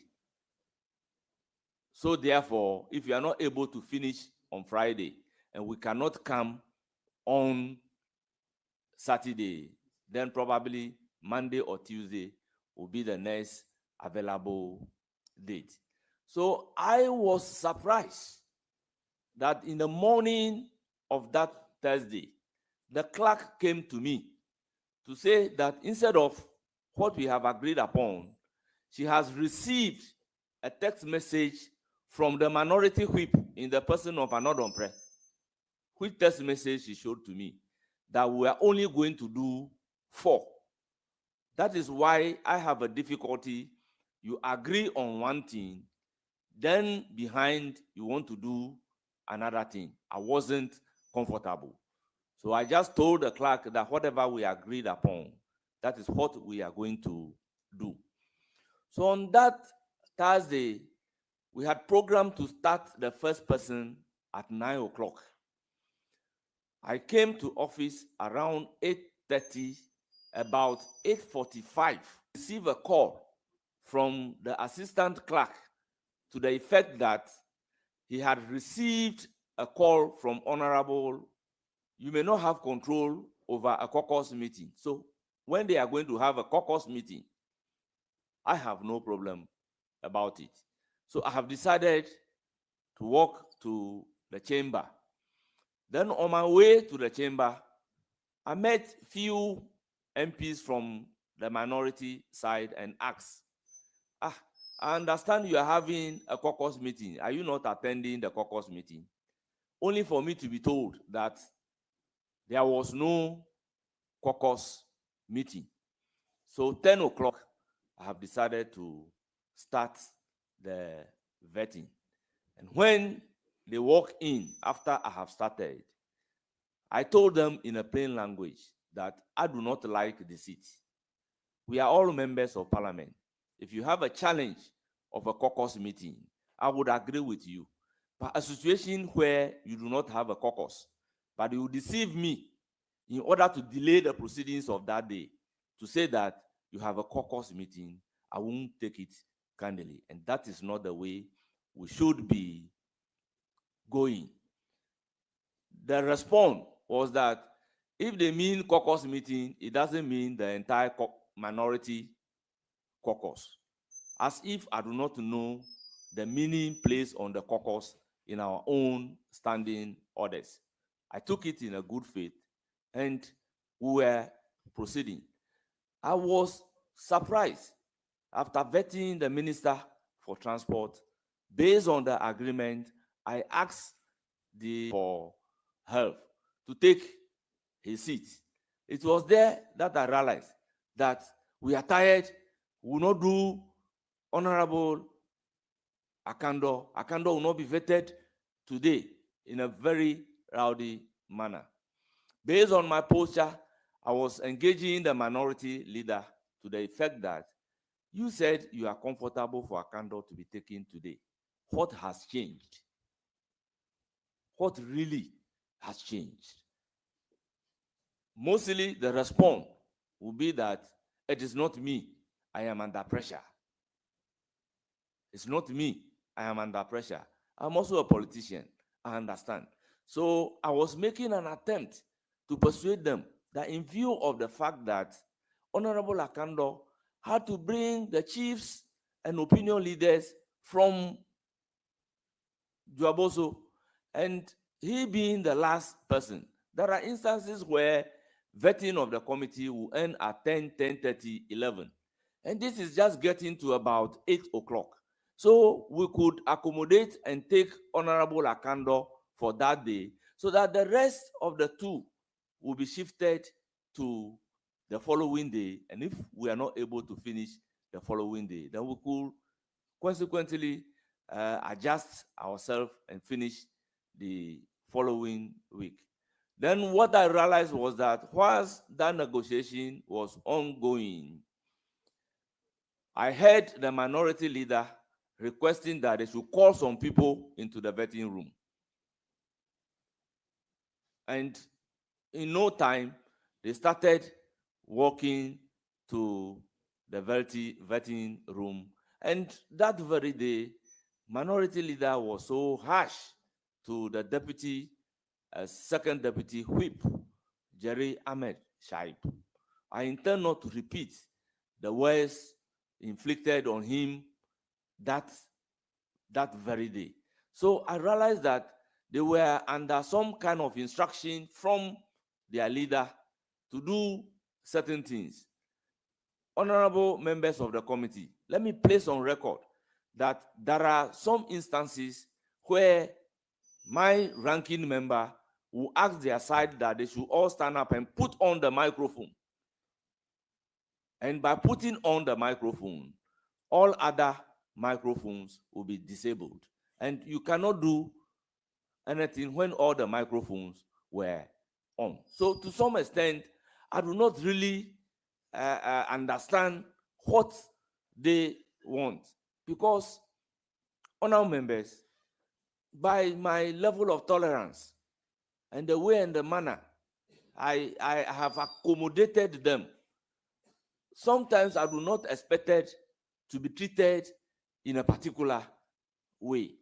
And as I said, life is about give and take. We were prepared to give and we were prepared to take. So I also expected them to also give and take. So before I could realize somebody said something in tree, and they started pulling the cables, and I mean there was a pandemonium. The hope louder than my voice. I thank you so much for giving me the opportunity. Thank you very much, Bernard. I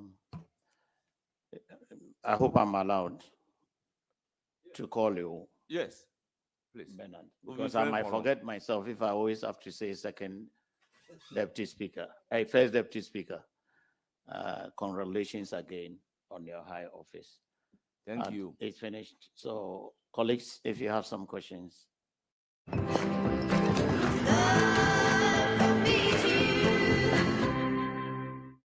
For him.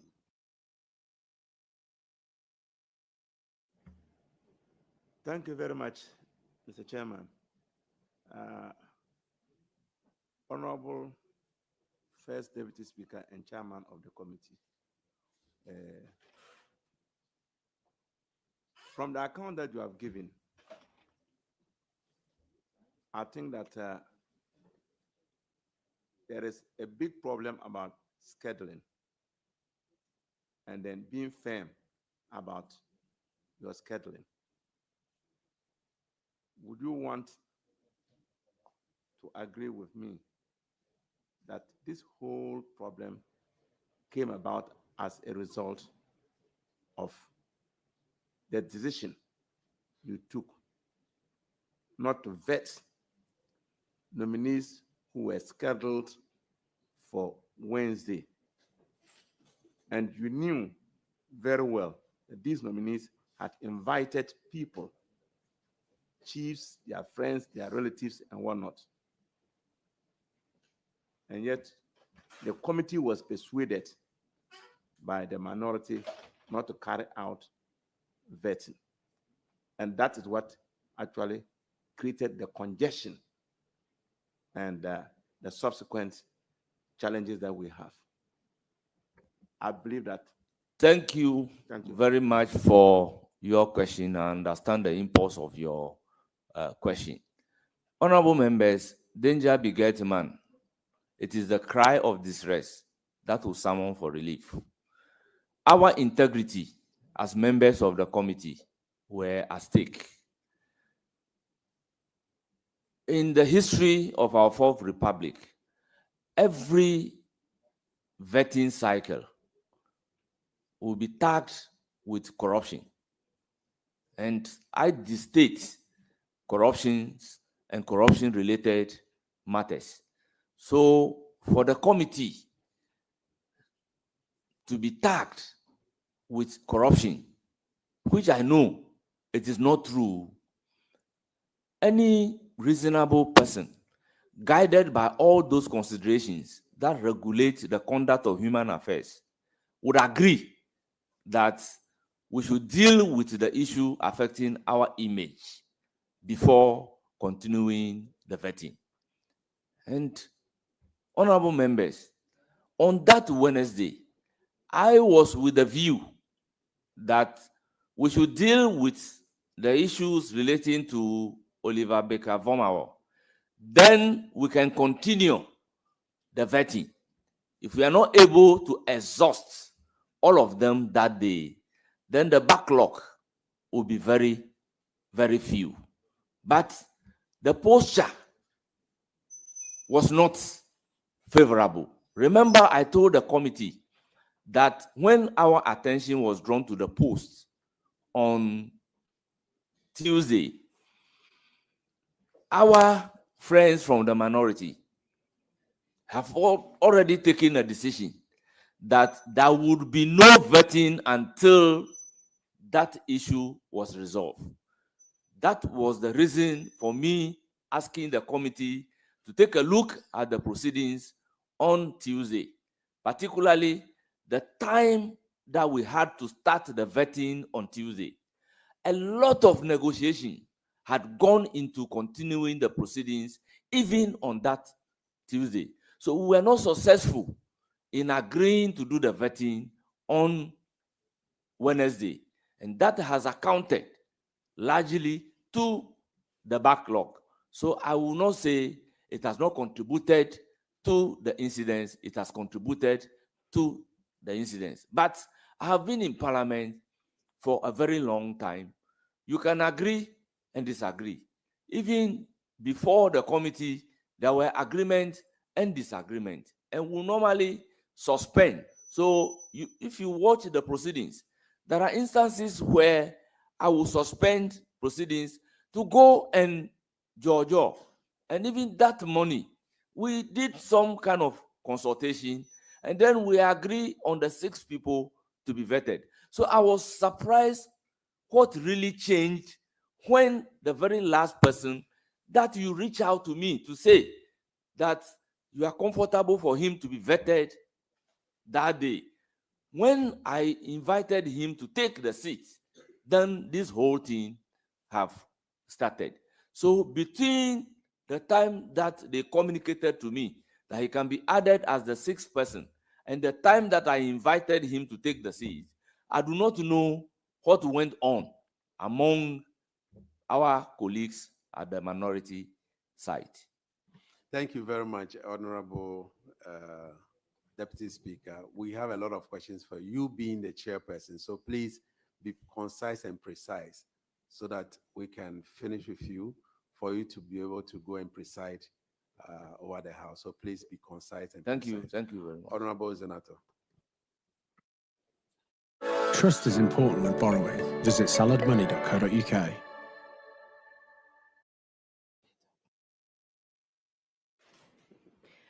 Thank you, Honorable Chair.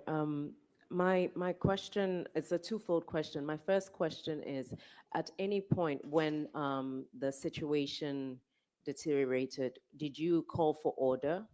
That's the part A. And okay, first, that's the first question. Yes, I did. You can hear me shouting, order, let there be order, honorable members, let there be order, let there be order. So I was trying to restore order when word was said in tree, as a moon tree cables. I'm not good at tree. So immediately that has been said, they started pulling the cables and my microphone was disconnected, and no matter how I shout, nobody can hear me. Thank you, Honorable Chair. My second question is, at any point after you tried to call for order and that was not happening, did you attempt to suspend the sitting of the committee? Well, at that point, I really do not see the need. I thought by saying order, order, and engaging the minority leader and the ranking member on the side as to what has really changed, resulting into this, I thought the two of us could resolve it among ourselves and proceed to conduct the vetting.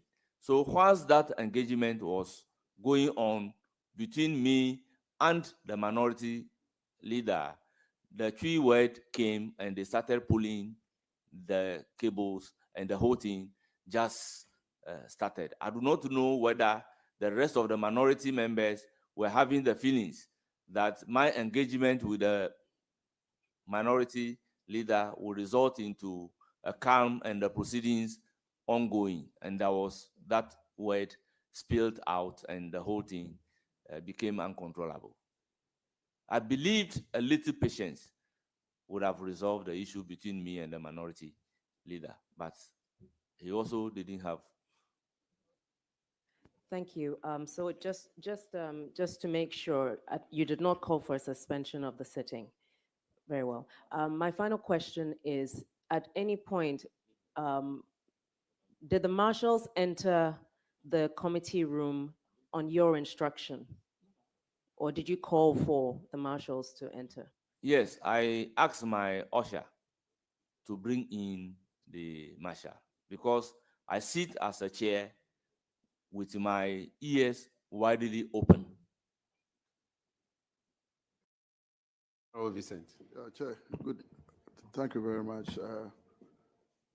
The Speaker, would you be surprised that those who were involved in the scuffle. We had one person who was not a member of parliament, not part of parliamentary staff. Let me use the word, he was an imposter, yet he was a stranger, yet he was part of the scuffle. Well, I won't be surprised. As I indicated, there was a voice saying, call them in. So I wouldn't be able to know exactly who were requested to be called in.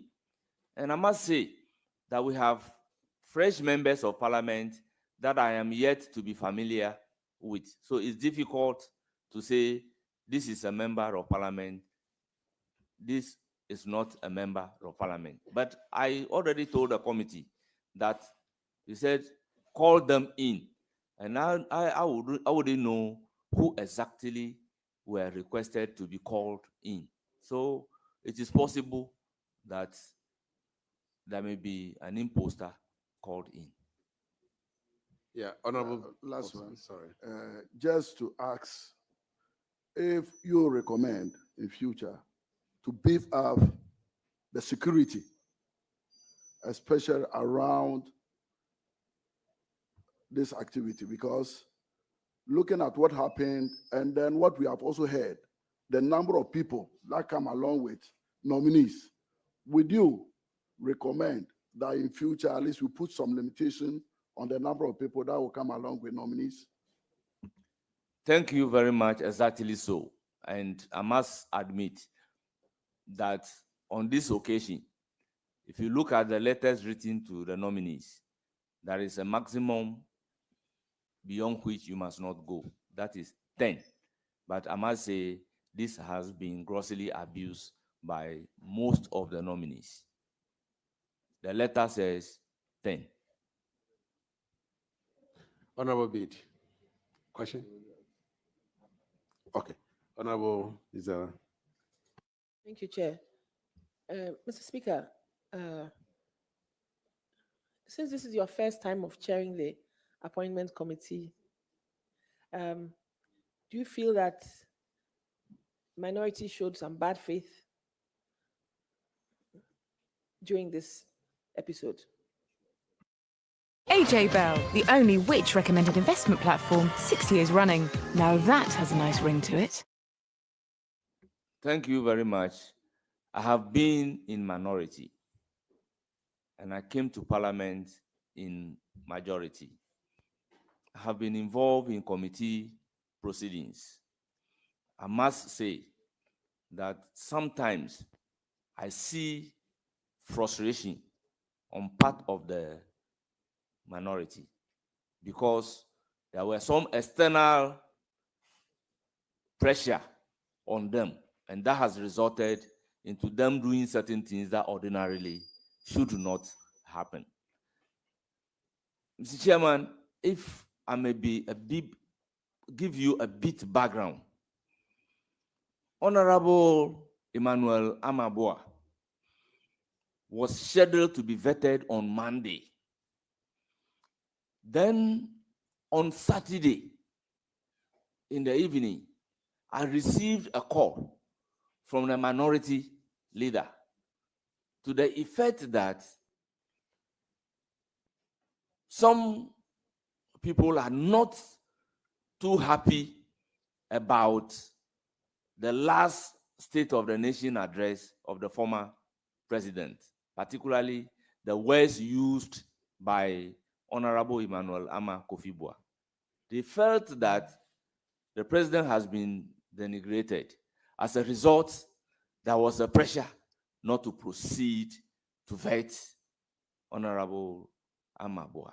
And I said, no, this will be real difficulty.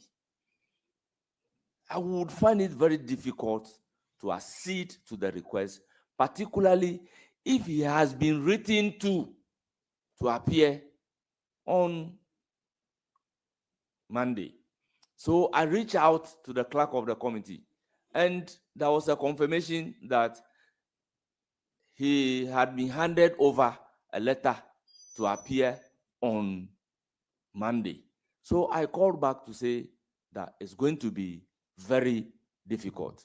The event that unfolded resulted into the influencing the minority leaders' behavior towards the clerk, because there was an issue to the effect that the clerk should take me as a chairman out of the arrangement to vet or not to vet Amabua on Monday, Honorable Emmanuel Amabua on Monday, and take the responsibility, take him also out, and then postpone Emmanuel Amabua, which was difficult for the clerk to do. And I believe the minority leader is not happy about this. So I'm of the view that they were also under some kind of pressures informing the way they go about doing certain things. There was a pressure that Honorable Sam George should not be vetted. Honorable Okujeto Ablakwa should be the last to be vetted. So a lot has been happening. Thank you very much, Honorable Enyimedu. Mr. Chairman, this is the first time you are chairing a committee in this house. Is that correct? No, that is not correct, because I entered Parliament in 2013, and the very first post I was given was the Vice Chairman for the Judiciary Committee, and I have occasion of chairing the Judiciary Committee. Then in my second term, I became the Vice Chairman for the Subsidiary Legislation Committee, and you are aware that I've also been chairing the Subsidiary Legislation Committee. Then I became a ranking member for Constitutional, Legal, and Parliamentary Affairs Committee. So this is actually not my first experience chairing, but this is my first experience chairing the Appointment Committee. Yeah, but what you said, the explanation you've given me, says that you were advised to some committees, but this is the first time you are chairman of a committee. Is that correct? No, I was vice chairman for Judiciary Committee in my first term. So I had the opportunity to chair in the absence of the chairman. Then in my second chairing term, a committee, but being holding the position of a chairman of a committee. This is the first time, because you were vice chair. I'm not saying this is the first experience of chairing a meeting. well, your word used is that this is your first time of chairing a committee. Chairing a committee is one thing, and holding the position of a chairman of a committee is another thing. Okay, so I'm asking the fact that this is the first time you are holding the position of a chairman. Exactly so. Right. Wix gives you the freedom to tell your story with a professional website that reflects who you are and what you have to offer. Customize every element of your website to meet your needs and achieve your goals. Create a unique visual experience that enhances your product and amplifies. Would you agree with me from your narrative that prior to the Thursday meeting, you were prejudiced against the minority? It is far from that. Why did you say we should go and look at their faces on the Tuesday proceedings? Well, the whole thing emanated from Tuesday, and the actual rioting started on that Tuesday. I said so because over the publication, we have taken a decision at conclave to deal with the issue. So I was highly surprised that we'll resolve that at conclave. Then we'll come to the sitting, and a member at conclave will be hitting the table that there will be no vetting. There will be no vetting. There will be no vetting. That is why I'm saying that I am surprised about certain turn of event, because for me, if I agree to do something with you, why would I change my mind all of a sudden and come and be doing something different? Yeah, I think you have said so, that you are a man of your own words. You don't want you to be taken unaware of the things that you've agreed on from the onset. And so maybe my vice chair will be guided as he asks the next question. I know Bedan very well. You said along the line, minority leader called, you received a phone call that Honorable Akando should be added to the list of the nominees that we're going to engage on Thursday. Is that correct? Yes, I'm speaking on oath, and this is confirmed. I have no reason to doubt you. Yes. My next question is that when yes, you let me conclude my answer. Yes, and this was followed by his directive to the minority whip, who also called the clerk of the committee that Akando should be added. Now, when you received this call, did you inform the rest of the committee members that you were going to deal with Honorable Akando on that day?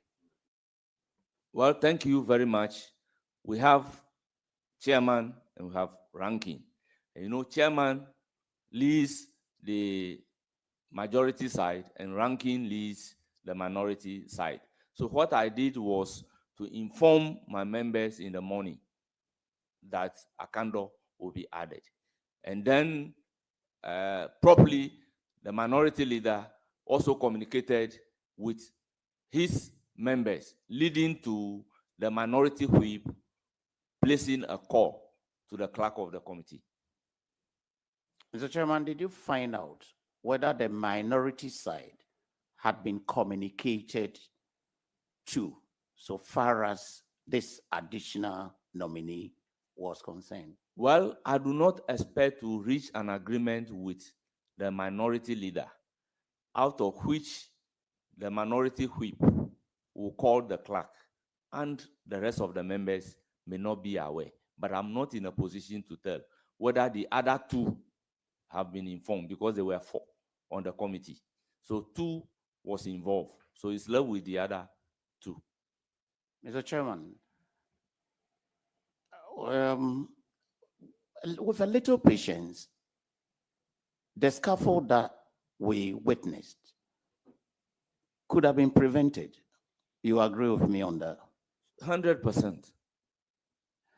Now, the case of the minority was that they were being surprised. Were you surprised to hear that they were being ambushed? I will be highly surprised. Highly surprised.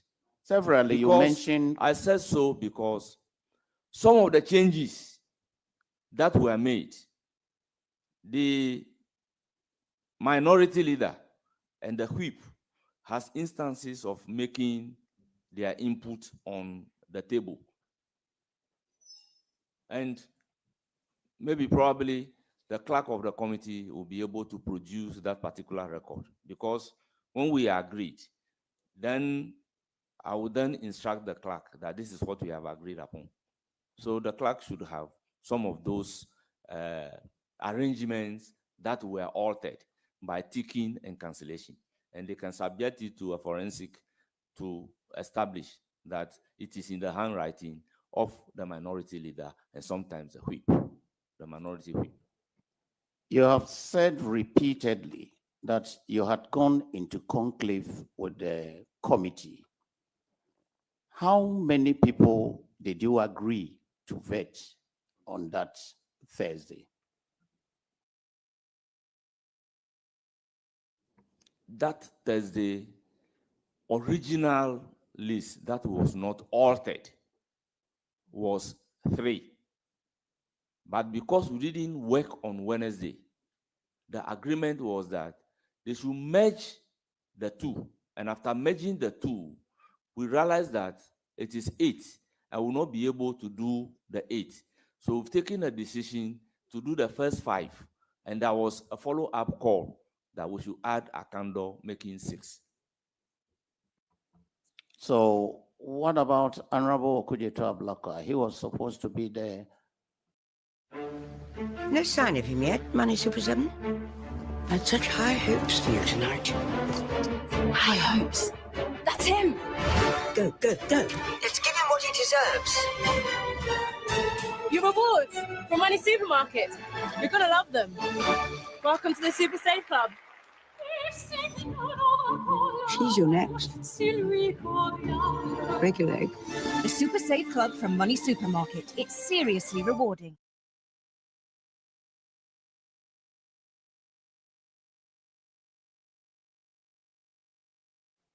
Seventh person? Honorable members, Okujeto Ablakwa was one of the original people to be vetted on Thursday. So if you see his letter slated Thursday.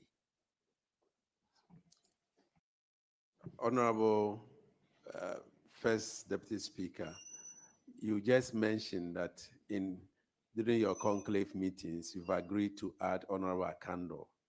That will make it 6. And so Honorable Okujeto, even though he has original letter slated for Thursday, because the committee agreed that you are going to have that meeting, that you agreed that Akando should be added to the 5 members who were supposed to be vetted on Wednesday, shifted to Thursday. So in a nutshell, Okujeto was not part of the second agreement that you had with your members. Thank you very much. This is a very important question. Honorable members of the committee, sometimes some of the nominees take less than 1 hour before us. So the instruction to the clerk of the committee is that she should hold the list of the 8. If you are able to go beyond the 6, then they could also be taken, because sometimes it's difficult to predict the length of time that the committee will take to vet one person. And having watched the videos, you can agree with me that some people were vetted 45 minutes, less than 1 hour, they are also vetted. So if we are able to use the same approach, it is possible we could even say that, oh, we want to vet 6 people, but looking at the time that we have finished the vetting, is it possible to take the additional 2, meaning that the whole list is exhausted? So we didn't have a block mind on that, going beyond the 6. We never had a block mind on that.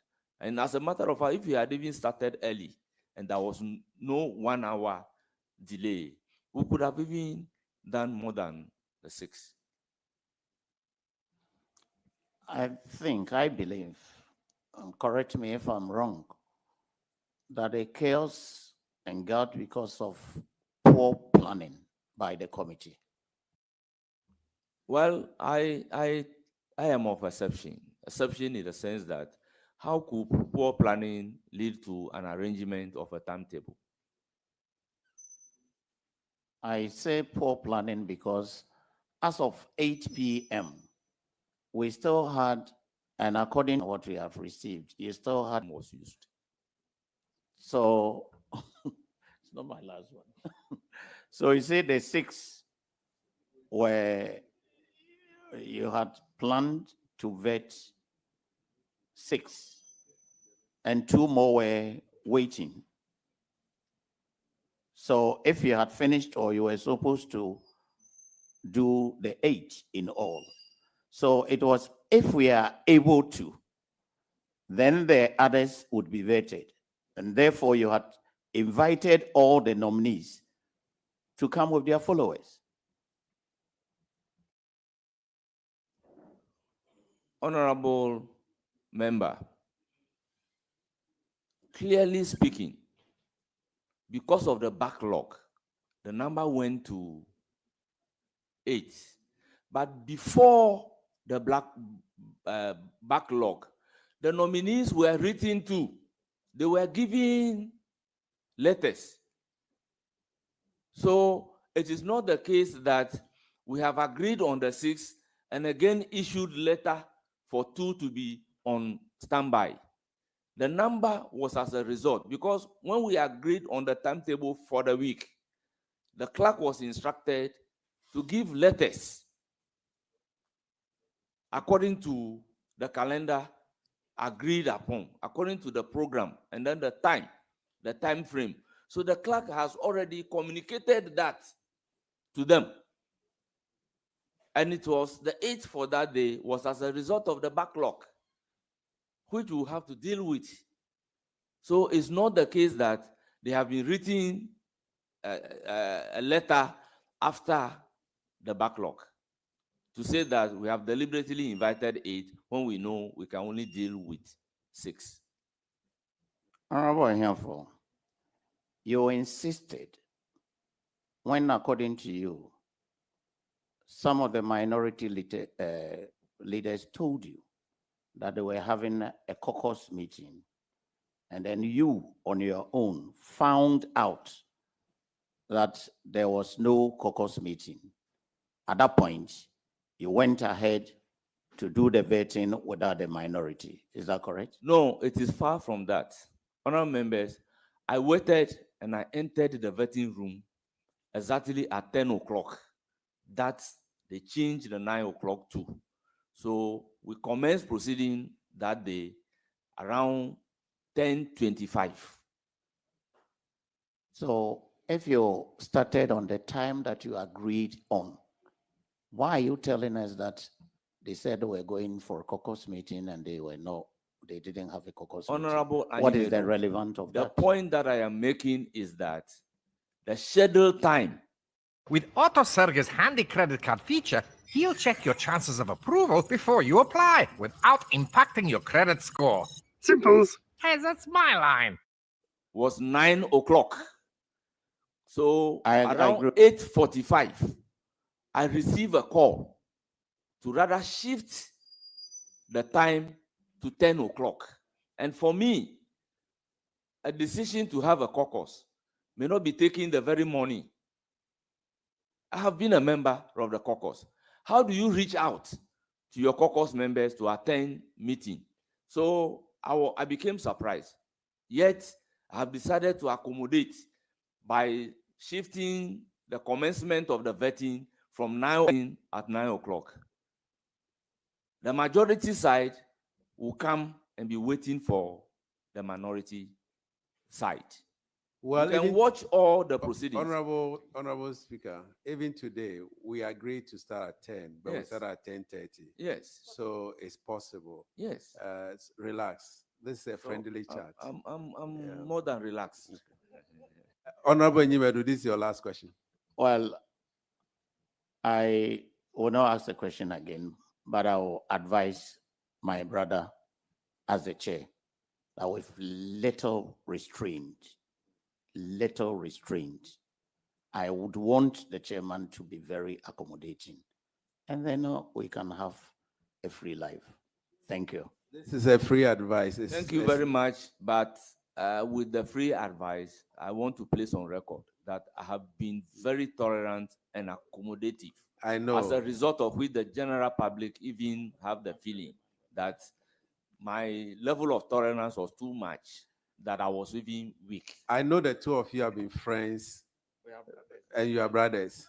So whether you are tolerant or not tolerant, the two of you know each other. And so please, let's keep it like that. On that note, First Deputy Speaker, we want to discharge you. Thank you very much for attending upon this committee. We will now take Honorable... Thank you very much for having me. Honorable Ahiafor Ablagumashi. Please, we have... This should be not more than 10 minutes. We have other colleagues coming in. They've called that they want to come. And so please let it be as short as possible. Thank you.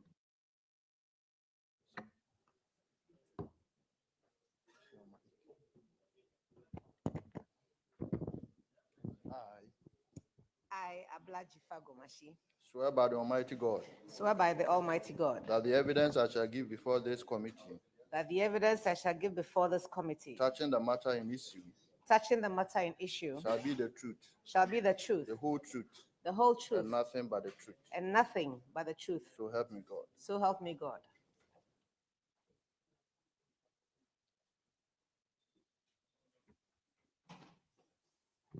Thank you very much, Honorable Jifa Abla Gomashi, Minister Abla Jifa Gomashi. Thank you for attending upon this committee. As you watched the video, you saw yourself in the video. Please, can you tell us, this committee, what really happened on that fateful day? Good morning again to everybody. Thank you, Chairman, for the opportunity. On that fateful day, I saw the absence of tolerance. I saw the absence of camaraderie. I saw the absence of the respect for this institution called the Parliament of Ghana. On that fateful day, I saw total disrespect for a woman who has risen through the ranks to be the clerk to the committee that was vetting nominees for His Excellency, the President of the Republic of Ghana. I saw an attack on the woman and the inability of leadership of the committee to protect her. I saw total chaos in the committee room and the destruction of property belonging to the Republic of Ghana.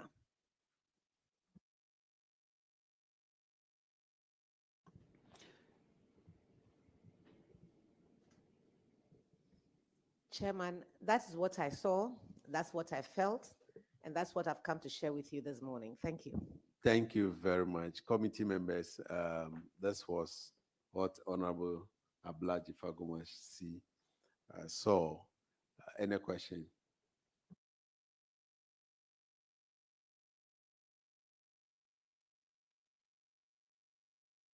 Okay, Chair, thank you very much.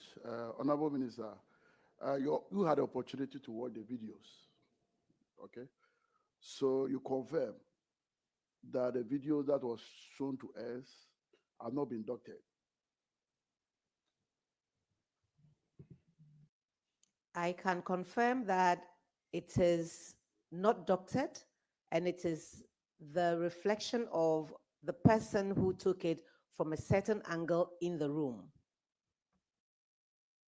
I mean that I saw more than what was shown on the screen. Thank you.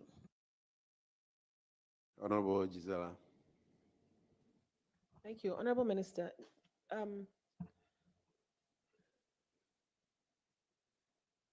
What do you think, from where you sat, from the videos I saw, you were sitting from the middle to the north end of the table. What do you think, from where you sat, could have triggered this scenario? Was it misunderstanding, not intolerance, or what could have triggered it? Thank you very much, Chair. I sat right where my handbag is right now, and the clerk to the committee sat to my right. I think that fellow feeling, mutual respect for one another, and the office, and this office could have averted all that happened, if that answers your question. Okay, since members do not have more questions for you, let me find out. Oh, you have a question. Okay, let me ask my question, then I'll allow you. What were you doing here on that day? You are not a member of the appointment committee. What were you doing here? Yes, Chairman, I am not a member of the committee, but I received an invitation from my colleagues who were nominated and were going to be vetted. Specifically, Honorable